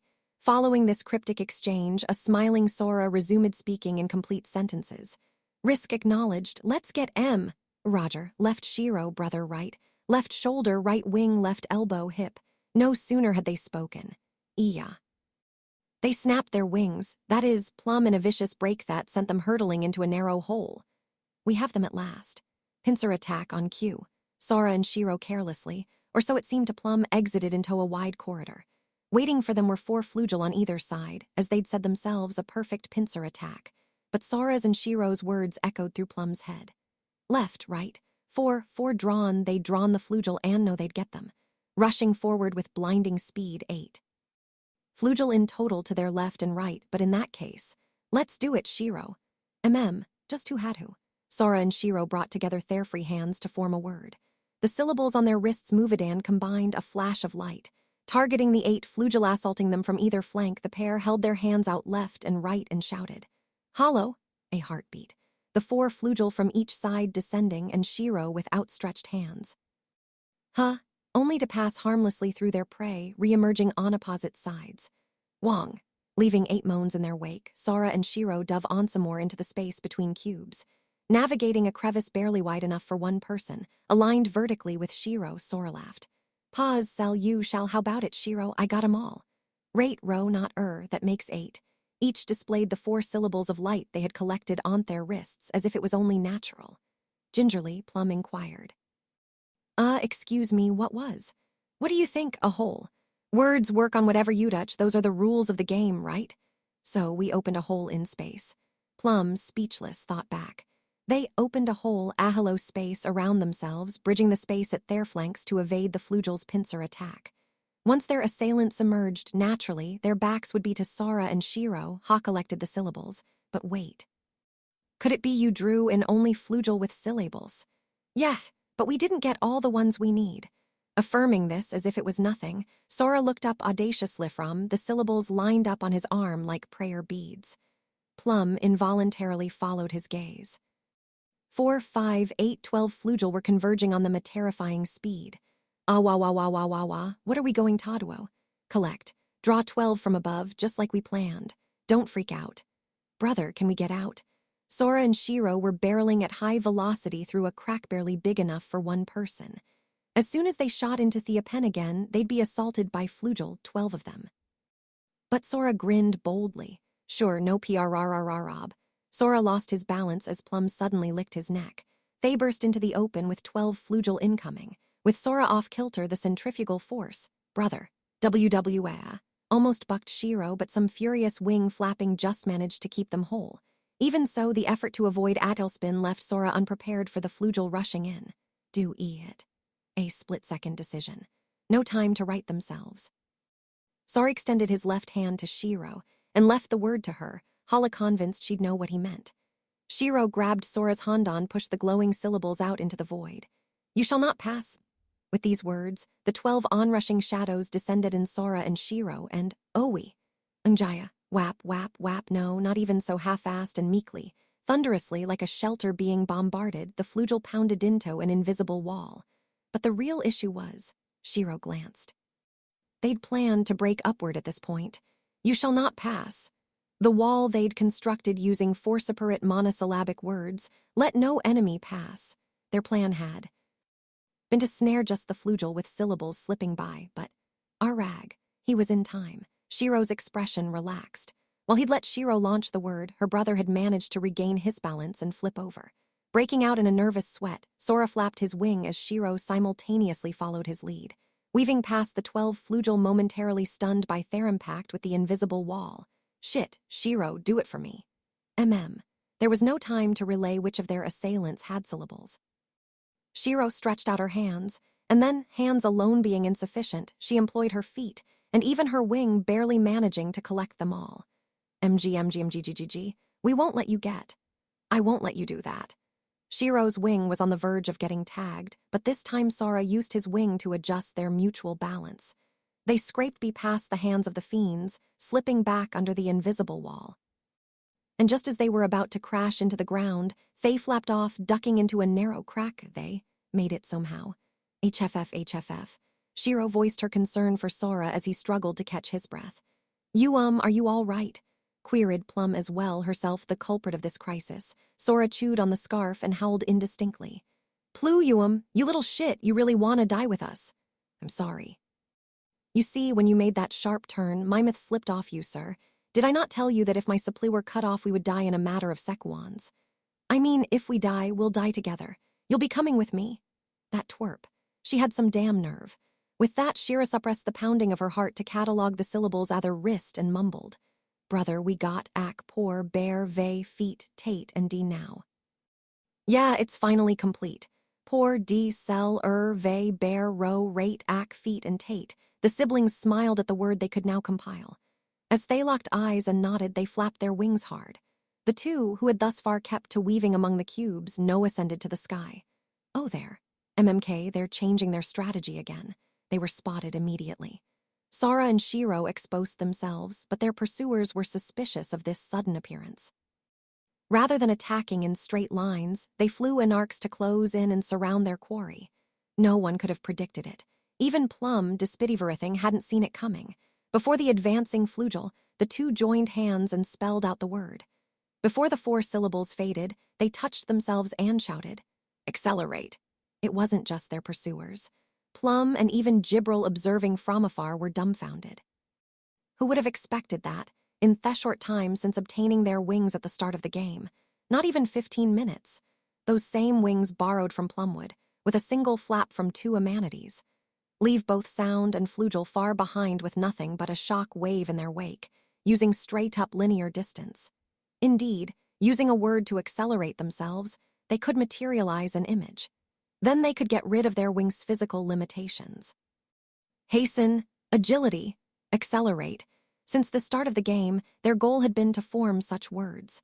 Failing to do so, Sora and Shiro would have been incapable of escaping adversaries who changed strategies according to their opponents' movements, who adapted and learned for a full hour.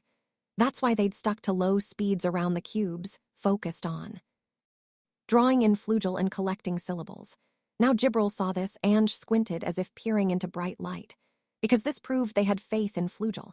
"Ha, this is fun." MMHM. As the 2 rolled as if dancing in midair, their laughs resounded through Aventheim. 2 wings, 1 fate. The idiom crossed Gibral's mind. But even that was not right, she felt as she shook her head. What she was witnessing was not 2 wings, 1 fate, in the figurative sense of being very close. It was the 2 one-winged birds of the expression's original, literal meaning, she was sure. A male and a female, each with 1 eye and 1 wing, who always flew together. These fantastic animals are flying before us at this very moment, are they not? Gibral stared at them as if dazzled, but Azrael, looking on board, still did not grasp what it meant. Seeing this, Gibral inquired quietly, "Elder, do you know the reason I oppose the sharing act?" "Because you're too serious and don't like others touching your stuff." "No, it is because I enjoy reading the same books many times." That was news. Azrael considered her questioningly. "What for? Who needs them once you've memorized them?" "Yes, I knew this is what you would say, and that is why I had not spoken of it." Sighed, and then, apparently steeling herself, said, "Even after one has read a book, when one returns after learning more outside it, there are new discoveries to be found. What bothered me was being unable to read them whenever I wanted. Do you not see?" "See what?" "If you only memorize the contents, it ends there." Lowered her eyes at this statement, yet Azrael still seemed confused, not comprehending Gibral's. "Insight, yes, but more critically. So what does that have to do with this?" The look Gibral gave her was terribly pained. It was not a look of scorn or derision. It was a look rather of disappointment, awfuling deeper and deeper every time a faint hope was once again cut down. Azrael couldn't answer her sister's hopes. That more than anything else stabbed her keenly. "What are you saying? What's the problem?" High in the night sky of Aventheim rushed a silver trail. Sora and Shiro had already left the sound barrier far behind. By now there was no one who could catch up. "Well, as long as we don't let our guard down, we're pretty much safe from getting caught." Sora muttered this as he held hands with Shiro and burst through the night sky. But what about the syllables? "Yeah, I know. If we're gonna play this game, we ought to bet it with a full collection of syllables. Plus," nodding at Shirosaurds, Sora pulled his expression together. "I already know the word I want to shoot into her." "Of whom do you speak?" Plum asked, but Sora didn't answer.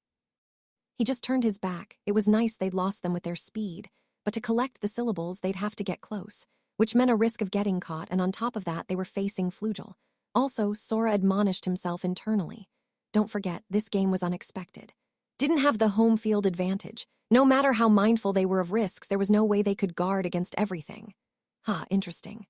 Sora chuckled, unheard. Excellent, this was what made it worth playing. So they'd have to minimize the risks by collecting as many syllables as possible at once. If they buffed up their insurance, that is, the power of words, they'd be in a better position. But then Sora looked back to see a gleaming ray. Shiro raised a questioning voice at the light. "Eark!" Sora responded a fraction of a second faster to precisely what had just been anticipating. He swung himself down, breaking out their axis into a curving roll without changing their course. "Excuse me, what are you and Jaya?" Cutting Plum short, a flash shot passed along their former axis. It had been a split-second decision. The incredible evasive action encouraged Shiro to praise her brother, but before she could, Jibreel, "The hell was that? We didn't hear about this. They can attack us." Sora, previously so composed, was now shouting furiously above his head, "Punk." A little Gibral, her head about a quarter off her height, appeared and announced, No, Master. That was not an attack, it was a homing capture spell. Don't you mean a missile? No, it is perfectly non-lethal. The spell merely serves to bind the target and pull it in. Considering this and its purpose off-capture rather than destruction, its concept is quite different from that of a missile in your... Tearing his hair in response to Jibril's cluelessness, Sora howled. Okay, I'll rephrase that. We didn't hear anything about projectiles. Can't we fire back, Plum? Please don't talk crazy. I said duocasting is Elf's patent head specialty. If I use any more magic than this, I'll shrivel up. Never mind that your neck has already turned into a wrinkly mess, sir. So what if it's wrinkly? You want some cold sweat? I've got ashit ton down my back by now, so lick it up. Really? Don't mind if I do. Ah, heart suit. With an irritated tongue click at Plum, whose seamlessly switched tracks from weepy to happy voice, Sora looked back. It's an away game, so be ready for anything. That's what he'd been thinking, and now look. Sure, the Flugel had said that there would be no shifting, but no one ever said there wouldn't be any magic. Damn it, how could I miss that? Should have thought of it. Rules paving a way to victory just by employing the right word were all too favorable. Seeing what they'd missed, Sora and Shiro regretted it more and bit her nails. The catch in the rules, the wording. They depended on her to remember every word so they could catch it. Shiro tormented herself as Sora rubbed her head. We're playing by ear here. What do you expect? Anyway, now's not the time. A game had been sprung on them without adequate information. It was only natural, unforeseen circumstances would arise. They'd win anyway. How quickly they adapt and take control of the situation. That was the quintessence of there was no time to grieve. Jibril, how many of those can they fire? Good question, it depends on the individual, but shall we say 6 or so? Well, that'll be a pain, but I guess with just 6, they're not gonna waste 'em. So, oh no, Master. Reflected in Sora's backward-facing eyes, a multitude of shadows that had gathered on the cubes, the Flugel, could be seen raising their hands. And the night sky was bathed the color off day. I meant that they can launch 6 or so at once. There is no limit. I was a fool to hope for a second that you freaks had limits. Brother, let's go. This time Shiro was quicker on the trigger, flapping her wing hard. Promptly, Sora left the Minigibril behind in silent pursuit. The missiles veered toward them in complex curves, but if Gibril had been right that they were homing. Shiro gave her wing a big flap. Grasping her intent from her hand in his, Sora followed suit. Even their word of acceleration was insufficient to best the speed of the countless incoming rays. But the instant the beams were at their backs, a chandelle, banking at a 45-degree angle from their level flight and looping diagonally upward, they revved up their speed and climbed the capture beams. Perhaps proximity triggered came within a hairbreadth when the siblings' speed dipped fractionally at the start of their incline. The rays flashed behind them and detonated. Plum's shriek. Shiro canceled the chandelle they'd started. Instead of turning, she gave her wing one more flap, adding more speed to their ascent and breaking away from thelate that exploded behind them. They'd survived. But allowing no time for self-congratulations, more beams pelted them, one after the other. Sora and Shiro drew them all in and flipped them off with exactly the same maneuver they'd just executed, but this time with a sharp descent, a slicing turn diagonally downward. Again, by the same method, they shook off the barrage that detonated at their heels and used their speed. Plum, who maintained their wings, squealed as those wings, still operating at ultra-high speeds, abruptly stopped. The barrel roll wrapped them around beams bursting at close range, one by one as they evaded. But as the light came in wave after wave, now the siblings' wings flapped to break. On a knife's edge off control, they dove into a thin crack between cubes, and immediately countless explosions as beams burst around their entrance. Yes, homing projectiles could be guided, while the job of calculating the rays' trajectories so they could be shaken off fell to Shiro. HFF. The series of maneuvers worthy of a Macker *SS missile massacre gave her cold sweats and made her pant wildly. Her expression said that this was her penance for missing that no one had mentioned magic. Shiro felt weighted by that responsibility to the extent that, even after pulling this off, she looked guilty. That's my Shiro. Your brother's so proud of his sister, Sora said, stroking her while cruising in a vertical orientation through narrow passage. But, Ag, I hate the eyes. I'm done with this game. If y'all keep this up, I'm not going to last. How much of a load had been placed on their wings on Plum to support these maneuvers? It could be gleaned from Plum's wail that it was close enough to her breaking point. Also, Sora thought, breaking into a cold sweat of his own, once they slip it out of this crack, without a doubt, a horde of Flugel would be waiting for them. Considering the adaptability the Flugel had demonstrated thus far, they were unlikely to let this chance slip. Brother, I can't. Yes, and this time they'd definitely be anticipating evasive evasion. The capture beams would surely come thick and staggered, homing in on them one after the other. Even with Shiro, there was no way they could dodge them all, and worse, Plum probably couldn't take much more. In that case, Sora and Shiro looked down at their wrists. All they had were their words. But the only syllables they held were row, pour, bear, vey, de, feet, and tate. Nothing for this situation. They cursed to themselves in their frenzy. In a matter-of seconds, they'd emerge from this tight corridor. In a few moments, they'd either have to evade the imminent beams or find a word. Defeat. No, brother, I'm sore. The first word that popped into Shiro's head slipped out by accident, and she disavowed it in a panic. But, in fact, that was the word that seemed most plausible under the circumstances. How were they supposed to defend with? These syllables, words like evade, armor, reflect, they didn't have all the syllables for any of them. How to turn it around from here? How to turn it around? As Sora ground his teeth, his head spun as if it would burn up. Just 7 fragments of words, all lacking application. A word that would turn this around, turn it around, no. It's our job to turn thoughts around, isn't it? Huh, Shiro reacted quizzically to Sora's audible epiphany. That instant, different variables interlocked like gears in Sora's mind and started turning. Jibral's words, the capture spell triggered by proximity. That speed. It outstripped the Flugel, and even Sora's group couldn't shake it off. And when he saw that light emitting when the cogs meshed, Sora laughed. Why do we have to dodge? This is our chance. Shiro up. What? If they flew out into the open sky, they'd be targets for the capture beams, but Plum was alone in lamenting Sora's suggestion. Shiro had a different reaction altogether. Roger that.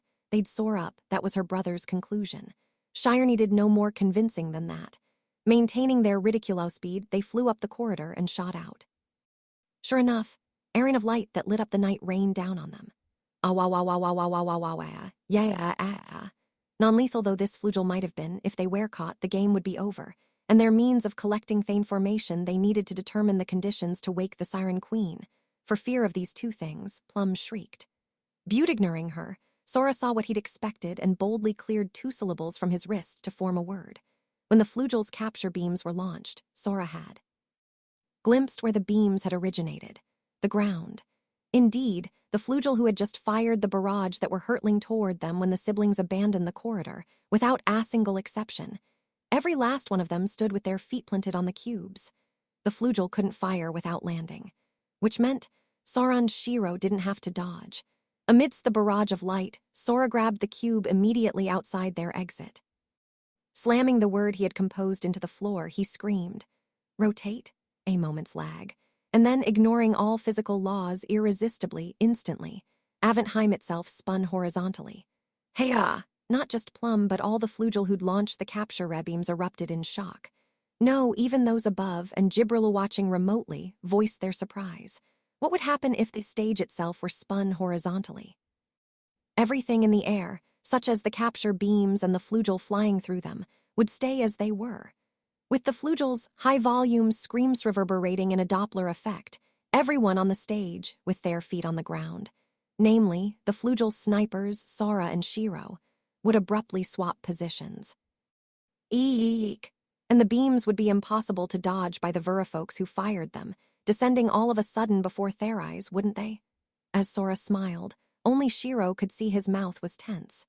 To spin Aventheim, unless you got it to spin on precise lithe point you imagined, it would just mean the beams would nail you from a different direction. His was the smile of victory born of a risky gamble, but if the capture beams operated as Jibril described, Shiro. Sora prodded without missing a beat, and Shiro promptly grasped his intent and responded. Syllables 23. Yes, the capture beams were just as Jibril described, so if a spell that bound its targets and pulled them back to its point of origin activated from a reversed position. Hey, wait, Eek. It would drag a gaggle of helpless Flugel right to Sora and Shiro. Do it, Shiro. Indeed, perfectly, as Sora had wanted, they'd taken themonimum. That is to say, only one risk. And from the 38 flugel hauled toward them, they would harvest 23 syllables. R, SDRKC till this, kadult la pit own auher dis cree necht hood mahiz I min with skywall camp and but brother. Shiro raised an alarm. Trussed up in all manner of poses from their surprise, 38 flugel were delivered right to their doorstep. But Sora and Shiro didn't know how long the binding lasted, and the only one who knew where the syllables were was Shiro. Collecting their prizes so rapidly from 23 flugel would have been too much, but Sora grinned instantly. First, for rating purposes. Vapor! The word vapor explosively covered the throng in steam. But still not finished, breaking into a giddy leer, Sora fired off a follow-up to his word, gesturing grandly to the audience before him, ignoring a sarcastic glare from Shiro, who knew what her brother was up to, while the siblings beat their wings hard to launch into high-speed flight. And now, the moment we've been waiting for Baer, the raiment of the awkwardly posed flugel still immobilized by. The capture beams dispersed all at once, making it possible for Sora to spot where the syllables were positioned, too. Sora, with Avery grateful smile, closed his eyes and gave thanks. Oh, I can see now, Shiro. I can see so many things. Brother, take left. I'll take right. Oh, entrust it to me, my darling sister. Yag, roar with thunder, oh left hand of mine. The sister's eyes were cold enough to leave elementary particles in 0-point motion, while the brother's eyes blazed hot enough to vaporize a magnetic field. If temperature gradients between eyes were as effective as matters of physics, the planet would most likely have been blanketed by a typhoon. But fortunately, eek! All that blanketed the area was a chorus of 23 moans. Sora would have liked to stay and listen a bit longer. Buzz and Shiro burst through it in an instant, leaving this symphony in their dust. Do I put this? You work so fast, I just can't believe you. Hehehe, please feel free to praise me unreservedly, plum, ehehe. Brother, you are parsec gross. I just got the smack delivered in astronomical units. Don't you know how hard your brother worked for that? Flawlessly, Sora had plucked 11 syllables, Shiro 12. Having also indulged in a bit of extraneous physical contact, Sora boasted loathsomely only to be bluntly chastised by his sister. Sora was obviously stung by his sister's assessment that he was approximately 3.26 light years worth of disgusting, but Shiro didn't stop there. Brother, you wasted 3 syllables. Hey there, my sister, enough with your jokes. Wasted, Yause. What nonsense. With a smile so exaggerated it would make an American uncomfortable, Sora went tut-tut-tut. In fact, there were 3 noble aims behind my actions. To collect the syllables, to inhibit pursuit by provoking their reluctance to fly nude, and most important of all. Then a beat, and with an exceedingly serious expression, Sora declared, the will of the cosmos. You mean the will of you? As Shiro corrected her brother, her voice as cold as ever, Plum shouted a warning as she noticed something closing on them from behind. Wah, they're coming at us regardless of being total innate. Brother, flugel, have no shame just like Gibril. Wat, I never expected that. Looks like they're coming from ahead too, huh, Shiro? No syllables. Shiro responded with a sulk. A few nude flugel advanced from behind, having shrugged off the capture spell. 3 approaching from the front, too. Deliberately fixing his gaze on the flugel ahead of them and promptly positioning his camera, Sora spelled a word. As 3 extended their hands toward them, he and Shiro dodged gracefully, and he slammed the word in. Feet, that is. At the same time, he flapped his wing to swing around, covered Shiro's eyes with the wing, and turned his camera. Now they should hold him back for us, HFF. The clothed flugel started squeezing the breasts of the nude flugel, restraining them. At last I have succeeded in witnessing the peach blossom spring with my own 2 eyes. It is truly marvelous. How unfortunate that it's nighttime. I wonder if my camera is getting this all right. Sir, I've almost come all the way back around to respecting you.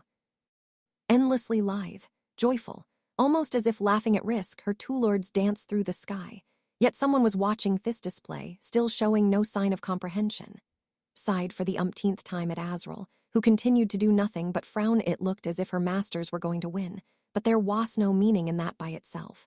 If Azrael still failed to grasp anything, would it not betray the expectations of her masters? Elder, why do you not understand? Will you yet command our race to end themselves? Shall all office die because of you alone? Gibril's words, smudged darkly with tension, meant nothing to Azrael. Why should a flugel fear death? Since when was this a feeling flugel had? And to fear not even for her own sake, but for the others. Can you see the faces of my masters, see the faces of our people, and yet see nothing? If your thick-headedness seals away their possibilities and puts all of these 6,000 years to waste, please get it. They will go to waste because of you. On the verge of tears, Jibril forced out this accusation. Andy at Azrael still didn't get it. Didn't get it. What was so, what was so, what was so? NGHHHH can't catch up to them. Cut them off, we'll bring the capture spells to them by crossfire. Once they exhaust their syllables, we'll have our chance. Wyatt, but they're just gonna dodge it, I'm sure. We'll try it, and if it doesn't work, we'll think of something different, right? Let's go, as the flugel conferred while darting about, for some reason all of them, unconditionally, unreservedly, smiled. What was so entertaining? Anticipating the crossfire, Sora and Shiro once more flipped. Their wings dropping and dodging expertly just as predicted. Oh, well, look, I told you they'd dodge it. Hee hee, then we'll just shoot them from above and below at the same time. Everyone disperse. Fire together on my command. Yes, what was so entertaining? How could they chase an opponent they couldn't beat with smiles like those? Seeing Azrael irritated at her own inability to understand, Jibril dropped some wisdom. Elder, do you remember my spoils? I remember everything. All the achievements of my sweet little sister. She looked down, distantly, somewhere far in the past, and smiled. 19 joint kills of gigants, 1 individual kill. 3 joint kills of dragonias, 1 individual kill. The dragonia head enshrined under the giant tree at the outskirts of Aventheim had been Jibril's prize. Slaying a dragonia alone was a feat that no one had achieved before or since. It had been Azrael, in celebration, who had placed the skull, dressed it up. And 3 joint kills of phantasmas, 1 individual kill. Likewise, only one had ever slain a phantasma single-handedly. Jibril. Azrael's smile as she reminisced was unclouded, unaffected. The last created, racking up such spoils in only 245 battles, and returning home alive, how could I forget? Azrael recalled that faraway, nostalgic, beautiful time. A time they had a future, with a placid smile, prompting Jibril, not quite able to raise her eyes, to ask. Then do you remember the number of times I sustained injuries sufficient to require a rite of restoration? 160. No hesitation. Jibril had caused her worry, always returning home on the brink of death. Almost all of those were instances when you took one Nemes alone. A gigant, a dragonia, and a phantasma, one of each. Jibril, having slain members of 3 higher races single-handedly, had actually been beaten back the same number of times she had been victorious, multiplied by 29. And what that meant, this fact being completely unfathomable to Azrael, caused Jibril to grind her teeth. Right, do you understand why I insisted on slaying them alone? Jibril's strong undertone indicated this was the final hint. Her voice was resolute, mixed with hope and the fear that hope would once more be betrayed, but Azrael could only shake her head. Honestly, I never know what you're going to do, Jibs. Tobjin with? Yes, to begin with, they were impossible opponents. Indeed, no one was supposed to be able to defeat an opponent of a higher rank without assistance. The flugel had not been created with such abilities in mind. This was the end. If Azrael didn't understand that, that is why I proved you wrong. I don't get it. What are you on about? What did you see in them, Jibs? Had no words to respond. That is to say, Jibril had lost all hope. The hope she'd held that if she understood it, everyone else should be capable, too, crumbled. Her sister's despair stabbed Azrael with unbearable pain, but, Jibs, you're special. You don't know this, Jibs, but Lord Ardash gave you something special. That's why you can comprehend things the rest of us can't. Jibril stood mutely. Azrael spilled out an earnest appeal. I want to know the answer, too. I don't want it to end here. Because then, what will these 6,000 years have meant? But I just don't get it. I can't go on lying any longer. Azrael, the first flugel, created first by Ardash with the goal of perfection. Crying was not a feature she had been given. But perhaps because they were alone, Azrael's voice, pleading, poured out for the first time with wet. Begging you, anyone, tell me. What are we living for? Why are we still alive? What are we looking for? What do we have to find in order to have lived? Tell me. Jibril listened to this silently, but deliberately, as if pushing Azrael away in a voice without it. She conveyed what Azrael needed to hear. Yes, the words her masters would have chosen. And so you use your limits as an excuse to use me. You and I, and all of us who have survived, lost, and we have lived for 6,000 years as losers. Turned her eyes away from Azrael, hands trembling. That, from this, you have learned nothing speaks not of one possessed of an exceptional nature, but rather to your own indolence. Tightened her fists. Though she had nearly died any number of times, she had never been as nervous as now, she realized. She recomposed her expression. Don't let your voice shake. Don't let your eyes wander. She forced all the spirits that comprised her body into submission and brought them under her control. Could she? Doubt assailed her, but she cast it off. Do or do not, that's what she'd learned. Chewing over her lessons from her masters, she did as she had learned from them. It did not come naturally to Jibril, but she decided to take Agamble. Masters, please forgive the incompetence of your lowly servant, Jibril, on whom you have been forced to rely to the end. So she whispered to herself, and she summoned the last of her. Hope even so, please allow me to put my faith in the faith you have shown me. And so with an expression that was, to the mightiest degree imaginable, contemptuous, she spat. So feeble-minded are you that I can only despise you from the bottom of my heart, you heap of trash. The first time in her 6,407-year life, she bluffed. FF. All color drained from Azrael's face and a tired voice rang out quietly. I'm so over this. Then the world trembled. Chapter 3 Review. I blew it. Why hadn't she seen it coming?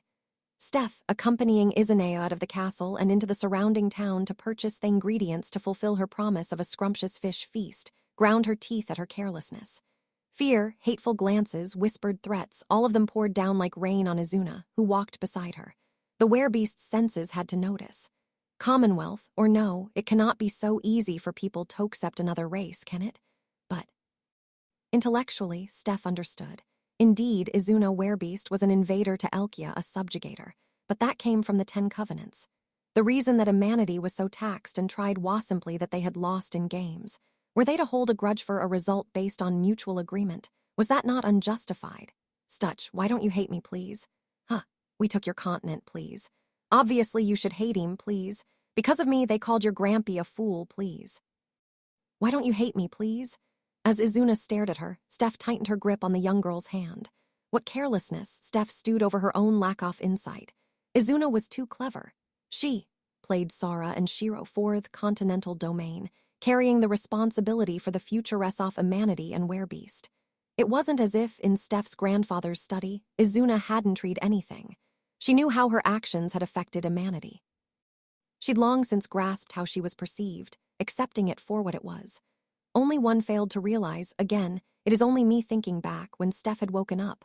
That is, after Izune had learned humanity, Izuna had draped a coat over Steph, a clear change in attitude. Why hadn't she realized the reason? Steph fretted but shook her head as the young girl's eyes anxiously hovered on her. She'd been asked, so she had tone swore. As they walked through town hand in hand, Izuna must have felt so much animosity. Didn't Steph herself hate Izuna? This nagging concern had to be wiped clean, yes, I suppose. From an ordinary perspective, perhaps it did make sense that if she resented the nobles who disparaged the grandfather she revered, she should also curse the Eastern Union that had brought this fate. But Steph didn't know, she didn't know why, but that was wrong. She was sure that was wrong. Steph's expression relaxed, softening. I do not know. Stutch, are you a dumbass, please? Heh, perhaps I am. But I believe that it is wrong. Peered into Izuna's round eyes. The black-haired girl, younger than Shiro, distinguished by her large ears and tail. With the weight of the world's third-largest country on her back, she'd traded blows with, on even footing, a ball of possibility. Clever, earnest, innocent, discerning, with resolve and wisdom. Looking at this girl, Steph gave a carefree smile. After all, Miss Izuna, you are a good girl and adorable. Basically, that is how it is. She thought, I like you, Miss Izuna, so I will give you partial treatment. Izuna's eyes bulged. A beat later, she shook out her coat and looked away blankly. Hiding her face from Steph, she whispered weakly, Stutch, you are such a dumbass, please. Even as she said this, Izuna slightly increased the pressure off her hand in Steph's. Steph chuckled to herself at Izana's parent attitude and started forward again. But then, hey, it's Izanea. The two turned toward the cry. Several figures charged toward them, making their way through the crowd. They were young children. What's this? While Steph stood dumbfounded, the children surrounded Thetwo young women and the newly assembled mob started making an awful racket. It's Izuna, Woa, it's the real thing. Hey, Izanea, let's play. You're super good, right? You guys are dumb, super dumb, call her Madam Bighead. The hell is with you assholes, please? Overcome by the energy of the excited children, Izuna couldn't help but respond. Steph started thinking about how to come between them. Looking closer at the boisterous juveniles, though, she noticed their animal ears and tails, werebeast children. Steph addressed them in a flurry. "What are you children doing?" "We're playing Tojiver." One of the children, a girl with round ears like a raccoon dog's, answered with a babyish lisp. "You're all friends." "Even the werebeast children?" "Sure we are." The young round-eared girl seemed confused by Steph's dazed interrogation. Beside her, an Amanity boy raised his voice gleefully. "We all became friends playing games." At these concise, simple words, Steph felt a swell of emotion that seemed to pound from deep in her heart. Meanwhile, the children gathered around Izuna romped on. "Come on, let's play. I'm so gonna beat Yao." "Hungry as hell, please. Buying fish, please. So got 'em busy, please." The children grabbing at her clothes and pleading, Izuna cast a sour look. "I'll kick your ass next time, please." And then, subtly, the corners of her mouth turned upward into a grin. At these words, a particularly cheeky-looking boy stuck out his fist and cheered. "I'll rig it. Remember you promised, Izuna, you can't back out now." "I told you, call her Madam, dumb butts." "Madam, I am so sorry."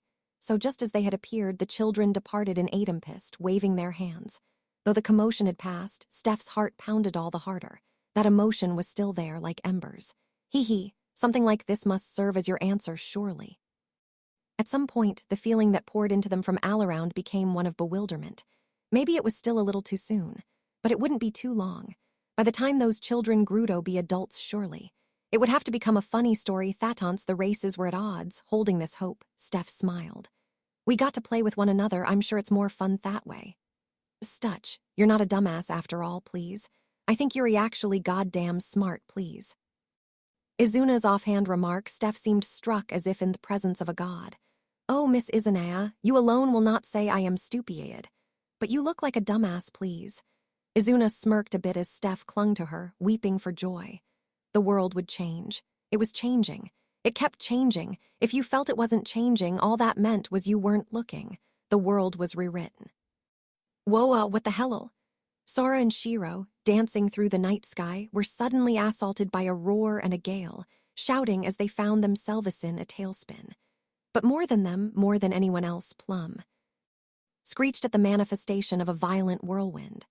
WH, what is Thei's? So many spirits, even Flugel shouldn't be able to do Thei's. A force so powerful that Plum's terrified quivering could be felt even through her scarf disguise. A force that, if viewed directly, would rob most any magic user of sanity, incomparable, heaven-shaking, conquered the world by brute force, bent it to its will, rewrote its scenery willy-nilly, no, painted over it. Ooh, Plum, is this really that bad? Sora's offhand question, "It's true we never prohibited stage switching, isn't it?" was answered with a shriek. "Bad?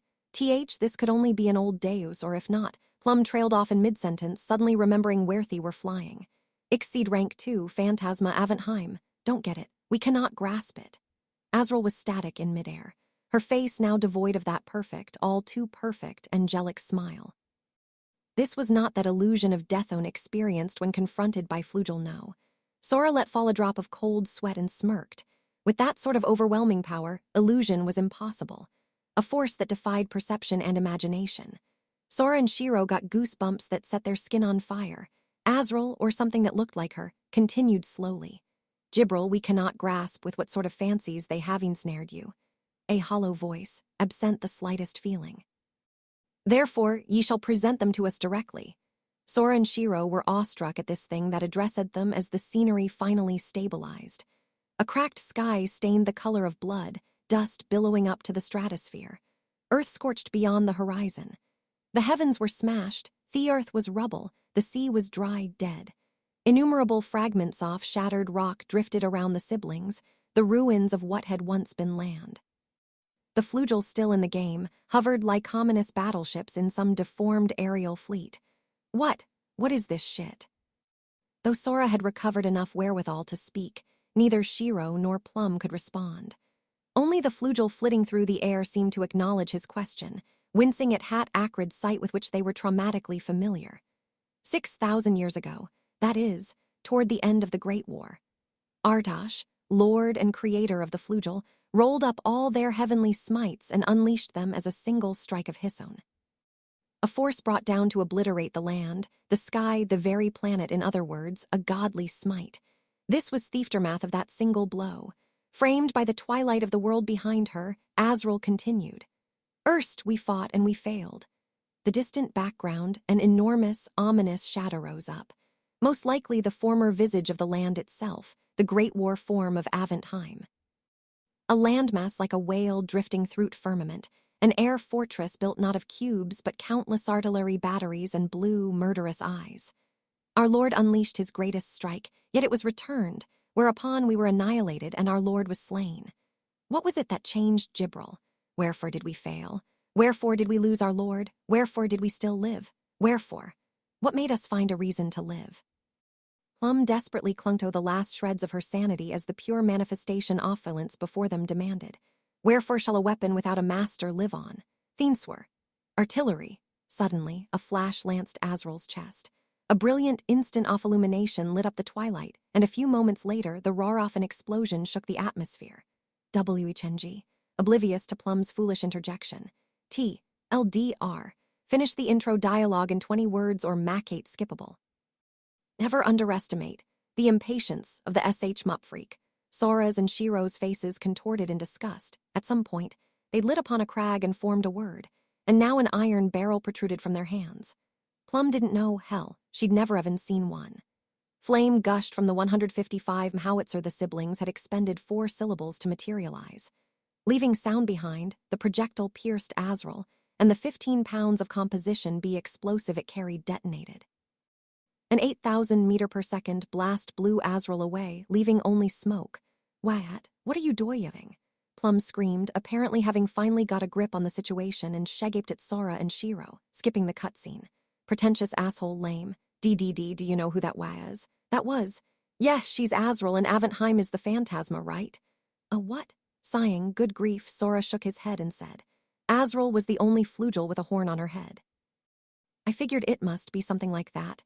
But yeah, so she's the agent plenipotentiary of Aventheim the Phantasma or something. Well, not that I know the details. Basically, Azrael equals Phantasma 2. The two, who had digested the situation far faster than Plum, elucidated with dull disinterest. Gibril said Aventheim the Phantasma is an independent world, right? Sora recalled the explanation they'd been given upon their arrival. The scenery changed, and that meant the world was rewritten. But since Aventheim is independent, it seems unlikely that the outside world could be rewritten to this degree. Which means things changed within Aventheim. But in that case, we'd have to be on Aventheim, and instead Aventheim is in front office, which means it's a fantasy. Proof, if she'd been real. They wouldn't have been able to harm her, because of the 10 Covenants. Now Plum hears the question, Sora's and Shiro's giddy expressions, as if tickled to their cores, utterly baffled Plum as they went on. A large-scale stage switch, a fortress before our eyes that's like, hello, I am the ultimate weapon. And some long-ass story sequence like you'd get right before the final boss. And how much time do we have until the 1-hour limit for the game is up? 9 minutes, 44 seconds. What does it all add up to? We're waiting for your answer. A tough question for Plum, who lacked knowledge of Sora and Shiro's old world. But having seen everything they'd face, her brow fraught with despair, Plum by chance got it right. The end, I suppose. What? I totally didn't think you'd get that. Facing the massive capture spell hell woven of violent magic hand launched from Aventheim, Sora and Shiro once more squeezed their joined hands tightly and smiled. Short, this is the final stage. We're almost to the ending.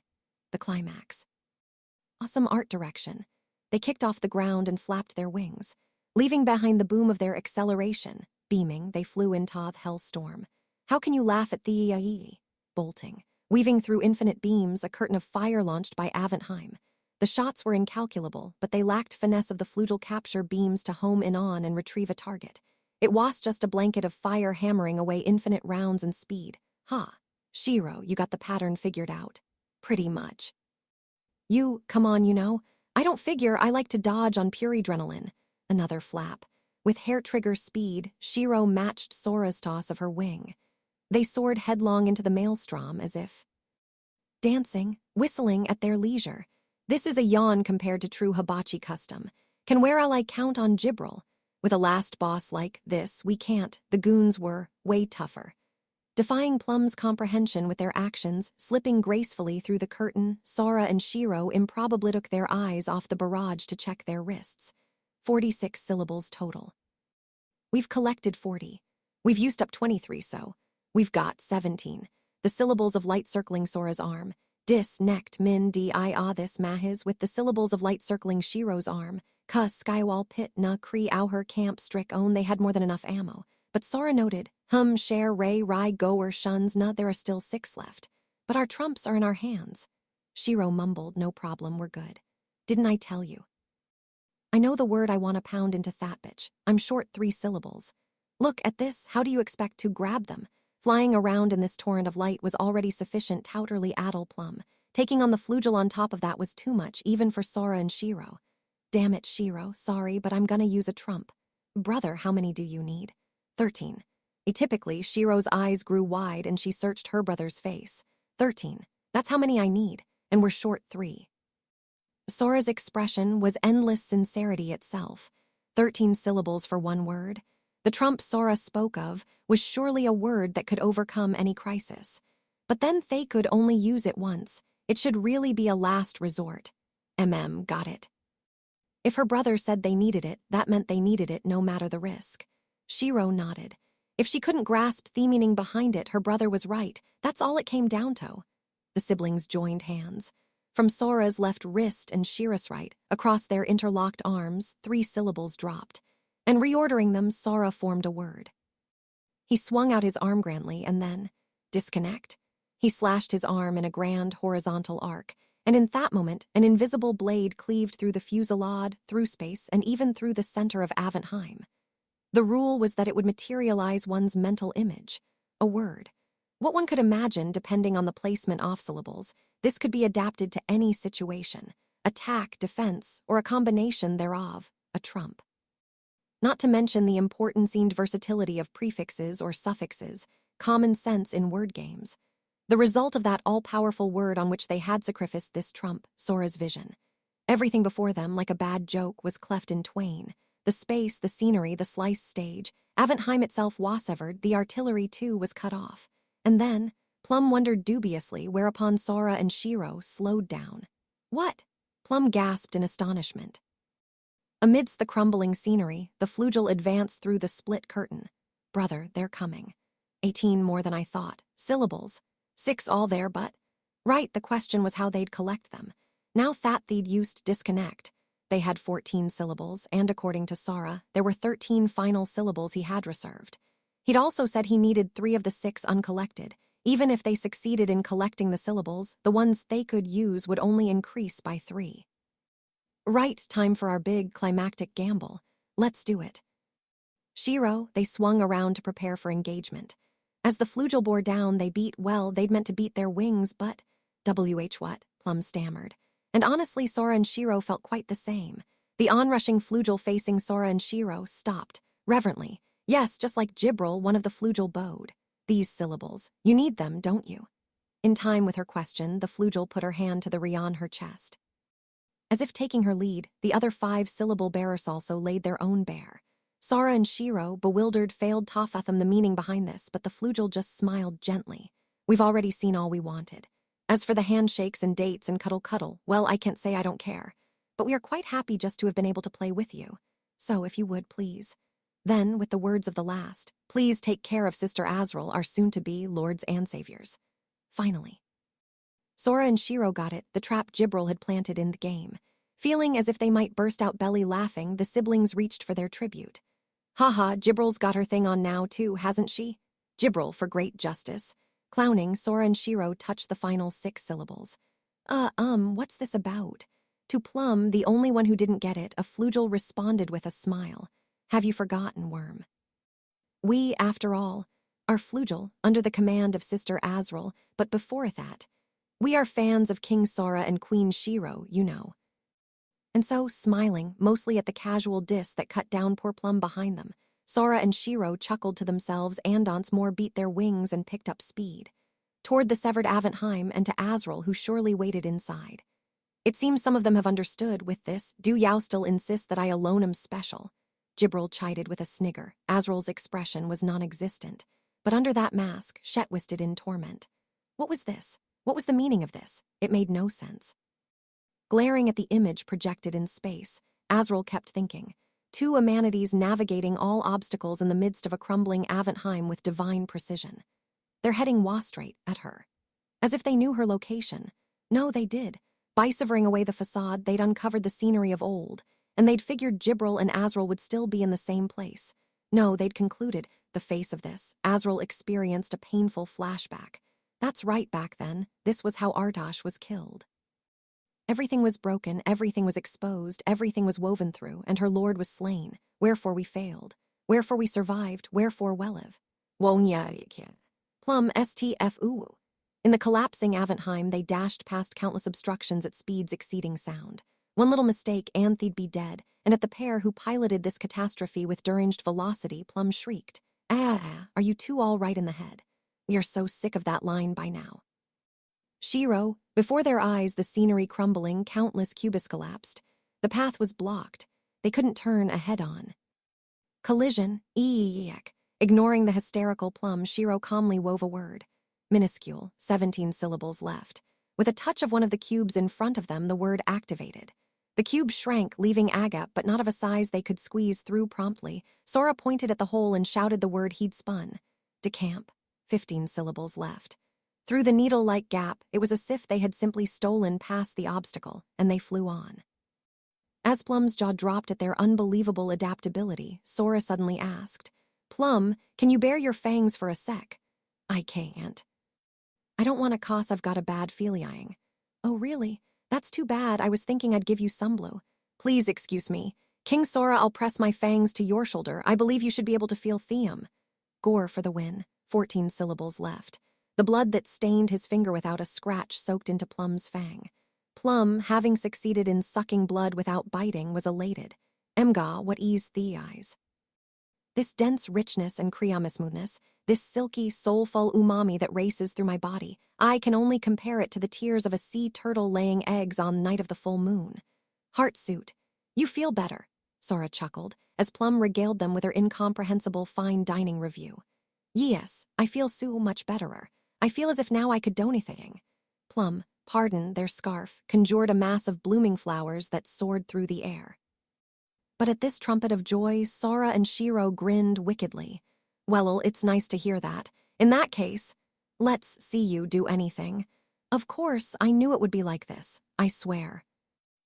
6,000 years ago, Artash had been slain. Faced with this reality they could never believe but had no choice but to accept, the flugel had stood for 6,000 years.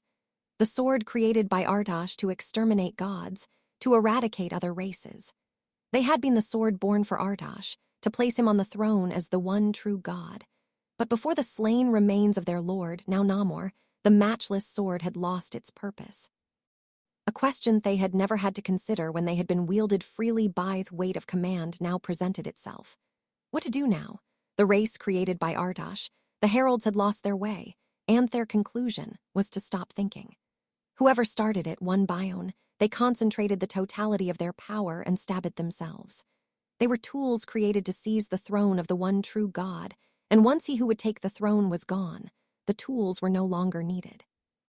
Faced with her sisters one after another impaling themselves, Azrael, the first of them all, suddenly told a lie. No, strictly speaking, it was not a lie. But unable to bar the sight of her sisters' suicides, the light gone from their eyes, Azrael told them, Our Lord's mission is not complete. If by some chance, improbable though it be, if thy Lord should fail, be destroyed as a god of war by some unknown force on thy Lord's behalf, thou shalt unearth the cause. That remains our final mission from our Lord, she told them. A mission assigned to Azrael alone, a command. But Shep laid it off as an order given to all flugel and went further. When they had fulfilled their duty, when they had completed the last mission granted them by their Lord, she would make the judgment as to when they were done, if thee would deign to entrust it to her. She said it was only stalling for time, just an expedient solution. But even so, the flugel began seeking out the truth behind the unknown that had felled their Lord. As the war ended, they collected all kinds of information, as if to transform all that wasn't known in the world to that which was known. And time passed until soon it had been 6,000 years, and yet the answer had not been found. If anyone could find it, it could only be Jibril. Azrael believed. The words left by their lord, the final one, the special one. Just tired of this, Sora and Shiro arrived at the hall where they expected to find Azrael and Jibril. It was dark. Sora forged a word and activated it. Syllables left. Perfect. Now, if they just slammed in that word they were going for, they'd have beaten the game with all the syllables and achievements. Now we've got no more words to use. Sorry about that, Shiro. If you think it's necessary, I believe in you. This line reminded him of the blessings of being a big brother. A light illuminated the floor. For 6,000 years have we sought, and yet we have not found the answer. The glowing floor, an empty throne. Azrael stood before it, and who the hell is we? I see quite a few guys other than Yao who have a clue. He spoke. Sora saw Jibril next to her big sister, her eyes closed. Her expression was a mixture of faith and conviction, as well as hope for what would happen next, a quality entirely absent from Azrael. This vain world, this fruitless life searching for a non-existent answer, has grown tiresome, bemoaned Azrael, and the phantasma inside her, Aventheim. Their true feelings as living beings know as a puppet and a fantasy. If the answer found by Jibril matches the lie we told, a beat. With despairing eyes deeper than hell, she focused, and Shiro. Then we shall conclude that the reason for failure was Butte absurdity, and we shall end all of Flugel. That would be a problem. Jibril's our D00D. But as the two breezily blew off this threat, Sora Dovin-Ta thought, I see. So you dipshits have been cramming your heads with books like tools to find some stupid answer. To be honest, I can't sympathize or identify whatsoever. But can I say one thing? And then, just as he had when first rejecting Azrael's proposal, as if sizing up some deeply disinteresting tool, have you ever once thought up something and written it yourself? Azrael's eyes went wide. Beside her, Jibril, whose gaze was downcast, clutched a book she called Holy Writ, one that had even garnered fans within Aventheim. Written in her own hand, Hero Observation Journal of Sora and Shiro, the tale of a future yet unfinished. But yeah, I get it. So we were saying if Shiro and I won, we'd get help gathering books, and if we lost, we'd be giving autographs. But you two had some bet like that going behind the scenes. We're gonna have to give Jibril a good talking, to ladder about betting her life without asking us, but... Sora gripped Shiro's hand hard again and unfolded his wing. Do you seriously not get why Jibril went along with that bet? She must have been certain that you fools would present us with a convincing ans. See? You're stupid. You are so goddamn stupid. A stupid bitch like you thinks she can act like a big sister. His face descending into pure, unadulterated rage, Sora screamed. She was betting on you, on her big sister, betting her life. On her faith that you would understand. Sora and Shiro tensed their feet and wove their final word. You don't even get that, and you want her to call you big sister. Don't make us laugh in your dreams. Simultaneously, they kicked off and leaped. Fast, a dash employing the word of acceleration. Sora and Shiro approached at obscene speed, but to Azrael, who held within her the power of Aventheim, they appeared motionless. I see, Jibs bet her life because she believed in me. Even this was beyond her. She couldn't even get the point, so... All right, it's time I end it all. Azrael, too, kicked off and flew. In the hall barely a few hundred meters wide, for the two bodies moving at supersonic speeds to collide, it would take less than an instant. Nor was there any doubt as to the outcome. Azrael would reach out, grab them, and it would be done. She hadn't found the answer after all, but some had. If that was so, it was enough. It was time to wrap it up. As far as she was concerned, these 6,000 years had had no meaning at all. Eowug, I'm sorry. Don't kill me, please. A wail emanated from Azrael's hands, which she'd closed with her eyes slightly averted. She thought she'd snared Sora and Shiro, but then what was this screaming in her grasp? Oh, what HM, did I ever hear this girl's name? It was some anonymous Dampier girl. Magic of illusion, a moment too late, she got it. The Dampier's magic of illusion, exerted to its fullest, was capable of befuddling even elves and Flugel. And if they just ingested powerful soul, blood, perhaps they could even deceive Old Day. But in that case, what about Sora and Shiro? Their wings, the accelerated Sora and Shiro, where'd they? As she was lost in high-speed contemplation, something whizzed by Azrael at a frightening velocity. It was as if time had stopped.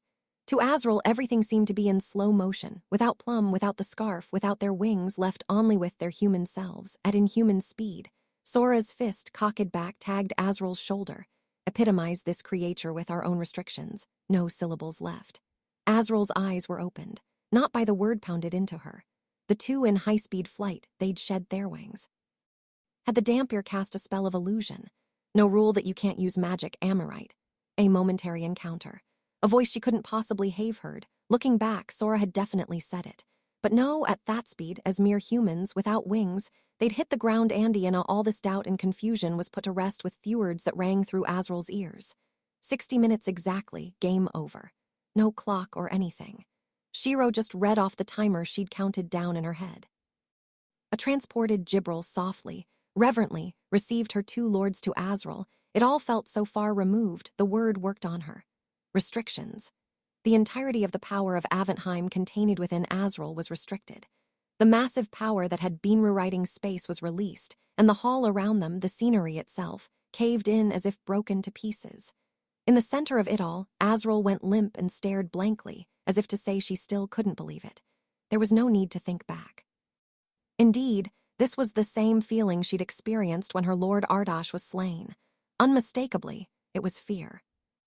It was beyond comprehension. She didn't understand it. She didn't understand it. There were too many things she didn't understand. It was scary. It was frightening. What was it that they understood that allowed them to walk this delicate tightrope? No matter how much knowledge you stuffed in, no matter how far ahead you planned your strategy, even if you did everything you could, at the bitter end lay the unknown. A darkness enshrouded by indeterminate variables. Amidst all this uncertainty, how? How could they stride out onto that single, tenuous string so free of hesitation? Bearing witness to a series of events beyond all reckoning, Azrael, falling, felt her consciousness drop away. In a dream, Azrael relived her memories of her lord, Ardosh. The havoc of war, continuing endlessly, served only to fuel Ardosh, god of war. An old deus to whom hatred, malevolence, hostility, and blood were daily bred, Ardosh, lord of chaos. Bythai's point, the fragments of his 18 wings, the flugel wings, and his messenger, Aventheim, one god, one phantasm, and one race. This small army was overpowering Thurald. The throne of the one true god belonged to Ardosh Bino, no one could doubt this. This was their lord, and yet he had spoken of the possibility of defeat just once. I may be defeated. You jest. I am strong. Of course, Lord. By now there is none with power superior to mine. Of course, Lord. Therefore there are things beyond my ken. You do not understand, Lord. By that which is beyond my ken, by that which the weak alone understand, by that which is unknown to me for mistrength, I may be defeated. Therefore I shall create a being with the imperfection that, to one so mighty as me, can never be kenned. Imperfection. Imperfection serve as perfection? Can it serve a transcending paradox? I know not. However, should I succeed or should I fail, this must be the cause. Thou who art one of my 18 wings, the first of all, Azrael. Yes, Lord. At such time as I have been vanquished and banished from thy's world, thou, in the guise of the defeated, shalt take the measure of this in my stead, that I may rest in peace. Azrael didn't know what it was that her lord saw, but the expression on her lord's face as he suggested the possibility of defeat was not fear but merely, like that of a god of war, a wish for an unknown enemy to appear and the drive to vanquish event that unknown. Just a vicious, but terribly amused, smile. Now I shall create a unit outside the series I name her. And then her lord Ardosh created what soon would become a that by which he would be remembered, the irregular number, the final number, the imperfect one. The one who might look toth horizon that, in the end, even her lord could not grasp or see beyond. He called her by name, Jibril. Elder, are you awake at last? Her entire body was leaden. That was Azrael's first impression as she woke. Her wings wouldn't move, her body wouldn't rise, no.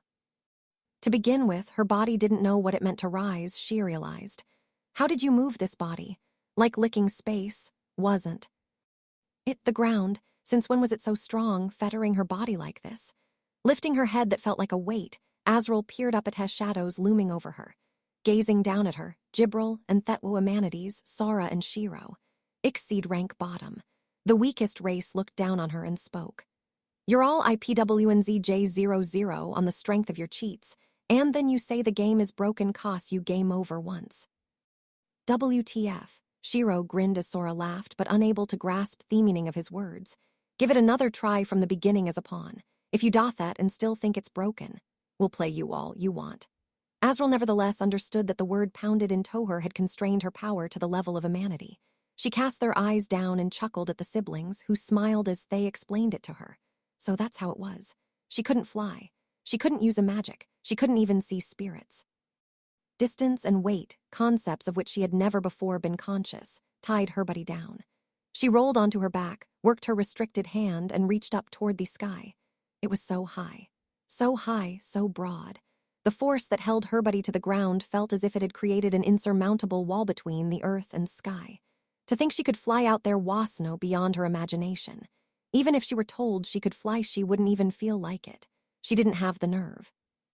Meanwhile, those who had supposedly played with her, Smillingan dancing through that sky, though possessed of the same abilities, the two Amanides asked, "How's the ground taste? Not bad, right? After all, you don't really want to fly again until you crash once." Soared through those heavens with alacrity, yet saying crashing wasn't bad. "Come on, when you fall, you gotta jump back up. Next round's coming, right?" Extending his hand with a smile, yes. As if to say, just as we have done. At last, everything came together within Azrael, and a grin spilled out. Late, ridiculously late. Given that, she couldn't complain if they called her stupid, but Azrael took his hand. "Elder, you are too hard-headed." Watching with cool, yet gentle eyes as Azrael stood, Jibril greeted her. The one by whom Artash was remembered, the imperfect one. The irregular number and the final number, imperfection. What it meant was the quest to be perfect. Because one was imperfect, one reached for the unknown, for the future, for hope, reached to grasp them. The reason Jibril had insisted on hunting alone at last. "Jibs, you're too soft-headed." Without even being ordered, wiping out an elven metropolis and coming back with a grin and an armload of books. Having been told she lacked the specs, going off to slay a higher race single-handedly, and returning on the brink of death. Abandoning the council and fleeing her homeland, then coming back with new masters, truly, she was unquestionably imperfect, and for that reason, had become stronger than anyone. I get it. Just reading books isn't enough to teach you anything. Was never a matter of just memorizing facts to increase one's knowledge. It was something that came from doing, from bashing oneself, until it finally soaked into the bones. What neither Artash nor Azrael had ever been able to grasp was the unknown. What it was possibility, surely, the ability to make the impossible possible. Something that, as the strong Assones who never failed, the ones who never lost, was beyond their ability to conceptualize. And yet, living in the guise of the defeated already made perfect, I was just scared.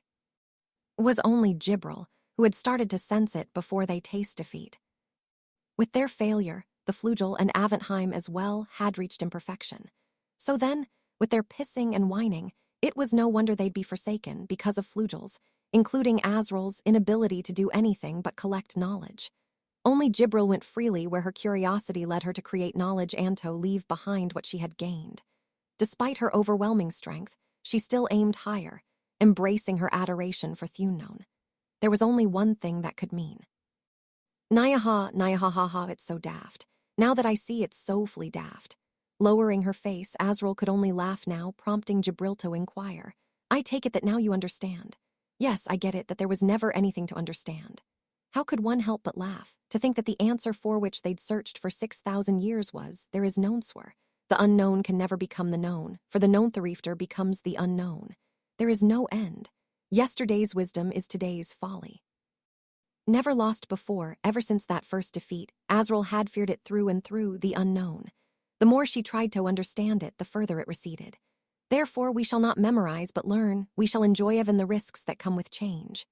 So she could only approach it, stepping out boldly. It was our inability to do this that lost us the war. Elder Azrael, when I lost to my masters, knelt before them and vowed to serve them, Artash's final mission had been fulfilled. Her eyes still downcast, Azrael whispered, "Lord Artash, have I too finally fulfilled your last request? Can I finally stop lying?" Wiping the tears that trailed down her cheeks, Azrael looked humbly to the faraway heavens. She possessed such an ability, one she'd never known, but perhaps, with this, he could rest in peace. Sora broke the moment, studying her face like a peeper. I don't really get it, but you are capable of looking cute after all, huh?" At last. For the first time, he smiled as he addressed Azrael. "Can I ask you 4 questions, Amanides?" "No, I mean Sora and Shiro." Indeed, there was no answer. She had come all the way back to the start, in which case there was something she needed to check. You guys, what do you live for? Shiro. Brother. What would you do if one of you died? When we die, it'll be together, so that's irrelevant. What he said. You guys, what were you born for? Dunno. Yeah, we don't have time to think about that shit. Unlike you ladies, our life is short. We're so busy. All instantaneous answers. Sora with a smile, Shiro did serious. But they weren't her answers, they could only be used for reference. So finally Azrael asked, can I be Jibs? Nope, you can only be yourself. An instant answer, of course. Azrael had known. But clouded Abbott, which prompted Sora to ask, well, but so what? Like a cloudless. Yes, true to his name. Right now, you look cute. I like you the way you are now. Sky, he beamed, Nyahaha. After searching for thousands of years, I go back to the start. Living forever is tiring. Yes, those they came up with themselves, their very own. Answers, she would search for herself and, like Jibril, find her own meaning. As long as I know, that I can, that's enough, Azrael mumbled tiredly, but then she heard Jibril apologizing to Sora. Master, to have wagered my life without consulting you and still to have relied on your power to the very end, I truly cannot. Oh, about that, Jibril. Scratching his head as if it was hard to say, Sora told her, this chick hasn't got the right to command all the Flugel to kill themselves. You know. Pardon. Leaving the flabbergasted Jibril in the dust, Azrael smirked. Oops, did you figure it out? Sticking out her tongue mischievously, she gave a Naya. Forbidding you from killing yourself without permission doesn't mean I can command you to kill yourself. HMMMMM, it's amazing no one figured it out in these 6,000 years. A lie like that, Naya ha ha ha. Shiro pounded in one more nail on top of this. Even if it were the case Jibril belongs to USSO, having involved her masters, even preparing for death, Jibril's shoulders began to quake. But sighing, Sora told her. But Azrael could do it herself, sure. His sharp tone, Jibril gasped, and Azrael stopped smiling. From the beginning, she was only putting herself on the table. She was probably planning to kill herself no matter what. I mean, what kind of sister would ask her own little sister to die? Jibril, isn't she the big sister you believed in? The response. Silence followed by a sigh, affirming Sora's words more eloquently than anything else could have. Given that there was an answer, and that the Flugel were capable of reaching it, even if Azrael were to return the ability to commit suicide her sisters had entrusted to her, by now they probably wouldn't do it. Even if there was no answer, if like Jibril, they could all find a reason not to die, there was no reason to expect that they'd kill themselves. At which point Azrael, who had lived so that they wouldn't die, would have seen her role end. Sora, have a lot of people gotten mad at you for overstepping boundaries? Oh yeah, they have. But the rule of this game is that no one may die. So, a resounding whap. Let's play. Sora clapped his hands and grinned. I mean, it sucks to dump your progress and hit new game, right? So yes, let's play. Then it's simple. All you gotta do is play a different game. A game that's sure to be fun. This world, we're gonna make it way more fun for you. A game we'll never get tired of. You think we can do it? Come on, what you gonna bet on? Nyaha, nyaha ha ha, nyaha ha ha ha ha ha ha ha ha ha ha ha ha. From her heart, for the first time in 6,000 years, no, perhaps ever, she laughed spontaneously.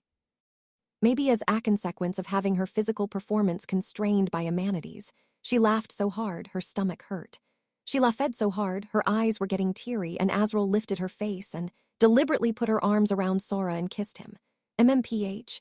Wah, Ma Master. Elder Azrael. After several full seconds of tongue kissing, Azrael moved away.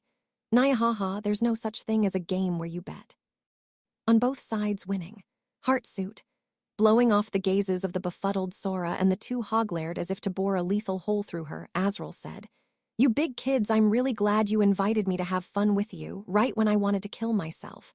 But still, I'm not like Jibs, I'm not worthy of being by your side yet. She waved and turned and walked, feeling the gravity that restricted her body. She got her little sister worrying about her, she got Amanides worrying about her, she got consoled, she even got forbidden to kill herself. After all that, she couldn't depend on them anymore. She chuckled to herself. Whatever. I'll bet that you can. Until then, I'll give Jibs's faith a try, the faith in my possibilities she gave me. So I hope you'll give me a little time. Brother, you got her to kiss you. Hey, hold on, she just friggin' did it. You got eyes. Master, with all due respect, the 10 Covenants make violation of rights impossible. Therefore, the fact that Elder Azrael was able to lock lips with you can only mean that you permitted it, consciously or not. Wait, wait, wait, what kind of man would I be if I turned down a babe like that, even unconsciously? Brother, you'll take anyone female. You quite remind me of Mr. Eno. Hey, wait, I mean, look, I'm obviously the victim here. Come in, guys. Cracking a smirk at the din behind her as she walked away, Azrael muttered. By the way, Gypsy, it's finally Gypsy, is it? After you treated my masters so abominably, after you lied to us for thousands of years, my mild graces are beginning to reach their limit. But what is it, Elder Azrael? Jibril shifted to Big Sister's side at Azrael's call, remarking in ill humor.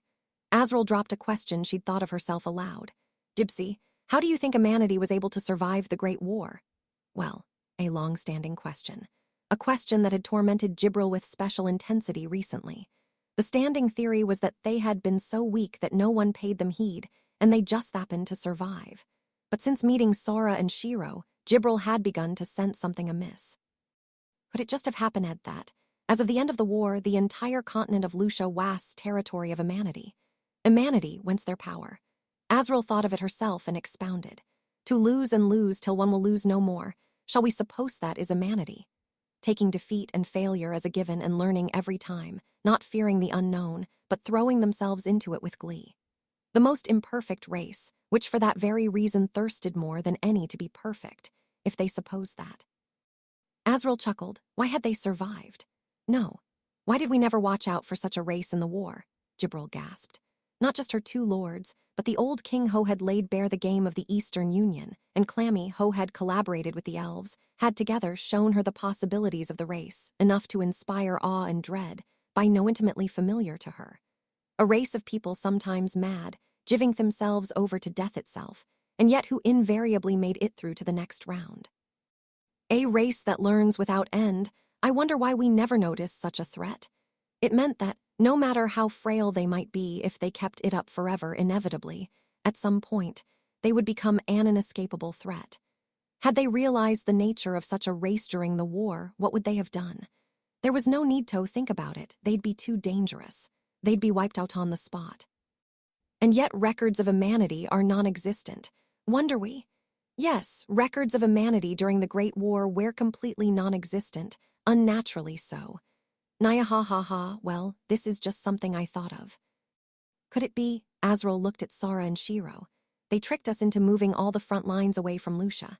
Yes, that sounded just like something they would do. And we never were able to figure out what those ex-machinists who slew Lord Ardosh were doing toward the end of the war, so, smiling with all but her eyes, Azrael conjectured. What if humanity led them? What if the death of Artosh, which sparked the end of the Great War, had been planned? Oh, maybe I'm just overthinking it. Naya ha ha ha ha ha. And then Azrael walked off, leaving the stunned Jibril behind. Even though she thought she'd strode a good distance away, she found that she hadn't gotten anywhere. That Jibril had not witnessed her grand exit but stood calmly beside her with Safani. Gypsy, I'm gonna take that kid's suggestion and live with this body for a while, and also, she smiled. At the next assembly, I'm gonna propose that Avent Heimjan the Commonwealth of Elkia. I must say I still doubt it will pass. Would be a dream for her as well, Jibril thought to herself, but Azrael plied her with a huge, slimy smirk. We'll observe and learn from Elkia. We'll be a member in name only, so that everyone can find the answer we found. Fulfill Lord Ardosh's final mission. How's that for a pretext? Nayaha. Heartsuit, her expression implied that it wasn't for nothing she'd managed to fool them for 6,000 years. I must say that does sound difficult to refuse. To begin with, Aventheim was a force without allegiance. It had no territory or resources. Even if they obtained formal membership, it didn't mean they'd have to help. They could simply involve themselves in the things they wanted to. And if the Alipotentiary herself said it was for Ardosh, the Flugel would have no reason to refuse. If Azrael possessed that kind of mental dexterity, then why? Jibril sighed. Flugel, including me, can't recognize these kids as the new lords until we all see for ourselves that their potential is worthy of our faith. You know this, right? Yes, everyone should be aware of that. I shall continue my missionary efforts, so there is no cause for concern. Displayed her holy journal and dismissed it as a simple matter of building the fan base. Faith. At this, Azrael chuckled and looked back at her. For now, can you personally take care of them for me, Gypsy? These two were a ball of the unknown. By now, Azrael understood what made them so appealing. But at the same time, they were too risky. smirking to herself that she couldn't have them dying before a conclusion was reached. May I ask this of you not as the alipotentiary, but as a friend? Jibril fell back into her usual demeanor. It goes without saying that I intend to protect my masters with my life, so I refuse. I see, Naya haha. That they weren't friends, well, of course. After all she'd done, how could she presume to? But if you take too long, you will miss the highlights, elder sister.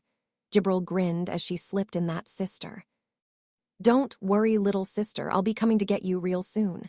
Naya ha ha ha ha. Smiling to hold back the tears, she trotted off. After all, she'd managed to change herself in a single hour. It shouldn't take too long taking her leave. She stopped in her tracks, turned and sighed, waved. Hey, everybody, will someone piggyback me? And I want to convene an assembly real quick. I need a road to my house, at least. It would be nice if someone could lay out a road for me, Naya ha ha ha ha ha. She strolled home, her power still sealed. Being unable to do things like fly was somehow refreshing. Filled with frivolous thoughts like this, she chuckled to herself, finding every little thing amusing. With her feet on the ground, her gaze level with theirs, her speed no greater than an ant's march, she drank in the world. After living for 26,000 years, it was so bad to try something new. Will you accept them as your new lords? I'm not the one to decide that. Avon, you should think about it yourself too. A perplexing proposal, but deemed worthy of trial. Well, to be honest, I do think maybe submitting to them for Abbot would be all right, for their potential. At this question, Azrael flapped her flightless wings through Thyr and replied, because it would be fun, Naya ha ha ha.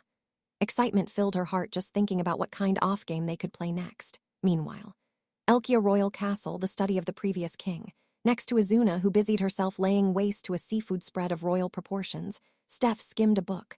Glancing at Izuna, who was devouring the food she'd prepared with true gusto, she remarked, Miss Izuna, you really are quite the eater. Was so heartwarming. But then, when she remembered that Izuna's grandfather's life was on the line, she started to wonder. Izuna was desperate, too. She'd been trying, giving it her all, but strangely, Steph could detect in her bearing no panic, no agitation, no unease. This is difficult to say, but Miss Izuna, are you not worried about Mr. Eno? Grinding to a sharp halt, a fish still in her mouth, Izuna answered flatly. Hell no, please. Why would I be worried, please? Why would you? I mean. Shiro said, Don't worry, we'll save him, please. Laid it out without a speck of doubt and resumed her meal. With a sigh, Steph returned her attention to the book in her hands and grumbled. A little question had been bothering her for a while.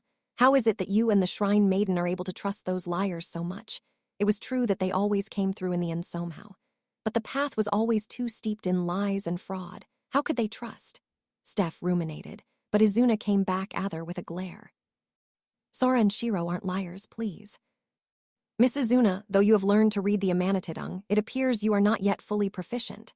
Those two weren't liars, then what were? Steph chuckled. They don't smell like liars like those damn liars who smell like got you, bitch. I hate that smell, please. Steph was at a loss for words. Izuna remembered that day when Sora said he'd save her grandfather. Sora's scent that she'd picked up at the beach, it had put her at ease. She gave Steph a little smile. Sora and Shiro smell good, please. Those assholes fool people, lead them on, tease them, please. But they never lie, please, that's why I like them, please. Schooled by a girl of 1-digit age, Steph took a breath.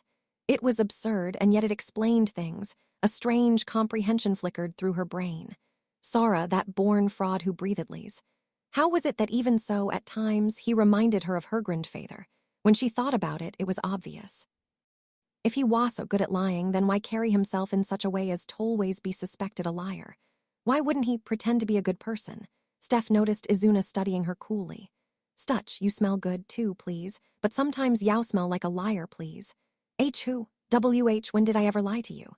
When you talk about Sora, you smell like a damn liar, please. I don't like you like that, please. TH, that's because Sora forced me to fall in love with him. Isn't it natural I would resist? Hurt by the implication that Izuna disliked her, Steph argued with a lump in her throat, but Izuna dismissed her with a complicated expression. More of your shit, please, but you usually smell good, so I'll give you a pass, please. This said, she went back to stuffing her face with fish, leaving Steph with her thoughts. All right, let's suppose, for the sake of argument, not that there could very well be an argument, that Sora isn't a liar. Butte heaven so, that doesn't justify him co-opting my feelings with the covenants. It's complete. Steph clutched her head in her outburst. A book caught her eye. On a shelf some distance away, a book with an ancient binding. The Treasure of the Prideful Princess. A children's tale, a title written in Amanity that sounded as if it belonged in a nursery. When she opened the cover, this is what was written. This is a fairy tale passed down among the dwarves. A translation. The translator isn't my grandfather, it would appear. What is this book doing? Steph, mumbling, turned the page and gasped. This is what was written there. This is a fairy tale from far in the past, farther than the sea. And beneath, in a familiar hand, that is, the hand of her grandfather, was a note. We surmise that the sleeping queen of the sea read this tale before her slumber. Like the princess in the tale, the queen was loved by all and possessed all, and thus she desired what she knew not. Having everything, she craved the one thing that eluded her, a love beyond her reach. Eureka! Izuna started as Steph sprang from her chair with a cry. Aventheim, a relatively large cube in the central district. This was Gibral's former dwelling, now a storeroom.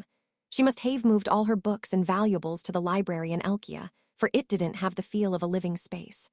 As might be expected of Flugel, who required no sleep, there was no bed, and there were no windows either. The sealed room, lined with her collection Offnenbook treasures, felt surprisingly comfortable to shadow dwellers like Sora, Shiro, and Plum. As long as they were mindful of certain warnings she gave them. "Oh, master, you had better not touch those. You will probably certainly die. Spoils from the Great War, masses of skulls and so on, but this is weird." In the center of the room rested the books which the nigh 100 Flugel had collected for them as sworn by the covenants. Buried in the pile of books, dark with fatigue, Sora complained bemusedly. Shiro on his lap was writing something, then crossed it out angrily, groaning.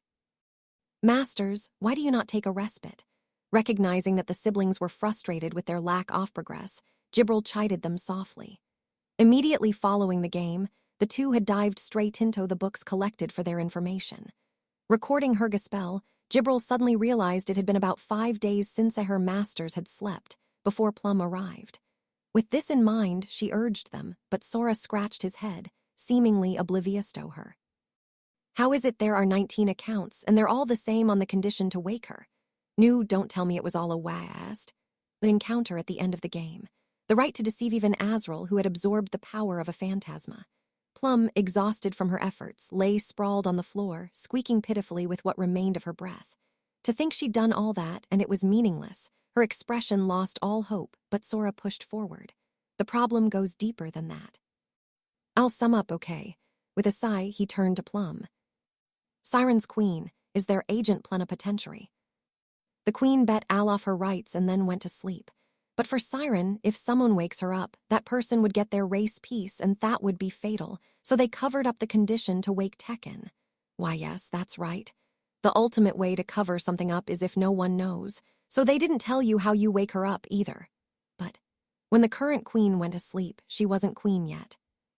Siren must have tried everything they could to wake her, but that would mean someone knew once, but the current accounts have been falsified." "Following me?" Sora asked, and Plum nodded. 800 years ago, there were guys who tried to beat the Queen's game. We can see 19 of them from just their cords we've dug up in Aventheim, covering 5 different races, and we can see the words that were supposedly used. If we compare them, we should be able to trace them back to the condition to wake her, or so I thought. Shiro moaned, NGHHHH, and collapsed into Sora's lap, brain-freed. They'd checked the verbiage in the languages of 5 races, even verified the manner of the word's interpretation, but whosoever wakes the queen will win the queen's love and everything she has. That's all we can get. Whoever wakes the queen, i.e. she didn't have to fall in love, wins everything, i.e. you got all the rights. Those 2 things had been nailed down, but that was worthless by now. The real thing was, Sora griped, why don't they say how you wake her? Is that really the part they'd leave out? Before the previous queen had passed, someone getting all Thurites wouldn't have impinged on the race's survival. They should have announced the victory condition to get someone to hurry up and beat it already. But then, if no such thing was recorded, worst-case scenario. At Shiro's dire assessment, Plum sorrowfully sought clarification. No one ever knew how. Could be that even the queen herself didn't spell out the victory conditions clearly when she made the game. For example, after a deep sigh, Sora wrung it out. "Please me, except I don't know what will please me," or something like that. Plum's eyes rolled back in her head and she fell. Frankly, Sora felt like doing the same. If this was true, it would explain why no one had been able to wake her, why Plum hadn't been able to figure out how you wake her, why a spell that would make her fall in love unconditionally worked but still didn't wake her, and also, how Siren had been able to cover it up completely, everything. If no one knew from the beginning, then there was nothing to cover up. And then they'd have to attack the problem from the standpoint of, what did the Queen want when she slept? They were back to square one. Ah, shit, what's wrong with this bitch? Oozing distress, Sora ranted and flopped onto the floor. Shirolso went GG, audibly snoring on Sora's lap, and Plum passed out. The scene looked as if it would hang perfectly in an art museum under the title Despair. Well, why don't I tell you a story for a change of pace? Lightly snapped her fingers, and the walls and ceiling off her house went clear as glass. As he lay sprawled on the floor, Sora saw the night unfold above him. No, that wasn't it. They floated at the edge of the stratosphere, the border between the planet and space. So it was space. This realization was accompanied by a soothing reverberation like the cry of a whale. What was? It is he. Twas was the voice of the Aventheim the Phantasma. Now that she mentioned it, Sora remembered seeing a landmass like a giant whale during the game with Azrael. The fact that he was riding on its back right now was so fantastic that it was easy to forget. He was once a messenger of my former lord, the old Deus Artosh. Continued with a faraway look in her eyes. Artosh fell at the end of the Great War, but he has yet to accept this. He drifts in search of Artosh, and when he feels the presence of an old Deus, he approaches. Gibril cast her gaze up to the vermilion moon floating in Thesky. Out there are the elementals, Lunamana, and the old Deus who created them. The giant red moon Sora had seen any number of times, either larger or closer than the moon of his old world. It was still hard to imagine that an Ixseed dwelled there. When the red moon is visible, Aventheim raises his altitude at the presence of the old Deus. However, with a complicated, somewhat sad smile, Gibril confessed, Aventheim cannot reach it. Can't reach it. Aventheim is not flying through the sky, but circling the planet, swimming along the currents of spirits invisible to humanity. He cannot swim in space, which lacks these, and so. Sora unconsciously followed Gibril's gaze and was speechless. He'd never looked at the Milky Way with his own eyes, but erever of stars that gave the images he'd seen on the internet a run for their money floated in the emptiness. The light flowed as if to it shine the red moon. He looks up at the red moon and weeps. The torrent of light flowed like an aurora, flickering faintly. Again, the whale-like moan he'd heard before. This time, it sounded terribly lonesome. So phantasmas have feelings. Ixseed rank 2, Phantasma. Considering that they were listed among the Ixseeds and that Azrael had said it made. Perfect sense, Sora realized. But still, it was strange to think that Thai's landmass drifting through the sky had feelings. And then, F-whoop, it hit him and he griped in disgust. So even Aventheim understands romantic love and I don't. Pardon? Why do you suppose he understands it? He feels a sense of romance about Artosh and loves him Ashi's master, so he understands both romance and love, right? Then Gibril seemed to latch onto something and asked, Master, is there anyone you would be lost? And is there anyone you love? Shiro, oh, so just because you understand romance and love, it's not the same thing as romantic love. Love took different forms for each. Man, this concept was a total pain in the ass.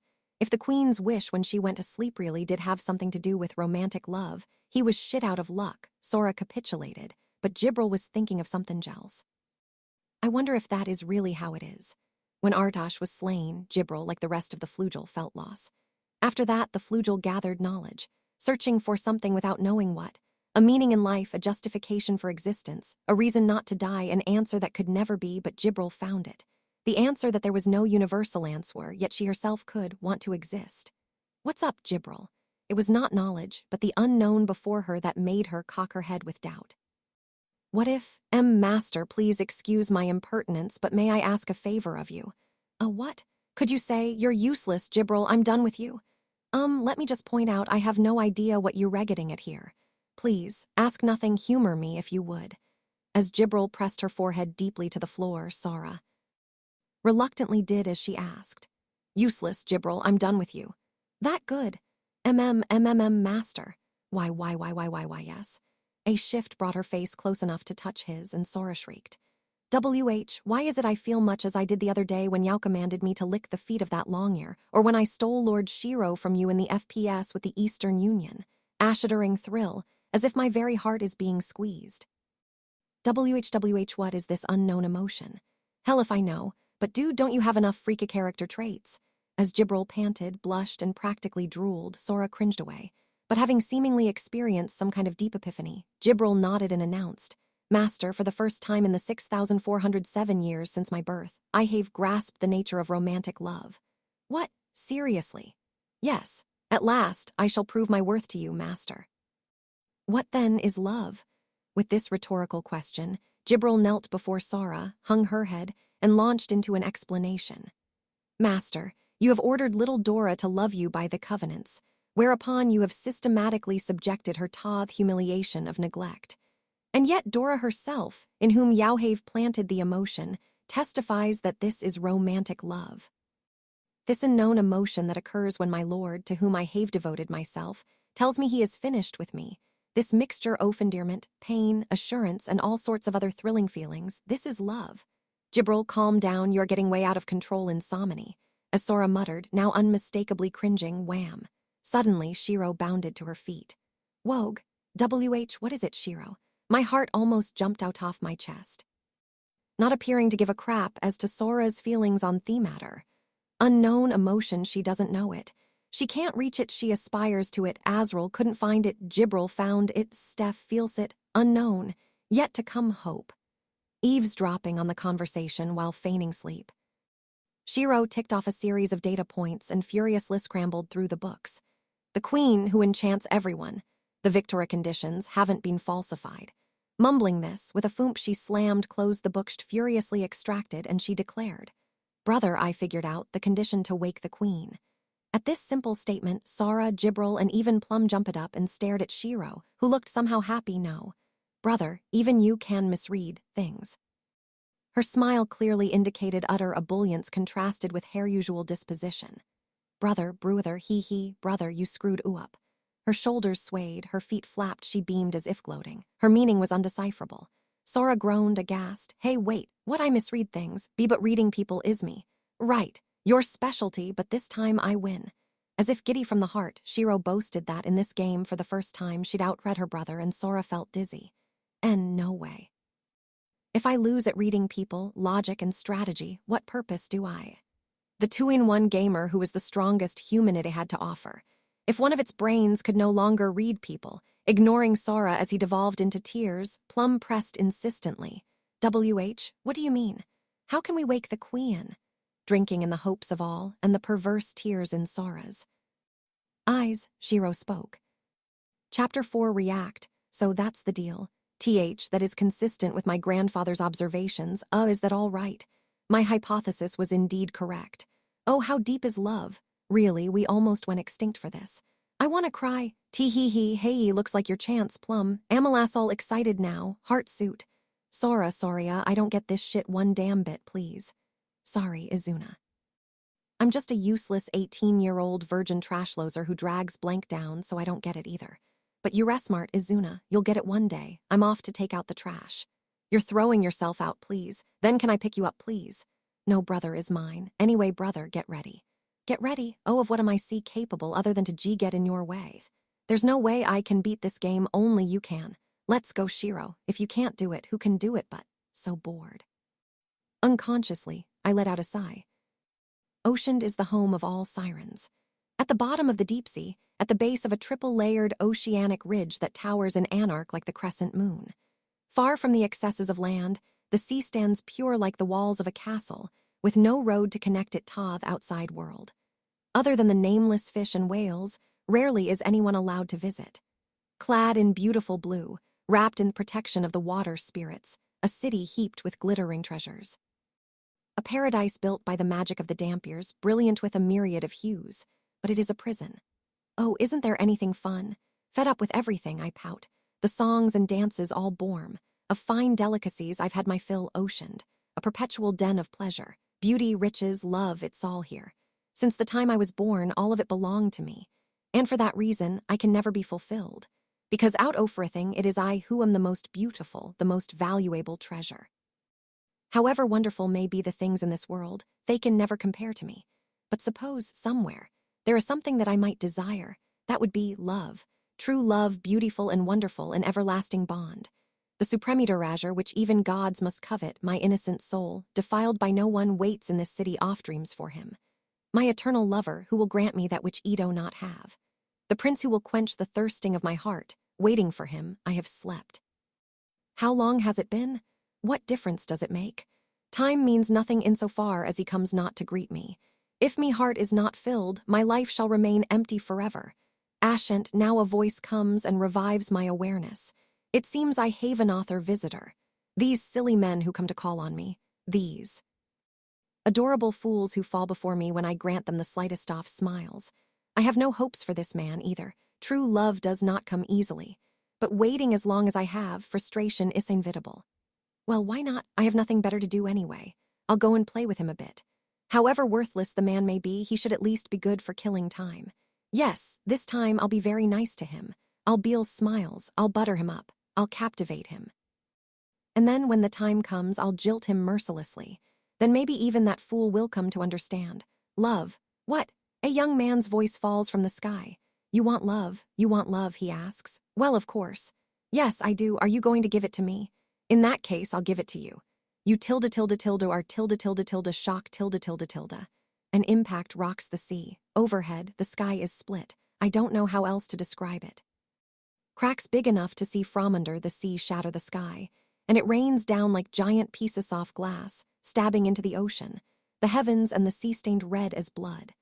Amidst the shards, the source of the voice, too, descends into the depths.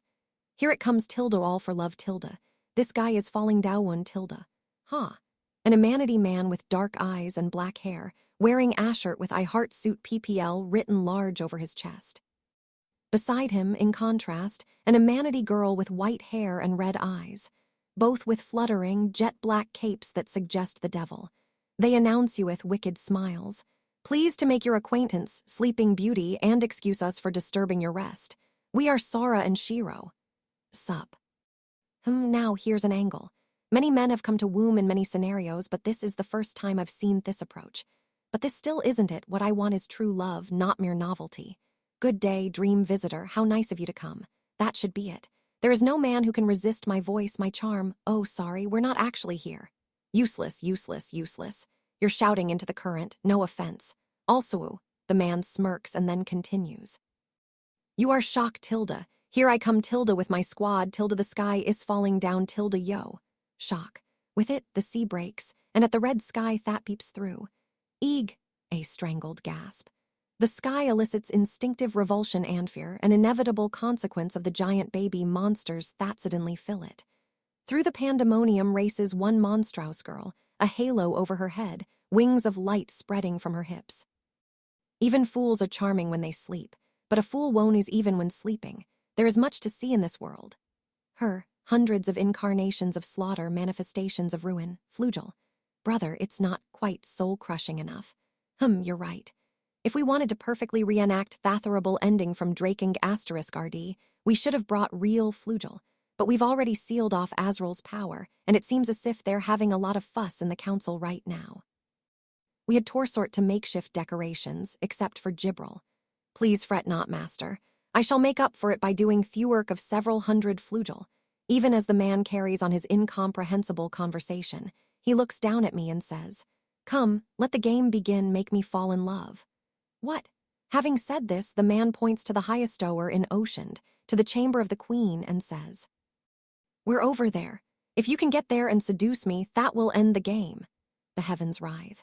Countless gigantic bobbies fall from the crimson-stained sky. The flugels spread their wings and fly around like symbols of death itself. He's telling me to navigate this. By the way, master, do you mind if I eradicate the city with a single blast? The flugel fidgets as she poses this question. Meanwhile, Ifries. Sure, no problem. Blow away everything, including the queen. It'll all come back together in a few seconds. It's just a dream after all. Gibril, you can use as much force as you want. There's no limit, so knock yourself out. I do say, I grow excited, heart suit. Then the two amenities turn to me once more. Also, when we set up the scenario, we added your friends, acquaintances, and family too. These words, in a rush, I look around, since when were they here? My mother, my nurse, my handmaids, even my sisters whose names I do not remember, all wail simultaneously. So you can pretty much guess how this is gonna go down, smiling wryly and scratching his head. You and those dear to you are gonna be devoured by those falling bobbies, sliced up by gibral, blown away, etc. While Yauno, all kinds of shit happens to you. Yeah, I'll say it again, but damn, that game was hardcore. Brother, you got me to play it, saying it was the best gamever and super touching. I'll never forgive you. Sorry, it was just too traumatic for me to bear alone, Butte anyway. With that, the two who call themselves Sora and Shiro speak to each other. From here on, no one will save you as you writhe to your death. Let's see how long you suffer before you succumb. And then with big smiles they say, die, maggot. Spreading her wings at this remark, the flugel opens her mouth. Now, if I may, number 1, Gibral. The halo above her head complexly transfigures itself, becoming giant, multi-layered, not unlike a magic circle. Her wingslows form as if spewing energy, and a column of light like a lance sways in her hands. I give my master heartfelt thanks for granting me this opportunity. To use my full, unadulterated, unrestrained, unreserved power, 100%, heavenly smite, here it is. Heartsuit, with only these words remaining, the world is extinguished in white, meanwhile oceaned, the chamber of the queen. Yay. Miss Jib is so cool. Amila raised a cheer toward the underwater projector displaying the queen's dream. Around her, a crowd of sirens likewise cheered and danced like mad. Sprawled limp on the floor were Sora, Shiro, and Gibral, who had dived into the dream, and Plum and the Dampiers, who had used up all their strength to transport them there and build its world. Also present were Steph, eyes rolling, and the aging werebeast, Ino Hatsus, to whom Izuna clung. Surveying in turn the three lying unconscious on the floor and the projector, Ino asked, I wonder precisely what is going on here. Grampy, we came to save your ass, please. Get down and give thanks on your hands and knees, please. As Izuna rubbed her face in the belly of her grandfather, Ino, Steph answered on the young girl's behalf. A lot of things happened while you were in Ocean. Yes, quite a lot of things. But this not being much of an explanation, Ino just kinly held the grandchild, who clung to him as he looked on in confusion. I would appreciate it if you could offer an explanation a bit less cryptic. Don't worry about it, I hardly understand it myself. Let me just give you a message from Sora for now. Steph cleared her throat. We figured out how to wake up the queen. When we told the sirens, they got all excited and gave you back and said, "Dow what you want," he said. I am afraid my comprehension is only further clouded. He also said, relax, we're gonna wake up the queen, and we are not gonna let Siren or Dampier go extinct. We're playing a game where we've sworn that by the covenants. You'll see what we mean when you watch us beat the game, and also, with a final titter, Steph continued. Izuna missed you, so I'll leave her here. You got a good granddaughter, Gramps. That's it. Is that so? Dropping a smile at the pressure of his granddaughter's nuzzling, Ino thought to himself. I understand that man Sora even less than I did before. A cheer went up. Gibral's second heavenly smite had thundered. The sirens enjoyed their celebration of it while Plum haltingly chided. Why, your highness Amila, why you see. I totally understand where you're coming from, but perhaps some discretion would bane. What? Oh, Plum. You can go ahead and say it too, Yaunoa. Amila continued with the smile of a stainless saint. The suffering of a stupid bitch makes everything delicious. Tee-hee-hee-hee-hee. Her smile might have been stainless, but it was wholly absent in her eyes. Look, Amila even opposed cutting off her sense of pain, but see, we are being discreet, tee-hee-hee-hee. Indeed, it was a dream. No one and nothing was actually being harmed. On top of that, when Sora and crew had entered the queen's dream, they'd asked Plum to block the queen's pain receptors. This was a dream, after all. There was no discomfort. It must not be forgotten. There was purpose behind all of this, but this isn't something to take Miss Izuna to, is it? Truly. Indeed, I must commend King Sora's moral sensibilities in deeming it inappropriate for children. The hell is going on, please? Izuna, her face still buried in Ino's belly, unable to see the display, asked in apparent curiosity. But the spectacle projected before them, Plum could only describe as hell. No, more like a nightmare. Indeed, it was a sight that, even without any sexual content, would unquestionably fall afoul of moral regulations. Even Steph had heard about it. The full power of Flugel, the heavenly smite. A single toss of that lance of light had vaporized the sea and turned the ocean of the dream into a crater. But it was a dream. Everything would be mended in a few seconds. Like a small child smashing a clay sculpture, Jibril rained down further destruction. At this cycle of destruction and restoration, Jibril smiled, or perhaps more accurately, leered and flung her arm indiscriminately. Each time the ridge was shattered and a trench opened up, swallowing the ocean floor. As if that wasn't nightmarish enough, forgetting Jibril, the fake Flugel were also blithely wreaking havoc. The baby monsters, inspiring instinctual revulsion and fear, devoured the dream's bit players. And the spectating sirens were getting off on this hard. It was messed up. I do sympathize in a way, given the circumstances, but it does seem a bit excessive speaking as one who does not know the circumstances. Grasping the situation but not the strategy, Steph had Togri. There's never been a day I didn't curse Lord Tet for setting down the 10 Covenants. Buat. Plum quavered with a face pale enough to faint. For the spectacle projected before them probably, no, definitely, would have qualified as a mere skirmish before the 10 Covenants, in the age of the Great War. Your ancestors lived through this, my deepest respects. I just want to know how humanity managed to survive this. Humanity and Werebeast had to face this. Upon our return, I must take up my studies of history once more. Eyes rolling back in their heads, the 3 onlookers were independently inspired with the same thought. Lord Tet, thank you for setting down the 10 Covenants. The first blow vaporized the sea. Layla had no choice but tocrawl the parched earth. She couldn't breathe. The sun beating down on the exposed seafloor consumed her flesh. There was napping, but her energy was sorely drained. The repeated Flugel attacks gave no respite for the sea to return. In a loop of vaporization and regeneration, the sea stripped Layla unconditionally of its protection. And then the baby monsters raining from the blood-colored sky rampageed on to devour her. There was no water. She couldn't swim. The race beloved of the sea, without the sea, even their charm. HFF, I made it, have I? How many days had passed?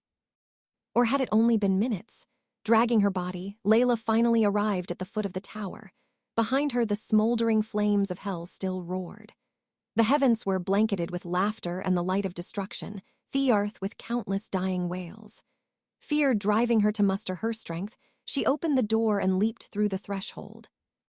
When she felt at her back the shock and din of the city exploding again, but Layla collapsed in relief, for inside the tower was water. This was where Sora and Shiro were supposed to be, therefore the one place even the Flugel's attacks could not destroy, it seemed. If there was water, then she could breathe and even charm at last, she thought. He, what nerve you have to do this to me? Catching her breath, Layla at her core now seethed with rage. Make me fall in love. That's just fine. I'll see to it that you pay the tab for macking a fool of me. With a swish of her tail, Layla ascended the water-filled tower with terrible speed. The queen of the sea, she who has everything, every ombos before me. I can't believe you would try someone like that. I don't know what you're thinking, but I hope you don't think I'm just gonna make you get down on your knees. If I can just get in one word, that will be the end. I'll sing a song. Make him a crawling slave. Make him lick Theground. Then cast him pathetically aside and throw him into Thetrench of despair. Once he gets out of the dream, my charms will convince him that reality is the true nightmare, and my rejection will make him want to die. With a wickedly warped smile, she surged through the water as if flying, and soon she reached the top floor, the door to the chamber of the queen, the chamber where her body should lie. Make way. That was all. The current slammed open the door as if breaking it down. Yes. In the sea, Layla was power. Before the volume of water spirits she possessed, everything in the ocean would kneel to her. It was a simple law. Nothing could defy it. It superseded even some forms of magic. Even the spirits employed in elf rites would take Layla's side. Things she could not tame, in this world, did not exist. With unshakable confidence, no fact, Layla at last arrived. Sora and Shiro dolled up like the devil. Sora strode forward to greet her with a theatrical, impudent grin. Made it this far, have you? Your foolishness is hilarious. However, it delights me that you are progressing.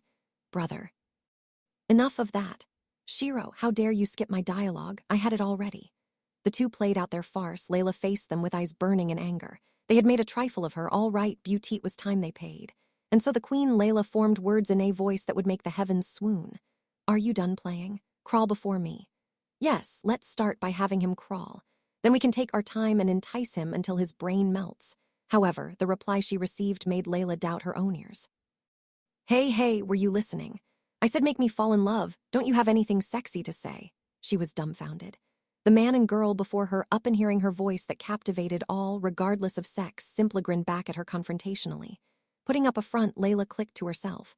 As long as they were in the water, there could be no exceptions. Their gray matter must have already been numb with yearning. So, time to test just how long those iron masks would hold. Yes, I'm sorry. I got carried away and SAIDSOMETHING rude. Wetting her eyes sensually, Layla spoke pleadingly. I want you to listen to my true feelings and FELTHEM. I want you. Can you please give me what I want? With not just her voice, but her every move, a binding force more violent than brainwashing was at work. Despite her imploring tone, it was mere input, a command that could not be blocked. At her irresistible, unconditional charm, Sora, trembling all over, answered her call. Oog, no thanks, I got goosebumps. Sorry, not happening. Huh, look, let me just come out and say it, but you ain't my type. Then, under the rule that you're supposed to make me fall in love, the first thing you say is crawl before me, followed by I'm sorry, and now you're saying those weren't your true feelings. I feel like I've seen you in some meme about crazy bitches to avoid. I can't believe hoes like you really exist. Layla stood stunned. It wasn't a front. He really didn't feel her charm. How was it possible? Did they mess with the dream? No, not even elven magic should have been capable. It made no sense, but one thing was for sure. This man had come with genuine conviction that he would not fall in love with her. Then the man looked to the girl beside him for confirmation off something. She nodded and he said, Yeah, I finally get to say it. 'Cause everyone always thought thighs was a romance game. No one's told you before, right? I'm gonna speak for everyone so far, including the old guy, and give you the business, okay? Drawing a deep breath, Sora let it fly. You know how old you are, sleepwalking around, prattling like a goddamn moron. I mean, who the hell do you think you are, dumbass? What? You think? It's only natural for Revrion to be nice to me. Even kindergartners these days are quicker on the uptake than you, bitch. Seriously, do you even know how many years you've been asleep? 800 years, bitch, 800 years. You think, oh, I'm like such a princess, waiting for my prince for years and years. You're over 800 years old, Grandma. You want to know how old you are? You're too friggin' old. Sure, I love those characters with ridiculous ages, but they're cool because they've got the brains, right? And anyway, you're like, there's no man who wouldn't fall for me, but look at yourself, man. It pisses me off. You call yourself a woman, then show some grace. Sexiness only means something if it's bundled with humility. Are you one of those? You know, Theanez who think if a guy tells them to take their clothes off, they can just drop 'em, or one of the others. Those typical, so-called cosplay or glasses porno actresses who take off their costumes or glasses when they have sex. Those dumbasses with a Roman sequotian in, like, the 10th percentile at best. If you think the more skin you show the better, then stop being half-assed about it and just go live as a freakin' nudist. Dude, why should I even have to try to pick up some bitch I don't even like? Think about it, man. It's a waste of my goddamn time and effort. I might as well just hit on some 2D girls. I'd get way more out of it, especially in terms of cost performance, all while protecting my heart and wallet. Oh yeah, and just let me add one more thing before I wrap up. You got these water spirits or whatever, I dunno, but something granting you charm from the shadows. But honestly, your face score is barely above average, and it's the worst Amongal the chicks I hang with, so would you look in a damn mirror and figure that out, you sponge brain? FFFFF, Sora, spewing this all at once with no room for argument, smiled in relief. HFF, I feel so much better, great. I said my piece. Now I'm done with this game, ciao, hey wait. And then nope. Did you enjoy wasting your time on this unwinnable game? See ya, sucka. With that, Sora and Shiro whisked out of existence as if Therioli had ended the game. Then, the dull percussions that had been carrying on in the background stopped, and in Layla's heart, an entirely different sound quietly resounded. Heh. Now this is totally gonna make her snap. That should do it, right, Shiro? Brother for the win exa props. The brother nodding in self-satisfaction, the sister raised her thumb. The chamber of the queen erupted in the thunderous applause from the sirens, who had enjoyed the fine show. By contrast, there was the blanched silence of those with common sense, like Steph. Sora and Shiro had given the queen a magnificent nightmare and returned without bothering to woo her, dumping the game. Only one of them was completely baffled as to their reasoning. Just one. HFF. That was most amusing. It will be a storm of envy when I tell everyone. Heartsuit. Having pushed the boundaries of devastation to her heart's content in the Queen's dream, Gibril's consciousness now awoke Torility. Her skin seemed to have taken on a certain luster, and probably actually had. But those who didn't understand the purpose behind any of it again, like Steph, cast questioning looks. So what was the point of all that? Confronted with Thistleant entreaty, Sora assumed a grin that said, "Don't ask me, Sora had just done what Shiro told him to in other words. Brother, just be yourself." That summed it up, just say whatever comes to mind to troll the living hell out off, heard till she has a meltdown. That was all. It did hurt his feelings a bit, having his sister call that being himself. But if Shiro said so, if his little sister was sure that was the solution, Sora had no reason to doubt it. Henny did only carry out those instructions faithfully. Yes, devotedly. Just then, crick. Suddenly a crack formed and the ice Tekken slumbered in. To the stupefaction of everyone assembled there, except Sora and Shiro, the crack spread. The crystal-clear ice turned stark white as the cracks spread like tendrils, and then it shattered, sending sparkling particles scattering like stardust. As the Motsoff ice danced, reflecting the ambient light, the Queen, ice flitted open ever so slightly. Before this uncanny spectacle, everyone stood speechless. Hey, come on, come on. Too bad the 10 Covenants won't let me hit you. LEL, baby. Everyone except Sora, who, having been given leave by Shiroto Troll, wasn't about to stop. Incredible, is it really possible for a human to be subnoxious? Paying no heed to Steph as she crossed that line of respect, the Queen slowly rose from her throne. Brother, that's enough. Oh, really? I was really getting into it. With a graceful sweep of her tail, dancing, carrying herself with light ease, the Queen approached Sora. A fantastic sight. Yet the Queen's face was red with burning, no mild anger as she swam to face Sora, and then, "How I've waited for you, my prince." Heartsuit, going so far as to make hearts of her eyes, she threw herself at Sora's feet. What? The entire throne room was dumbstruck, but Sora as if on guard. Hey, Shiro. The hell's this? Some kind of fake out? Jittery, he turned to his sister as he was suddenly overwhelmed by a sense by deja vu. Of a time he had pwned someone online with a trick that was just too dirty, and they'd ended up having to hurriedly relocate as it seemed his opponent had tracked down his address and was planning to deliver a beatdown, a painful memory from his previous world. Recalling this trauma, Sora feared he might have gone too far, but Shiro casually reassured him. "No, this is fine, we win." I see now. Shiro claimed victory, her expression contemptuous. Steph, Plum, Gibril, and Amilla finally understood. The Queen Layla carried on making a spectacle of herself. "Oh, master of my heart, please, insult me more." Heartsuit, hey, is this chick funny in the head? As Sora gesticulated desperately at Layla writhing at his feet, Steph remembered the meeting before the game had started and the tale she'd found in the old king's study, the treasure of the prideful princess. Taking its conclusion into consideration, she definitely grasped Shiro's intent. Yes, it would seem so. A tale of a beautiful princess. A princess who had everything, beauty, riches, and love. The insatiable longing of the princess for something more than everything. One man put an end to it. The princess had received all that was from every man, yet their desire went unquenched. Until the man with the dagger, a wondrous treasure beyond the princess's belief. Death moved her, and thus it ends. Yes, it was the tale of a princess consumed by greed and how she was slain.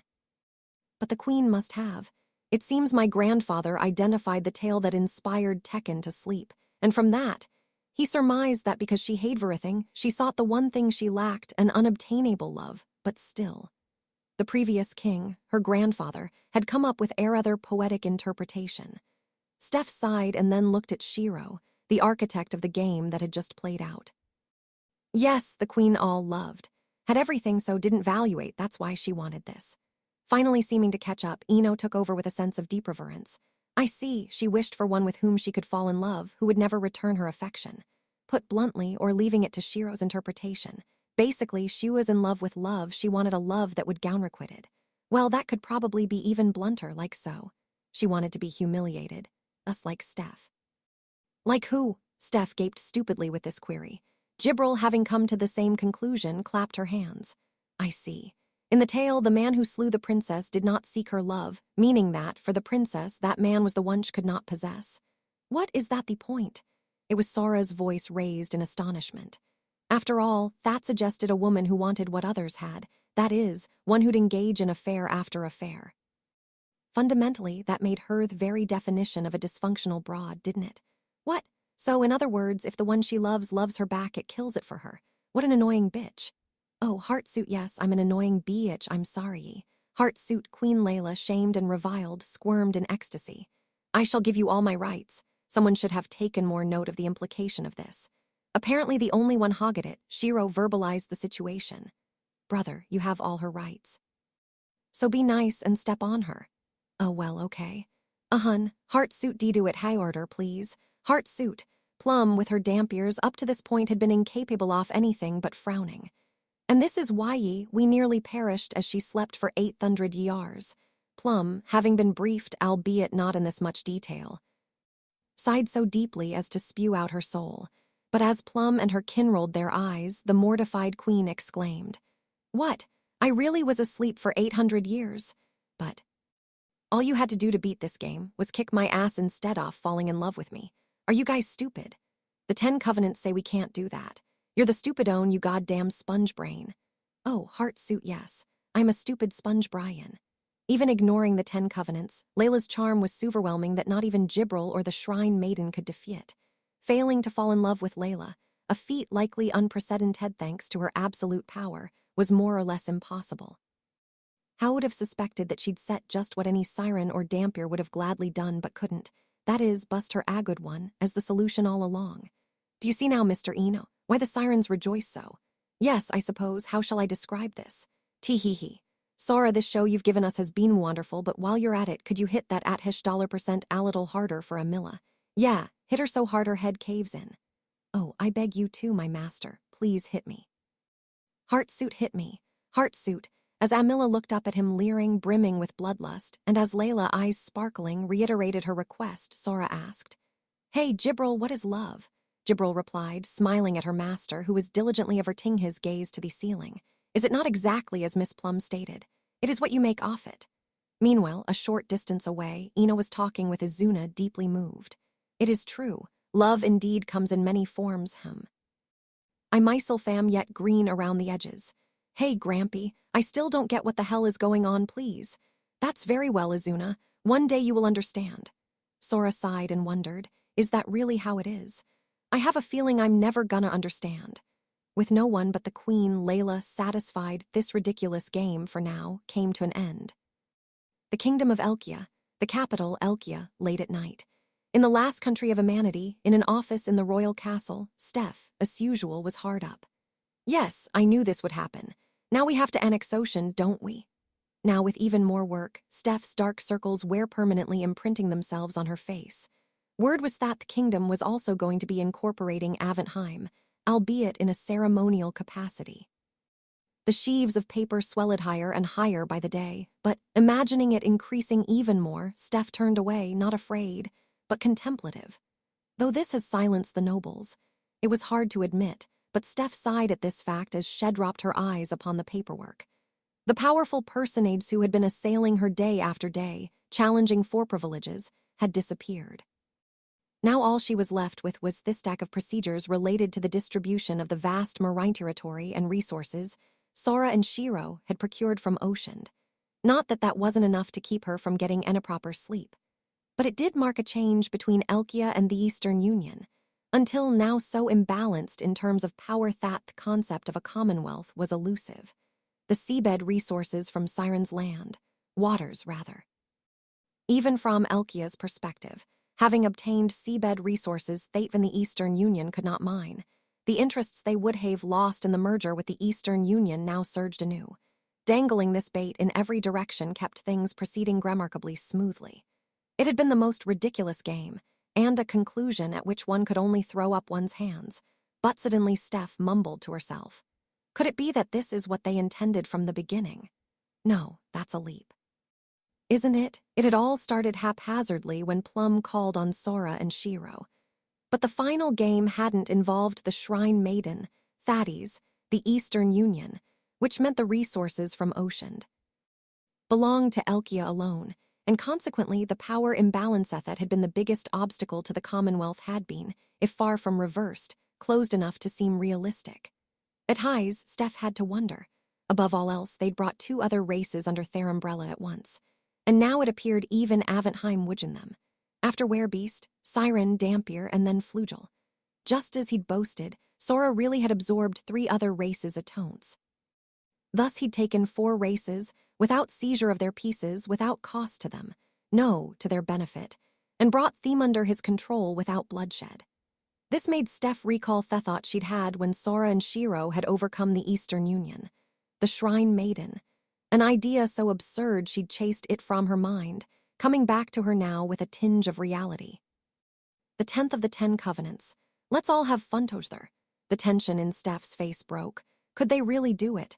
Could they take the Ix-Seeds, who had once battled to the point of reshaping the very planet, and bring them together without any killing or death, to challenge the one true God?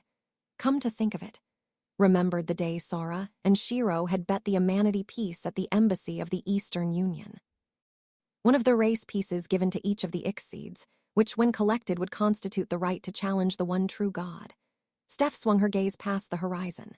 The giant chess pieces, all Themor for the darkness of night, towered as if to block out the light off the moon. If those were the starting pieces of the one true God, then might it follow that each race piece had its own role. She had never seen the other race pieces, but the Amanity piece that Sora and Shiro had shown them was the king, wasn't it? The king. In chess, the weakest piece. Its importance was paramount, but everyone knew that the king's traits were even worse than the pawn's. For goodness sake, clearly I am overthinking this. HFF time. To get back to work. The same time, in the courtyard of the Elkia royal castle stood Sora and Shiro's palace, finally completed using their architectural techniques of the Eastern Union, basically a small wooden shack. In a room floored with tatami mats according to Sora and Shiro's specifications, a clutter of countless games and books was strewn everywhere. As the siblings lay sleeping atop their futons laid out in that close space, breathing quietly, without sound or presence, a shadow approached. But not entirely unnoticed. "Yo, Plum, what do you want at this hour? You're keeping us up." Stifling laughs, Sora and Shiro gave up the pretense of sleep and stared into the void. Excuse me, well you see. However had mere Amanities seen through Dampier's stealth magic. Plum cancelled her spell, showed herself with an apologetic smile and lowered her head. "Did you come to reveal yourself?" At Sora's query, Plum, still smiling, froze. Ignoring her reaction, Sora and Shiro sat up, grinning like children who'd just pulled off the prank of a lifetime. "I don't flatter people, I respect you for real. You got a sweet strategy. I can't even believe." Sora's praise was sincere, but to the very end you managed to lead us on without telling a single lie. Plum, no. Ironically drawing up the corners of his mouth, Sora fixed his gaze on the Dampier girl, no. "Shall I call you Mr. Plum, the last male Dampier?" Boy, laying it all bare. HFF, his true form discovered, the boy who looked like a pretty girl sat cross-legged and sighed. His troubled face was the same as ever, but his eyes, floating in the darkness, gave a hint of cunning sharper than a knife. "NGHH, did I make a mistake? When did you figure I'd out?" He really does talk like that. Sora chuckled to himself as he answered the question.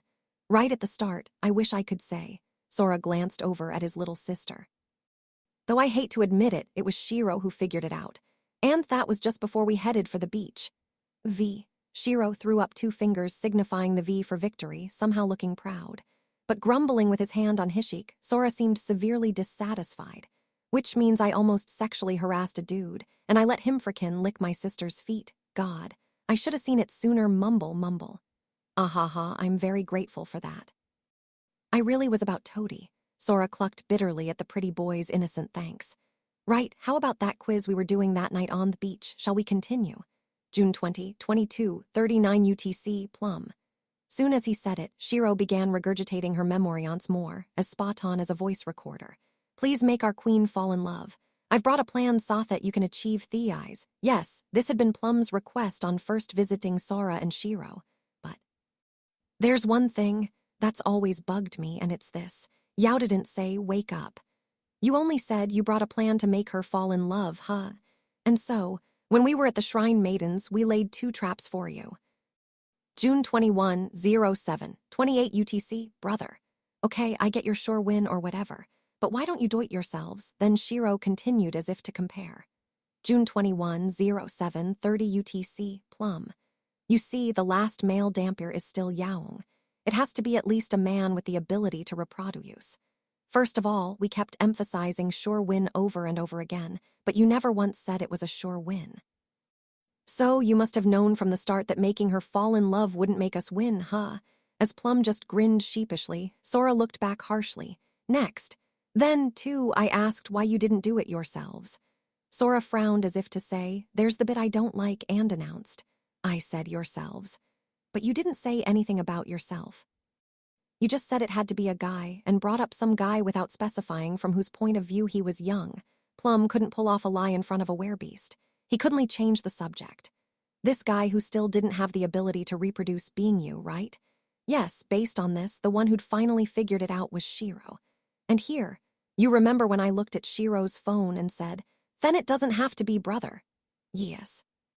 But what about that? At the boy for whom this was apparently insufficient to tie things together, Sora scoffed. What was actually written there was everything I just told you. I intentionally read something different from what was written to alert the Shrine Maiden with a lie. Yes, Plum, the last male Dampier, had scrupulously avoided straight talk when a dangerous question arose in the form of is it? Or B. He'd always answer it's not B, but that didn't mean therefore it's A, nor did it mean he was lying. For all a werebeast was, as long as Plum stuck to the truth, she couldn't detect Dice's ingenuous sleight of tongue. This leads us to some interesting implications, doesn't it? Sora clapped his hands, shall we sum up, and strode about the room, monologuing joyfully. It was true that you were seeking the emancipation of Dampier. It was true that you could make her fall in love with your love spell. But you knew that wouldn't wake her up. But it had tobe true that you were seeking your emancipation using us, yeah? You sure give us a lot of credit. We're honored. Shiro responded to Sora's pronouncement with a grin. June 20, 21:59 UTC Plum. PP, please Wyatt. Your Majesties, we have no one to turn Tabat Yao. Yeah, no kidding. It's not like you could turn to anyone beauteous. Who would Plum need for his plan? Folks who could identify the conditions to awaken the queen, which even Plum didn't know. Could then awaken the queen and win all the rights off Siren just as Plum had planned. And could, if they lost, be fed without concern to the Sirens. They could only be of the one race the Sirens could look down on, the lowest in the ranking, humanity. And specifically those who had Gibral's support, and by extension Aventheim's, in particular, Sora and Shiro. But there was a problem close to Sora and Shiro, namely, Izuna and by extension, the Shrine Maiden, the Eastern Union. Lies would be utterly ineffective against the senses of Werebeast, and therefore, all you could do was to pull the wool over our eyes and lead us the entire time without a single lie. Sora clapped in earnest appreciation. Yeah, I'm telling you, man, it really is an honor that you saw so much in us. To be honest, when we got to Aventheim and couldn't use the strategy we'd planned, we were really on the spot. Yes, well, the boy, scratching his cheek, apparently troubled, grinned as a wily strategist. If I didn't have faith in you, why would I work with you in a game like that? With a fearless smirk that asked, isn't that obvious? The last male Dampier tossed out the off-handed remark, which made Sora smile. Were it necessary to complete his gambit, he would throw himself into the fire. Sora had to say from his heart that Thekid was a true gamer, beyond reproach. Still, even figuring out that much, we ended up playing right along with your plan. I mean, we didn't have any choice. I had Tito say this, but seriously, good game. It's a draw, huh? Plum, props, Sora and Shiro sat cross-legged and beaming. But, ahaha, that's where you're wrong, this game is all mine. His face still clouded, Plum looked down at them sharply. Just yes, as if licking his lips before a feast, his smile twisted. What? Feeling threatened by this sudden transformation, Sora braced himself. All right, they'd seen through him. But that wasn't enough, Plum sneered, his expression contorting. What Queen Layla bet was everything she had, rememberer. Do you still not see it? Wah. At these words, Sora winced and stepped back. So you finally see it. Plum's fiendish smirk deepened. Yes, you inherit not only her rights, but also her duties. W8, but that. Grasping the implication, Sora moved to shield Shiro, his eyes wide with shock. When he'd won everything belonging to Siren's agent plenipotentiary, it wasn't just rights. He'd also taken on her duties, in particular the obligation to supply Dampier with blood, Plum. the beautiful boy with sharp, scintillating eyes. His troubled mien cloudless now, doing justice to the true image of the vampire. The king, the last male Dampier, suggested the status of agent plenipotentiary, and with a wicked leer he bared his fangs. Which meons, wherever the chips fall, I'll be the one cashing in, do you see? Lesser thing. Wait, but that? Squeaking for his life, Sora blanched with fear. Plum spread those wings suggestive of blood and exposed his scintillating fangs in a sneer. It's only being proper, he whispered. Thank you for the meal. With that, he pressed his fangs to Sora's neck, the latter's expression a mask of horror. Tried to sink them in and stopped. Wahoo, what why? All that mystique he'd summoned vanished instantly into thin air, leaving the king of the night as just Plum again. Brother, your acting sucks. What? No, come on. This is just the part where you want to ham it up a little, right? Their terrified countenances were unceremoniously discarded. Before the befuddled Plum, the siblings sat smugly, shooting the shit. I'll tell you as many times as you want, Plum. That was sweet. And someone who can come up with a strategy that's sweet has gotta consider how he's going to free Dampier if we do succeed in waking the queen right. Just like you saw a lot in us, we saw a lot in you. A transition then to a friendly but gamer-like enigmatic grin. That's why I said it, that this game is a draw. These words, for the first time, Plum's eyes swelled in shock. But Sora, his mood lifted by this exchange, just spread his arms, delighted, and went on with a smile. Seriously awesome, DD, I mean it. A trap set to go off automatically if we win, a time bomb. I've been gaming for a long time, but this is the first time I've had one dropped on me so quickly. Once more, with the accuracy of a recorder, Shiro spoke. June, UTC brother. The queen's wager was everything I have Amorite. You just looked down, you didn't say yes or no. We got that too. Sora's lead-in was ominous enough, but what followed sent sweat running down Plum's cheeks in shock, no, in abject terror. So with that, let's give you the booby trap prize. June, UTC Plum. Have heard that your majesties intend to conquer all the races. This quote, merrily recited by Shiro from Sora's lap, was what Plum had said to Sora at the very beginning. Sorry, man. You had this wrong all along. We're not tacking Ganion's piece. What? DD, look, I talked to the queen while you weren't around. Sora squinted, as if relating a hilarious joke to a good friend. The punchline. I told her she could have everything back except the obligation to cooperate with us, everything including their race piece. Well, she had said, master of my heart, please at least hold on to the right to torment me. A request he'd refused, Sora added wearily. Hearing all this, Plum, empty and limp, sank to the floor inside. What is that? No matter the strategy, if one goes wrong in the first steps, it's over. The more advanced the strategy, the more critical the first steps. This Plum knew well. But how could one perceive such a mistake from the jump? The question confounded Plum. Just made one mistake, and it was a careless one. If not for that, it really would have been perfect. Yees. Dampier was weakened by the 10 covenants. You guys knew it and even worked to account for it right away, but even so, you're still short when it comes to recognizing your own weakness. Koss, look at the very end, Sora chuckled. You called us lesser things, didn't you? That's why you lost. From this statement, inferring everything, Plum sighed. After all this, I still had pride, didn't I? Thinking that could never happen was my mistake, of all things. Reassuming his usual troubled expression, Plum looked up at his ceiling, muttering. How could I ever think you were really planning to challenge the one true God? Hearing this, Sora and Shiro smiled with satisfaction. He does know. This Plum, the last Dampier boy, he realizes how to beat this world. There ought to be more DDS like you in the world. You wear this close. Let's play again, sometime, Mr. Plum.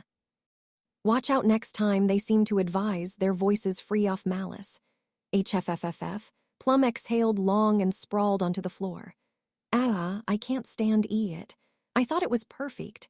I kept my guard up against Flugel and Werebeast, and I meant to expect as much as I could from you. I did have a bad feeling in Aventheim. Buat, that chill that had flickered through his mind. His foreboding that these two were too dangerous had been right. HFF, how do you call this a draw? This leaves nothing but the status quo. Yes, what had changed thanks to Plum's plan? They'd woken up the queen and averted extinction, but Dampier would continue living under Siren's tyranny. And if Siren was going to cooperate with Sora and Shiro, Dampier could offer no defiance, given the basic principle of their symbiotic relationship. Amazingly, Plum's plan had been used and they had been sucked in. In fact, indeed, as had oft been repeated, it had been accomplished in a manner that harmed no one. You win utterly and call it a drawa. Is this irony? Plum pouted intensely at the siblings, who had so brilliantly turned his plan back on him. Just to point it out, we're going to be slaves to Siren forever, and I am not happy with this, all Righet. So let me just say this, he added. Don't think you can lick Dampier just like that, Aki. The eyes of the King of Night, capable of making all they beheld tremble, turned on Sora and Shiro, brushing off his gaze like a gentle breeze, though the two raised their thumbs together. Sure, how could we beat you if we thought you were easy pickings? Let's game again. We'll be waiting. It was fun, Mr. Plum. They responded with nothing but smiles lauding a Kickus gamer. Pushed aside like a curtain, Plum surrendered all thought and sprawled out on the floor once more. By the way, the match is over now, Righet. I have a favor to ask. Plum met Sora's eyes with the soberest expression imaginable. And King Sora, please allow me to lick your sis's feet. All right, you're ready for war, huh? Let's do it. Bring it, Dampier. The slave of sweat, the perverted boy, lowered his head and shouted vehemently. Oh, well then, I don't mind if it's yours either. You don't care if it's a guy or a girl. You're a drag princess, you have a sweat fetish, you'll go for either sex, bro, that's too much. With a jolt and goosebumps, Sora unconsciously grabbed Shiro and took a step back. Now that I know how you taste, I can never be satisfied with blood of Sirens. This is how it eyes. You say, don't think you can lick Dampier, and then get on your hands and knees without a second thought. Come on, man. What? No, I'll be the one doing the lick-ying. That's not what im. Then, as if something had just occurred to him, Sora sank into deep thought before answering carefully. If you're willing to make a trade, I'm not gonna let you lick Shiro, but you can lick me. After Aventheim, why not Yauno? Really? Brother. As the perverted boy chomped down on this with a flash and high size, Shiro still looked perplexed. Well, you see, after all that, I still have no idea what love is. It seems like Shiro and everyone else got it, and I even got upstaged at the climax. So. Sora, descending into depression for some reason, vigorously shook his head and made his proposal to Plum. Cast that love spell of yours on me. Then, Shiro, can you pewter your hand on my chest? That's no trouble at Owl. Come, my preparations are complete. Let's go. Yeah. Plum's eyes formed a complex pattern so that he could deploy the right at a moment's notice. But Shiro, seemingly conflicted, put her hand on her chin, and then, as if reaching some conclusion, she announced uneasily, Okay, I'm down. Now, as I have obtained both of your majesty's permissions, Ishal Bajian. So, sweat, please, HHHH. All right. I got it, so calm down, as they had when Plum used the spell on the Shrine Maiden. His black wings swayed and stained red. The crimson right that crept onto his arm flowed at Sora, and just as before with Anar-splitting sound, rouge light whirled around its target. GHN. Now the only thing left is for Queen Shiro to place her hand on King Sora's chest. Let's go. Oh, and I'm about to so please, bodily fluids. It seemed this really was a spell that wore him down. But as thigh heaved, Plum's shoulders seemed to say, but if it's for King Sora's bodily fluids, as he urged Shiro forward, she placed her hand on Sora's chest and said softly, Brother, I love you. Brother, so. Shiro asked gingerly, but Sora just looked confused. So I dunno. Sora looked at Shiro. Yeah, it was Shiro. Just as always, a beauty without compare, his pride and joy with pure white skin and eyes like jewels, his beloved sister. Hey, Plum, it's just like always. Nothing happened. What's the problem? Sora asked a bit sourly, but Plum fended off his fatigue in auto. That shouldn't so that's how it is. And then, as if he'd figured something out, the damper smirked. I see, so that's why you let me use the spell. Who? I have no idea what you're talking about. Shiro curtly averted her gaze as she replied, leaving Sora alone out of the picture.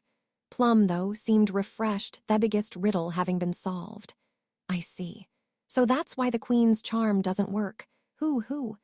As long as they were in this world, the siblings should have been susceptible to spirits, yet they weren't affected by the Queen's charm. Under Plum's spell, Sora's definition of romantic love should have taken hold as what he felt, yet his experience didn't change. And what that meant.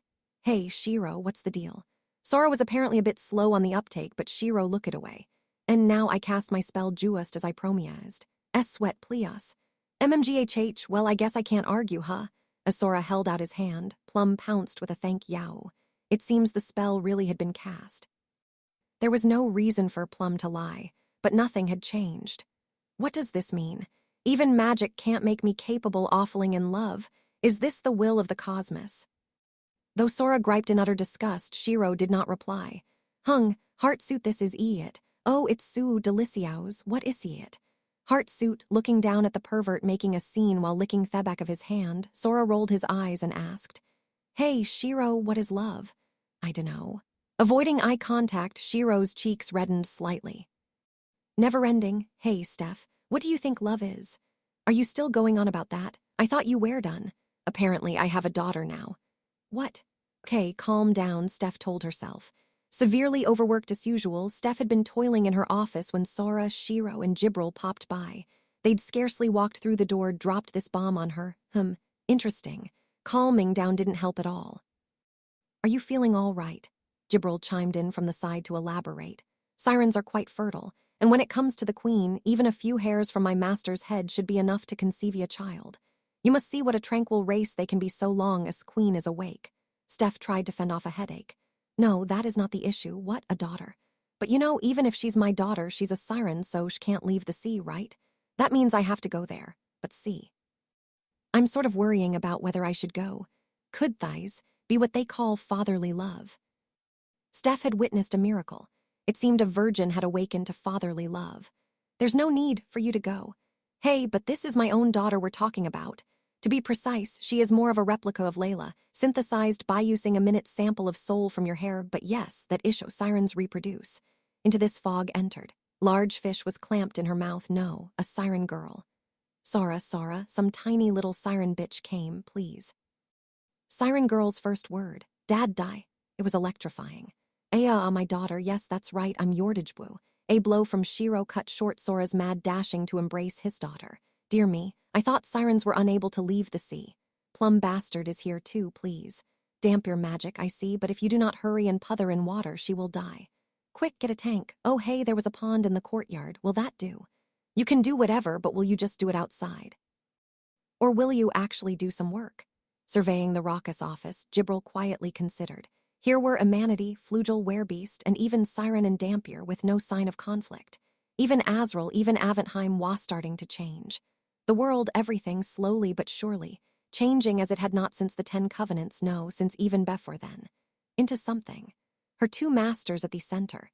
It seems that my gospel of my masters truly will become a myth, someday not too long from now. Nodding silently, Jibril added to her scripture, her observation. Journal of Sora and Shiro. Year, month, day, master experienced immaculate conception. The Elven Guard capital, the Nervillan mansion. I see I lose again. Who had been playing a game with Feel, let out a sigh and withdrew her notepad. Clammy, lately it seems you don't mind when you lose, Daiwu. Of course I mind. Why do you think I'm doing this? Sullenly rebutting her friend's assessment, Clammy was recording the reason for her loss. Her notes on the patterns she should have accounted for but didn't, and what to do about them. In the approximate half a month since the existence Othello game with Sora, she'd already filled 50 books. There was no rational way for an Amanity to beat an elf in a game with magic, in which case, she just had to uncover an irrational way to win. Seeing the pile of notepads, that demonstrated her determination. Feel felt a swell of pride at Clammy's growth. Oh, Clammy, a little bird's come. Let's take a little time out.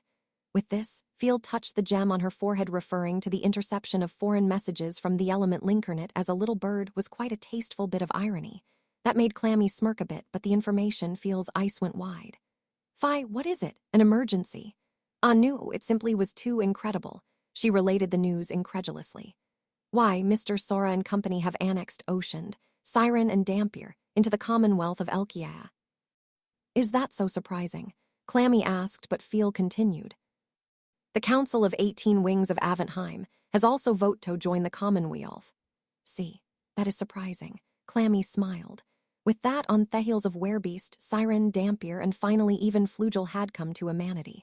Bewildered by Sora and Shiro's frightful speed in accomplishing something most inconceivable, Clammy said, That's a bit faster than expected. Let's hurry and pack up. Why, Clammy, you knew about the eyes. Are you withholding information from me? Feel inquired sadly, but Clammy smiled.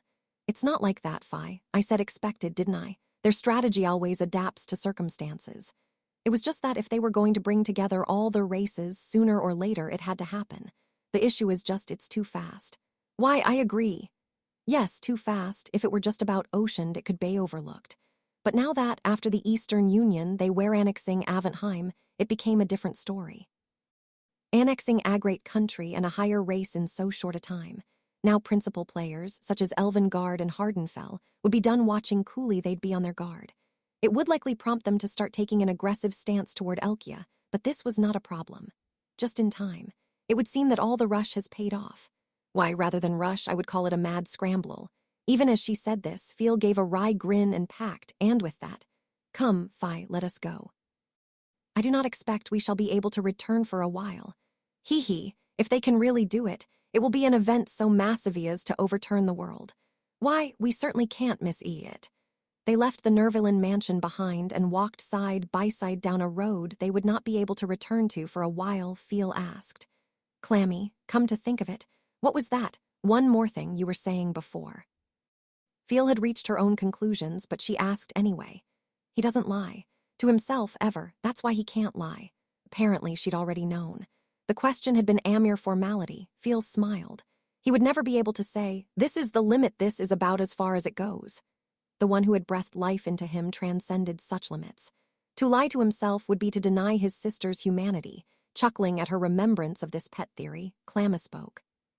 "Hey, Fi, do you know the method of achieving objectives, one common to all things? Yes. You guess, you predict, you get ready, you confront it, and then you fail. You fail. Yes. And then you verify the reason for your failure, you fix it, you get ready, you confront it, and you fail again. If you do this an infinite number of times, there is nothing in this world you cannot accomplish. Why, that is quite the wild argument." Clammy smirked and nodded as she watched her companion vault past, being dumbfounded to being impressed. "Yes, it is a wild argument, but I like this wild argument more than one might think. Was nothing one could not do.